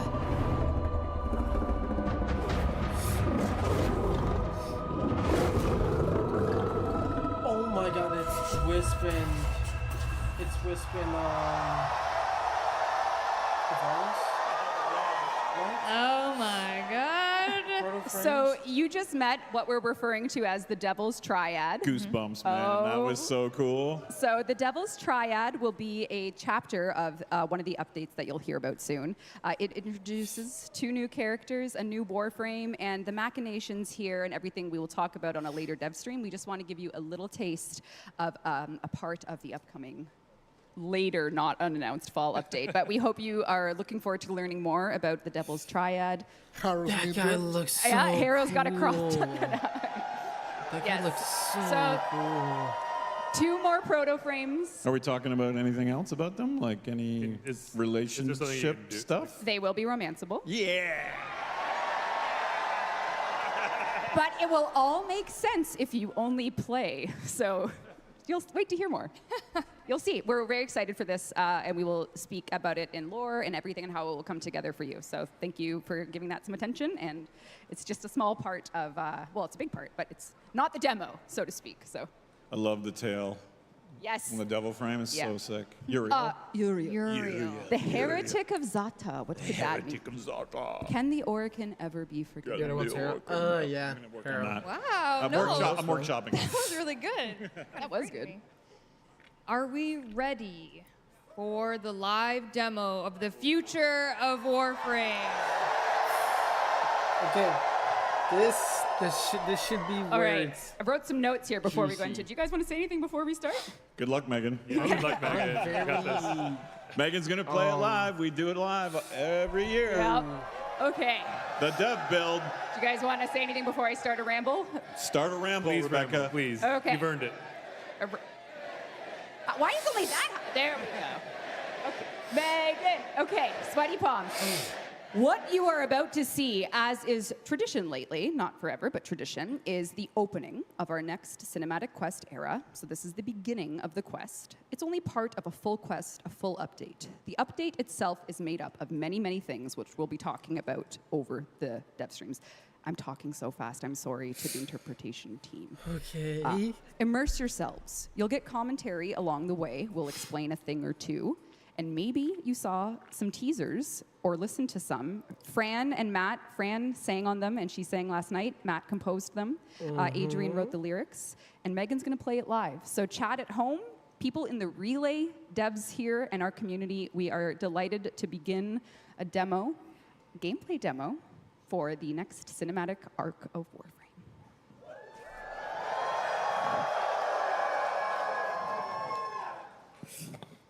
Oh boy.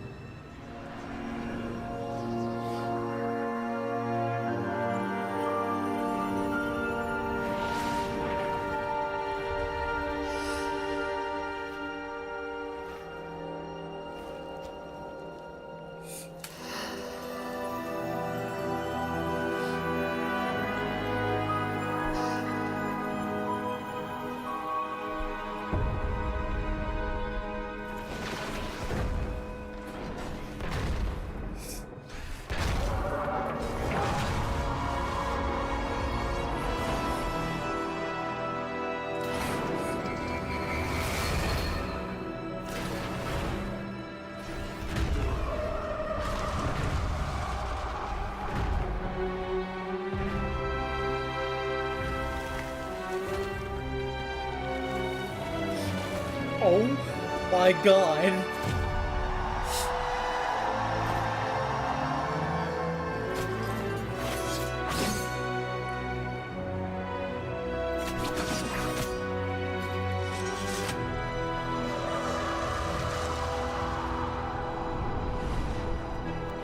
What the fuck?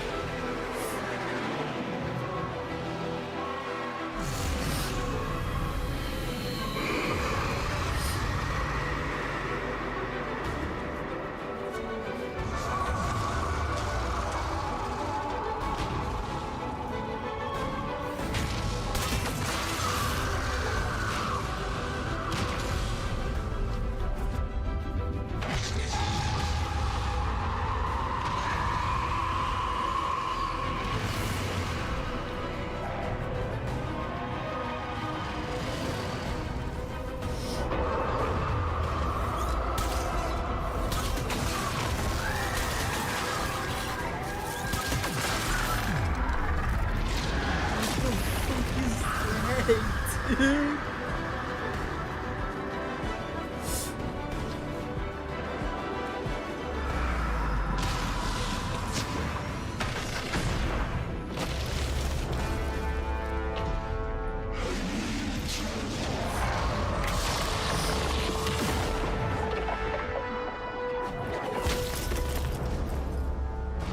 Holy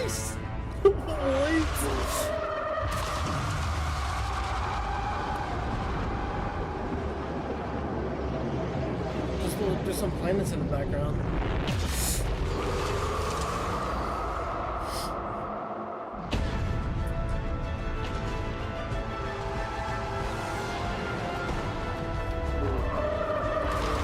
Definitely is.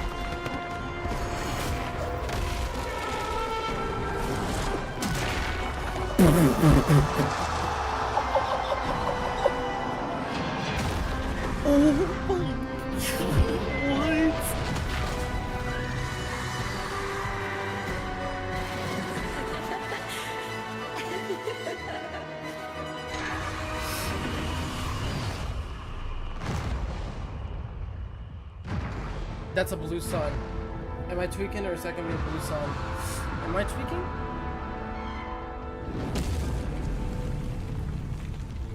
I could be tricking. I think I'm tricking.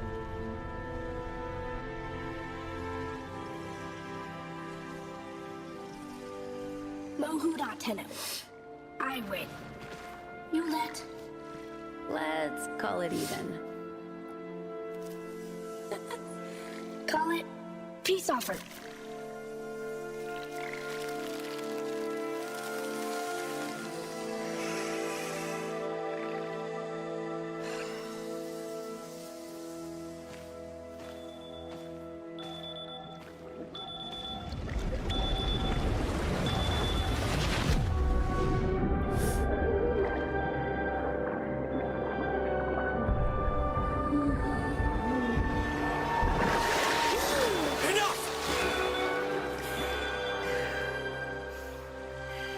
What did you see? Tao. Yes!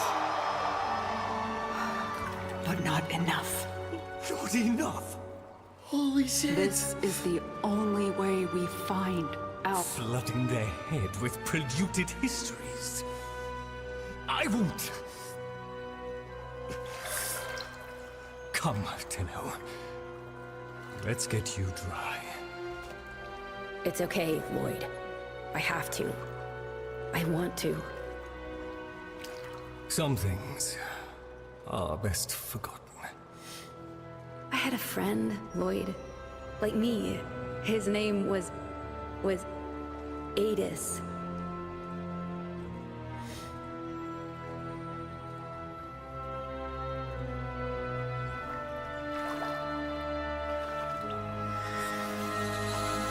Again.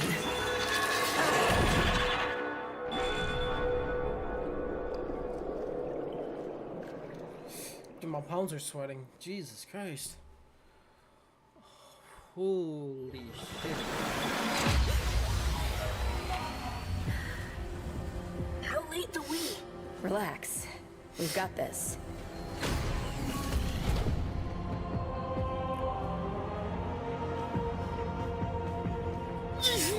We swore to carry the sacred light of our dominion into the deepest dark. And this we have done. Swear now to defend this holy treaty alongside our blessed and brave creations. This is when the sentience of Tao. Can you believe we used to be at war? No joke, Tenno. Holy shit. Welcome to the Tauron Academy, a place you'll learn about in this quest as to a time, a place where Sentient and Tenno perhaps learn things together that we'll explore in this demo. And they also perhaps did research together, including creating things that aligned Orokin and sentient technology, like the next Prime.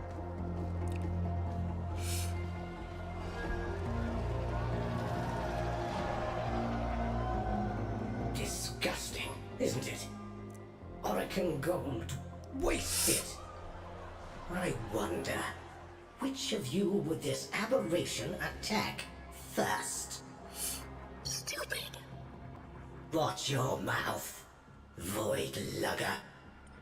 Ah, please, please, with me. The place for conflict is in the dojo. So Caliban Primaxis is coming, and he is, of course, part of the history of you and the Tenno, a time when sentients perhaps were mentors and even Archimedeans. This is Archimedean Itzam, and he has something pretty important to teach the Tenno and sentient alike. Respectful. Oh, Like any don't good say we stick to, academy, like, the you High will be Council. tested on knowledge, studying things. So let's see what's going to happen in this room.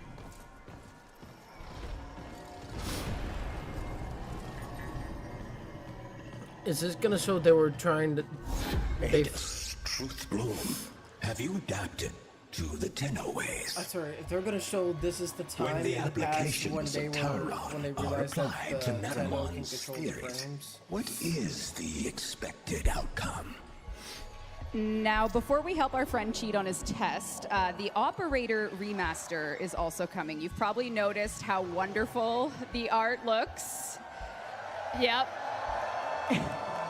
So what you're seeing here is a completely remastered Operator, as well as using a Prime Access suit that's coming. And, you know, as you've played your Focus and you've grinded it, maybe you've noticed you use a lot of sentient parts. So maybe there was a history there, and maybe the Focus you know is only a piece of it. So maybe we'll learn about that a little later in the demo, though. But for now, Megan, you can help your friend cheat. A new somatic connection.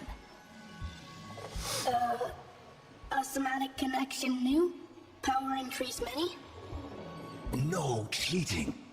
If you are tested by the Seven, we must show your evolution to their will. Anarch strike is underway. Tower of students to deployment. Let's go, Truth Bloom. Aid us. We are at a time to defend a treaty, so that means the job is on us to do so. Well, praise the void. You two managed to show up on time. Borrow Overlook. Go. Now.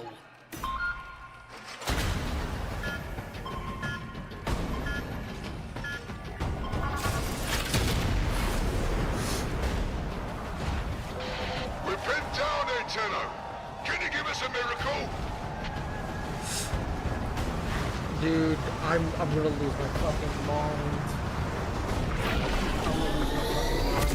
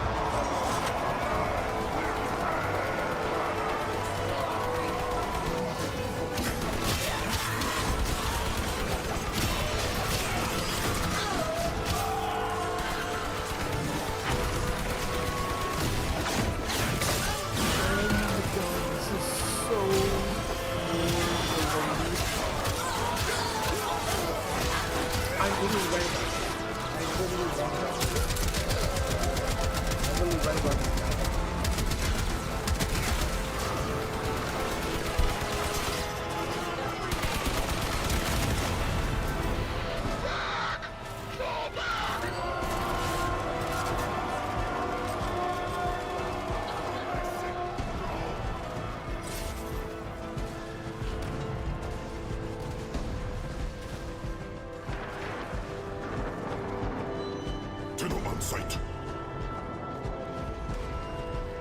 Stand tall. For the Orochi.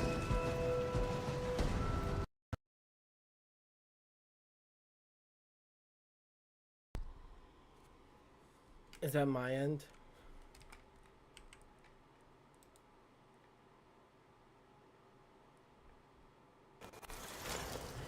Okay.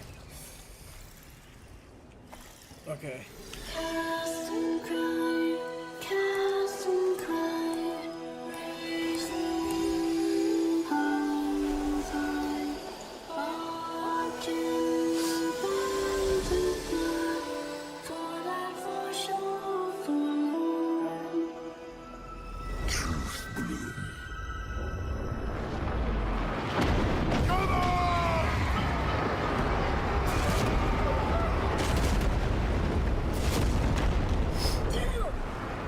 I see them.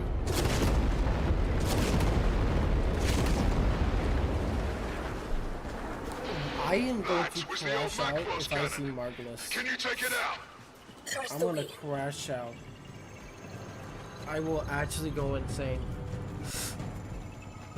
Or if we see Margulis and Nata as separate people.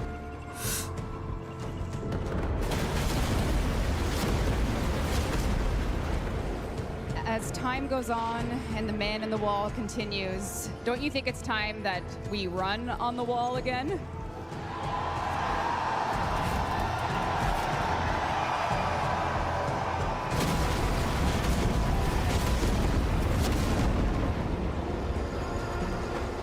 So are they changing? Okay, first of all, the environment is insane. Get on that gun, Tenno.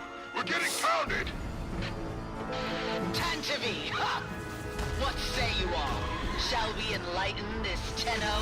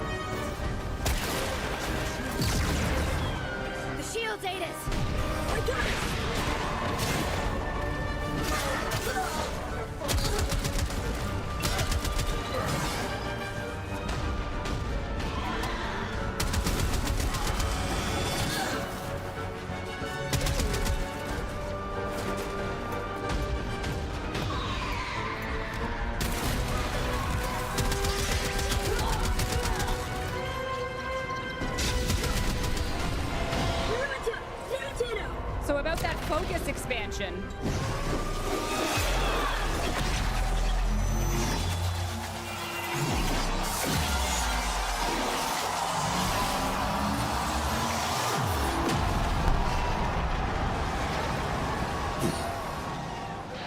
Good work! This street is going to live, Galastra, and you don't get to tear it up. Dropships inbound. Valder, my own pet. Better count your flock again, dog, and keep your ships on the ground. Else I'll be set to carving your lost lamb.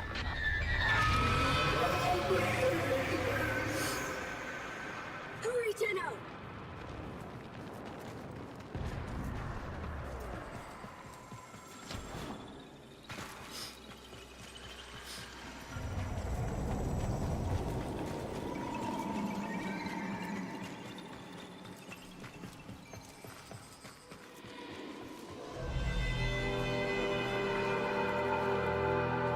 No.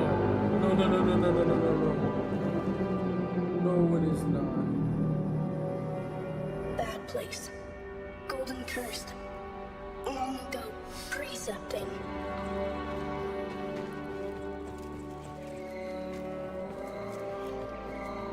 Holy shit, that is huge.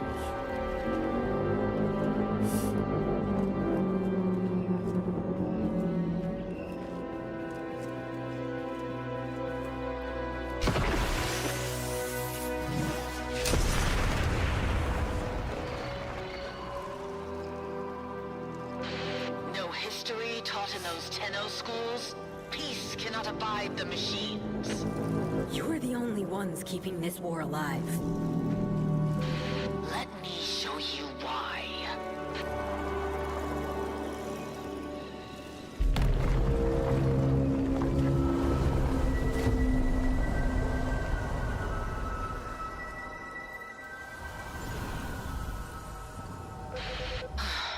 A place to breathe.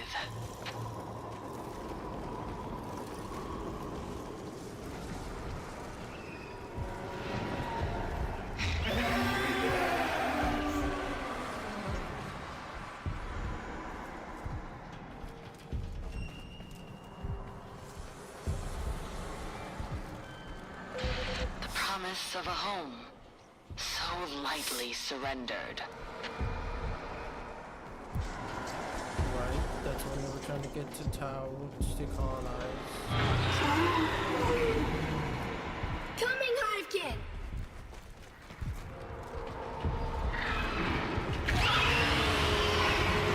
Let him go! Of course! When he's good and ready, child. Sentient TQ-776BL. Repel intruders.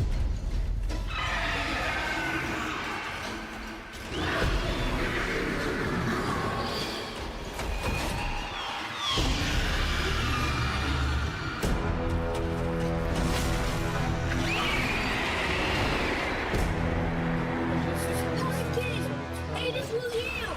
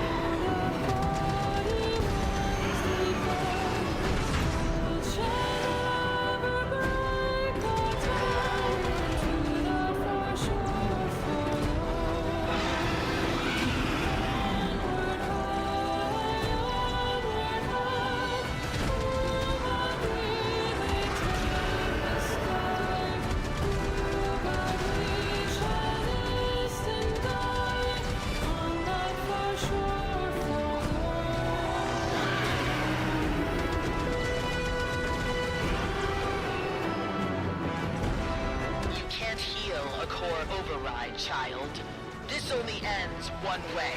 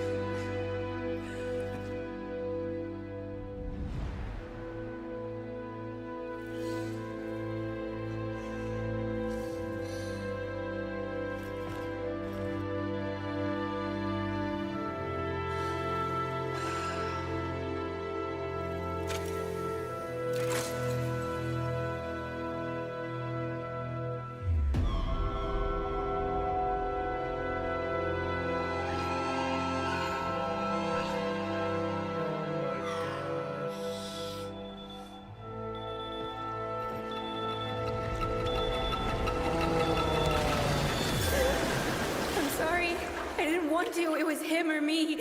Him or me.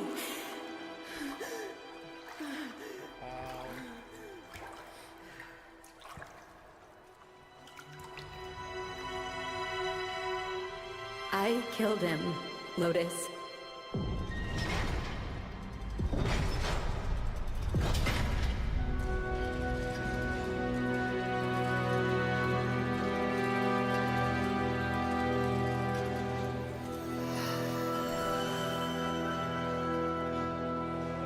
Comes this year? I didn't expect that. I did not think that was gonna come this year. Wow. More? Your spring of hope is dry. Dream of me and hear my cry. Seek to meet me by and by on that far shore forlorn. On that far shore forlorn.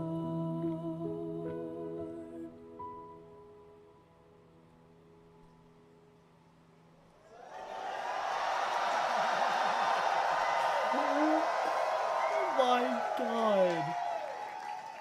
Oh my This god, year, it's actually happening. you will be going to the Tau that was during the old peace, a time of treaty. And in 2026, you will be going to the Tau you left behind. What will happen? The Tau of now? Well, I guess we'll find out. But Megan, you killed it. Way to go, Megan! Thank you. Yay, Megan!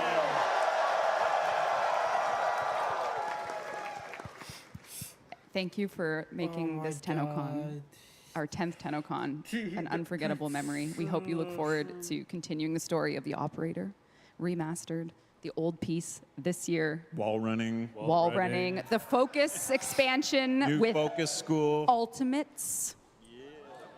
That's what all I'll else say. was an ultimate. Any closing remarks, my friends?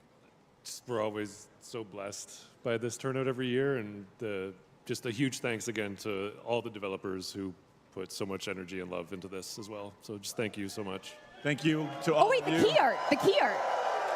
Oh, we have one more thing. It's the old piece key art, which Did I press the button, Rue? Am I good? Hey, there it is. this will be yours this year. So that is So we have the unannounced fall update. More information to I think come. that's my favorite We key have art. the old I think that's piece one of my that comes favorite key after later arts. this year, and then next year, Like ever. Tau is in sight. Thank you. Thank you, everyone. Thank we you. love you. Thank you so much. Thank you for Thank coming. everyone. Thank you for coming. Thank you for coming to Tennocon. Thanks, chat. Thanks, chat. Your chat. And devs, maybe the server's up. We don't know. Thank you for 10 years of Tennocon. Thank you. I think that's one of my favorite key arts, Thanks, everyone. Thank you. Have an amazing night.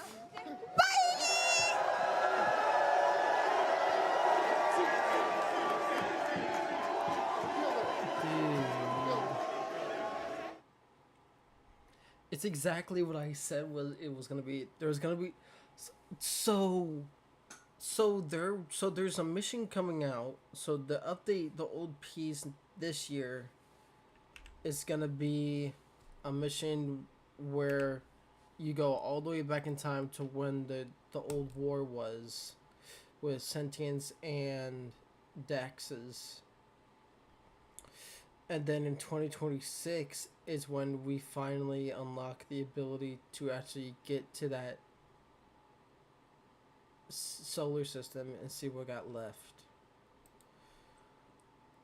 What the fuck, man? And that's it. That's it. Oh, man. For Femboy Prime. Ooh. Ooh, man.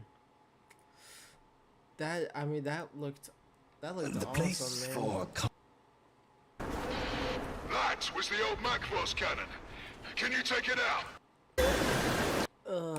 And like, for lore reasons, what ended up happening is so the sentience what happened pretty much there is they started getting their own consciousness, which they end up going bad. And we had a friend who was a kid sentient, and he saw us kill one of his kind. This is such clever writing right here. This is such clever storytelling. That right there. That is so clever.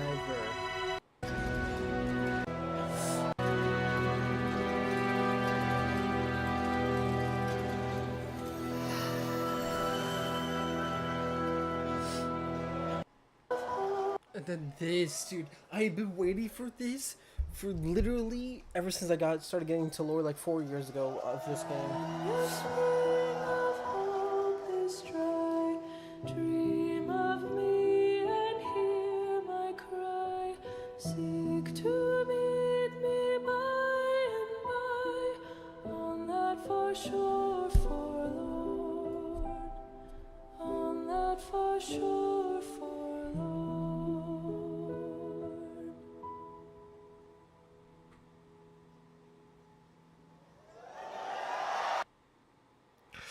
I mean, just look at it, dude. It's literally everything from the fucking books and everything.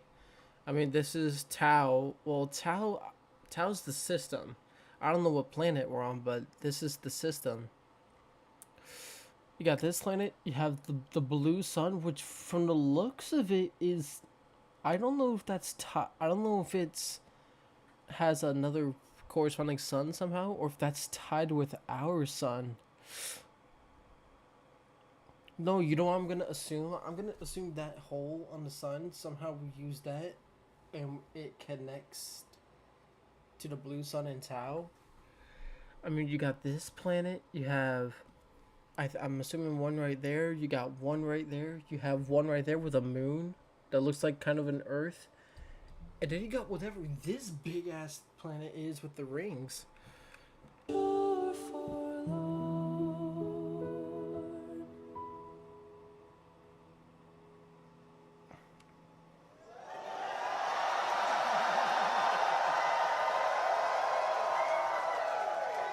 I mean, I just need this music track. I think is one of my favorites, or it definitely is. This is one of my favorites of all this game now. I mean, holy.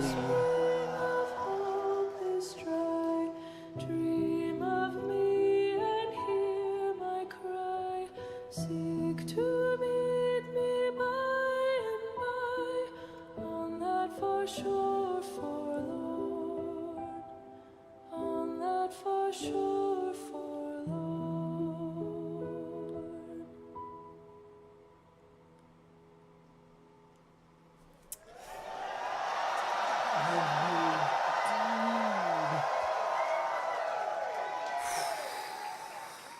This year, you will be going to the Tau that was during the Old Peace, a time of treaty. And in 2026, you will be going to the Tau you left behind.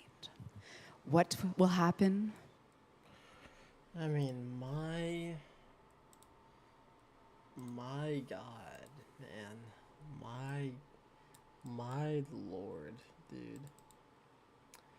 I mean that's this is actually, I think, this has been the Tennocon that I have been waiting for literal years.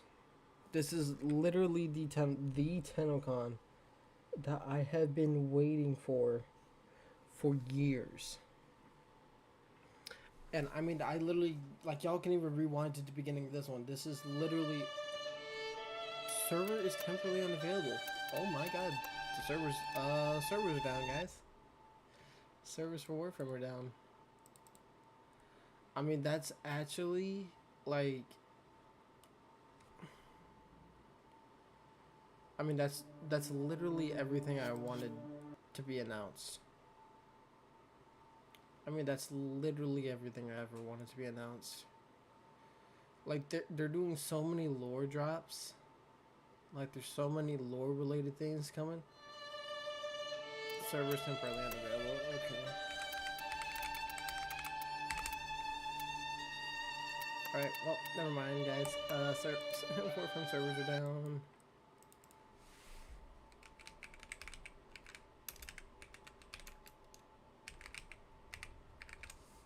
Servers are down, baby.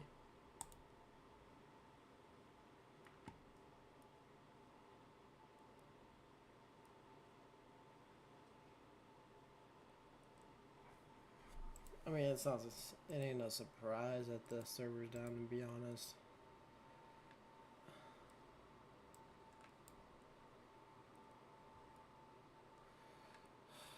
Man.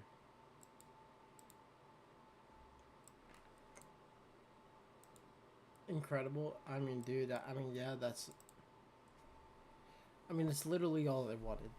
I mean, my God. I mean, it's literally everything I wanted. I mean, it's like just wow.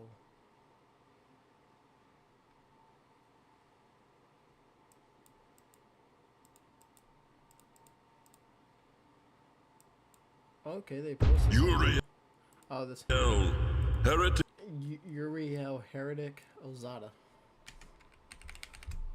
What does? I think it's just someone who, yeah, a heretic is someone who believes or actions whose beliefs or actions contradict or reject the established doctrines or principles of a particular religion, or more broadly an established system of thought or practice.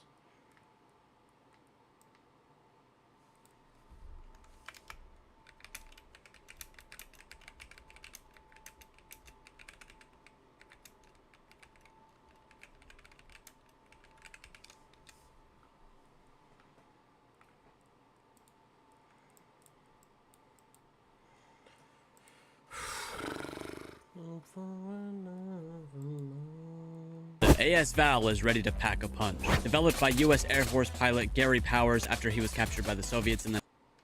Oh, and remember to trust no one. Remember to trust no... Ooh, what is this? Do we know when Wipe is coming? They were teasing a bunch of new stuff. So I may or may not already know about all of this and have known about it for a while. Gunsmith announcement trailer? Gunsmithing? All storefronts are open in the morning.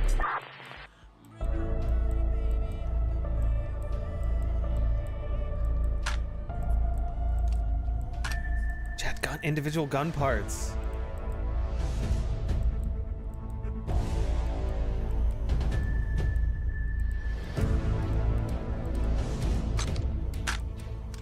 Oh, baby. Chat, this is what a lot of people who are Tarkov fans really enjoyed and are gun nuts about being able to swap these things out and having different stats on your gun because of them. Dude. Like, I want a gun with a goop with a decent amount of ergo, with a really good amount of ergo.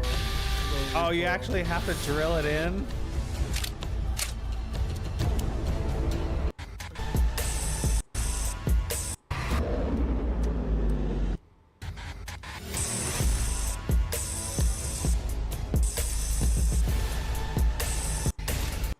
Fan of like skins. We'll see how they do it, but I know I'm personally not a huge fan of like skins. We'll see. I'm not crazy about it, but... And these guys have it done already. Long chat, like a year and a half ish for how long, chat? Like a year. AMA is really early on. Well, Scott specifically on AMA is really early on. Please have a cool. That means you're drilling new math and injects a whole new vibe into the mix, rocket in popularity, and we're beyond pumped to dive deeper. Stay tuned for more juicy details in the coming weeks. Chat, this looks like Factory. Damn, it looks good. Just gonna say, Chat, if you are not familiar with like Factory, it is a Tarkov. very, very, very small map. Like, incredibly small map. Which is hugely focused on PvP There is a potential boss there and Escape from Tarkov as well. Who runs around with a sledgehammer and slams people, so we'll see what they do. Rather not have it This does look very inspired by that. Interesting, a whole... Ooh, like an open cave system. That's unique. Actually is very popular. If you just want to get in and do some fighting and practice gunplay, this will be the map for you to go to. Unreal Engine 5 upgrade.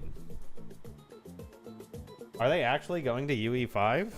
UE5's pretty crazy. What are they saying it's going to bring? You probably noticed from the screenshots above, we're upgrading from UE4 to UE5. This means Exfil Zone will look better with improved lighting and effects and give us the tools to build larger and more detailed maps in the future. What's more, this upgrade will thoroughly fix the bug where items fall through the ground, making your raids feel even more immersive. We're cracking down on cheating, adding a new collectible item, and getting ready to launch an exciting airdrop event for the EAC improvements. Chat, cheating exists in every game, okay? Let me give you an example. Give you some examples. There's posters through various thrilling avenues and storage crates. There's a bunch of chat wall. Make it your own. Creates one. You're just coming about it, right? At the end of the day, they're gonna make their own decisions and stuff. I like it. Well, what do you guys think about that? Like, would you be interested in like having a lot more custom ability? Think of like Animal Crossing style of like arranging and like making your, who knows, that ice works to have peck. You know what I mean? Like at least like but if you all of a sudden have like all this custom ability stuff, have in of course they could destroy your gun wall and all your stuff too, but I mean, don't, on a scale of 1 to 10 of like how interested you would be in something like that. Let's poll the community real quick. 10 being extremely interested, 1 being I'm not. A lot of 10s. It's not for everyone. Like me personally, chat, I don't really like I would make things not look nice, but if I could move stuff around, I would make it more functional so I could like reach things that I would want more easily, right? Like if I can move the ammo crate, I can move the like kiosk function and efficiency. And interesting, the flare gun. Okay, flares exist in Tarkov, so I think this is really interesting. You can go into raid with a flare and a flare gun in Tarkov, shoot it off. So I'm assuming Exfil Zone, they actually have certain spots you can use it. It's not like Tarkov where you can just do it anywhere. And it calls in an airdrop. But of course, most people are gonna see the flare going up in the air in raid, which means it's gonna create a spot of contestability, okay? You're gonna attract players, there's gonna be PvP, whoever's the last team standing gets to walk away with the airdrop. Similar to how normal airdrops work, but you get to bring in, you know, the flare itself. Usually they're very rare or very expensive. It's a potent, high-stakes utility item that adds a thrilling layer of risk and reward. Okay, they're saying exactly that. It slots seamlessly into your holster as a secondary weapon and pairs perfectly with all backpacks. Like med injectors, it's designed for a one-time use, dropping from your grip after firing. How it works: the flare gun remains active until you enter inactive until you enter a designated flare zone on the map. I wonder if there's more than one flare zone, because in Tarkov you could do it wherever, if I remember correctly. Yeah. It didn't matter where you were. So maybe they'll have that in the future, but for now it's easier to have, like, from a game design standpoint, it's easier to code specific places where you can do it. Positioned inside. Excitement. Airdrop mechanics. After launch, an airdrop crate packed with awesome gear and premium loot will touch down at a predetermined spot linked to that map's flare zone. Keep in mind, each map hosts only one active launch. Teemo tree not working. Keep in mind that each map hosts only one active launch zone per match, and it triggers solely for the very first flare fired, making your timing absolutely critical to seize the advantage. Okay, so only one spot. Chat, I mean, that's look, like a new map again already. An upgrade to UE5 for next wipe. All of these things I'm saying are coming next wipe. Gunsmithing coming. which is a huge escape. To clarify on what he just said, I think if I'm correct, I believe some of them are already in the game. Yeah, as of yesterday, they added the posters. There's about 5 posters. They added the flare gun and tasks related to it. They added a UID display to the endgame interface. Added damage multipliers for bullets on already damaged limbs. Nerf. So I don't know how that affects like leg meta or something. If they're just trying to completely get rid of that. Hope they're not. And then adjusted the grip angle of the SVT-40. So some of them are already in, but like the big changes, like the UE5 upgrade, the gunsmithing, that kind of stuff, that's obviously not going to be till wipe. So from Tarkov staple, and one of the big reasons people find the game pretty insane that you have that customability. Potentially the starts of customizing your hideout with these posters. That's really cool. I really want them to be able to do like what you do in Tarkov, where you can just select the roof and the flooring and the walls too. You think they play tested this for Quest 2? Because UE5 seems kind of wild for a Quest 2 headset. I mean, I would assume that they did. But at the same time, I already know Exozone's pretty annoying to run on Quest 2 already. Now how it's gonna go when they go to UE5. I know UE5 does also obviously have a little bit of performance help and all that kind of stuff, but I'm gonna be honest, I do not know. I don't know how it's gonna run. I don't know if it's even gonna be playable. It's just gonna be a matter of time, honestly. They're introducing gun skins, easy anti-cheat improvements, which that's a game of whack-a-mole. They'll fix this. Cheating will die down a little bit and won't be as rampant, and then it'll ramp up again, and then they'll have to do another update. This will always be a whack-a-mole problem, chat. Cheating. There is no catch-all to just destroy all cheaters yet. In any game, anywhere. And then we get a little airdrop event. It's pretty exciting, chat. I think it's a lot, because I can only imagine how much work the gunsmithing system took to get together. It's a pretty intricate system. I think it's a pretty big deal. I just can't believe they got it nailed down. I mean, it's really cool that they got that nailed down before Tabor. It's really cool. Especially the engine upgrade.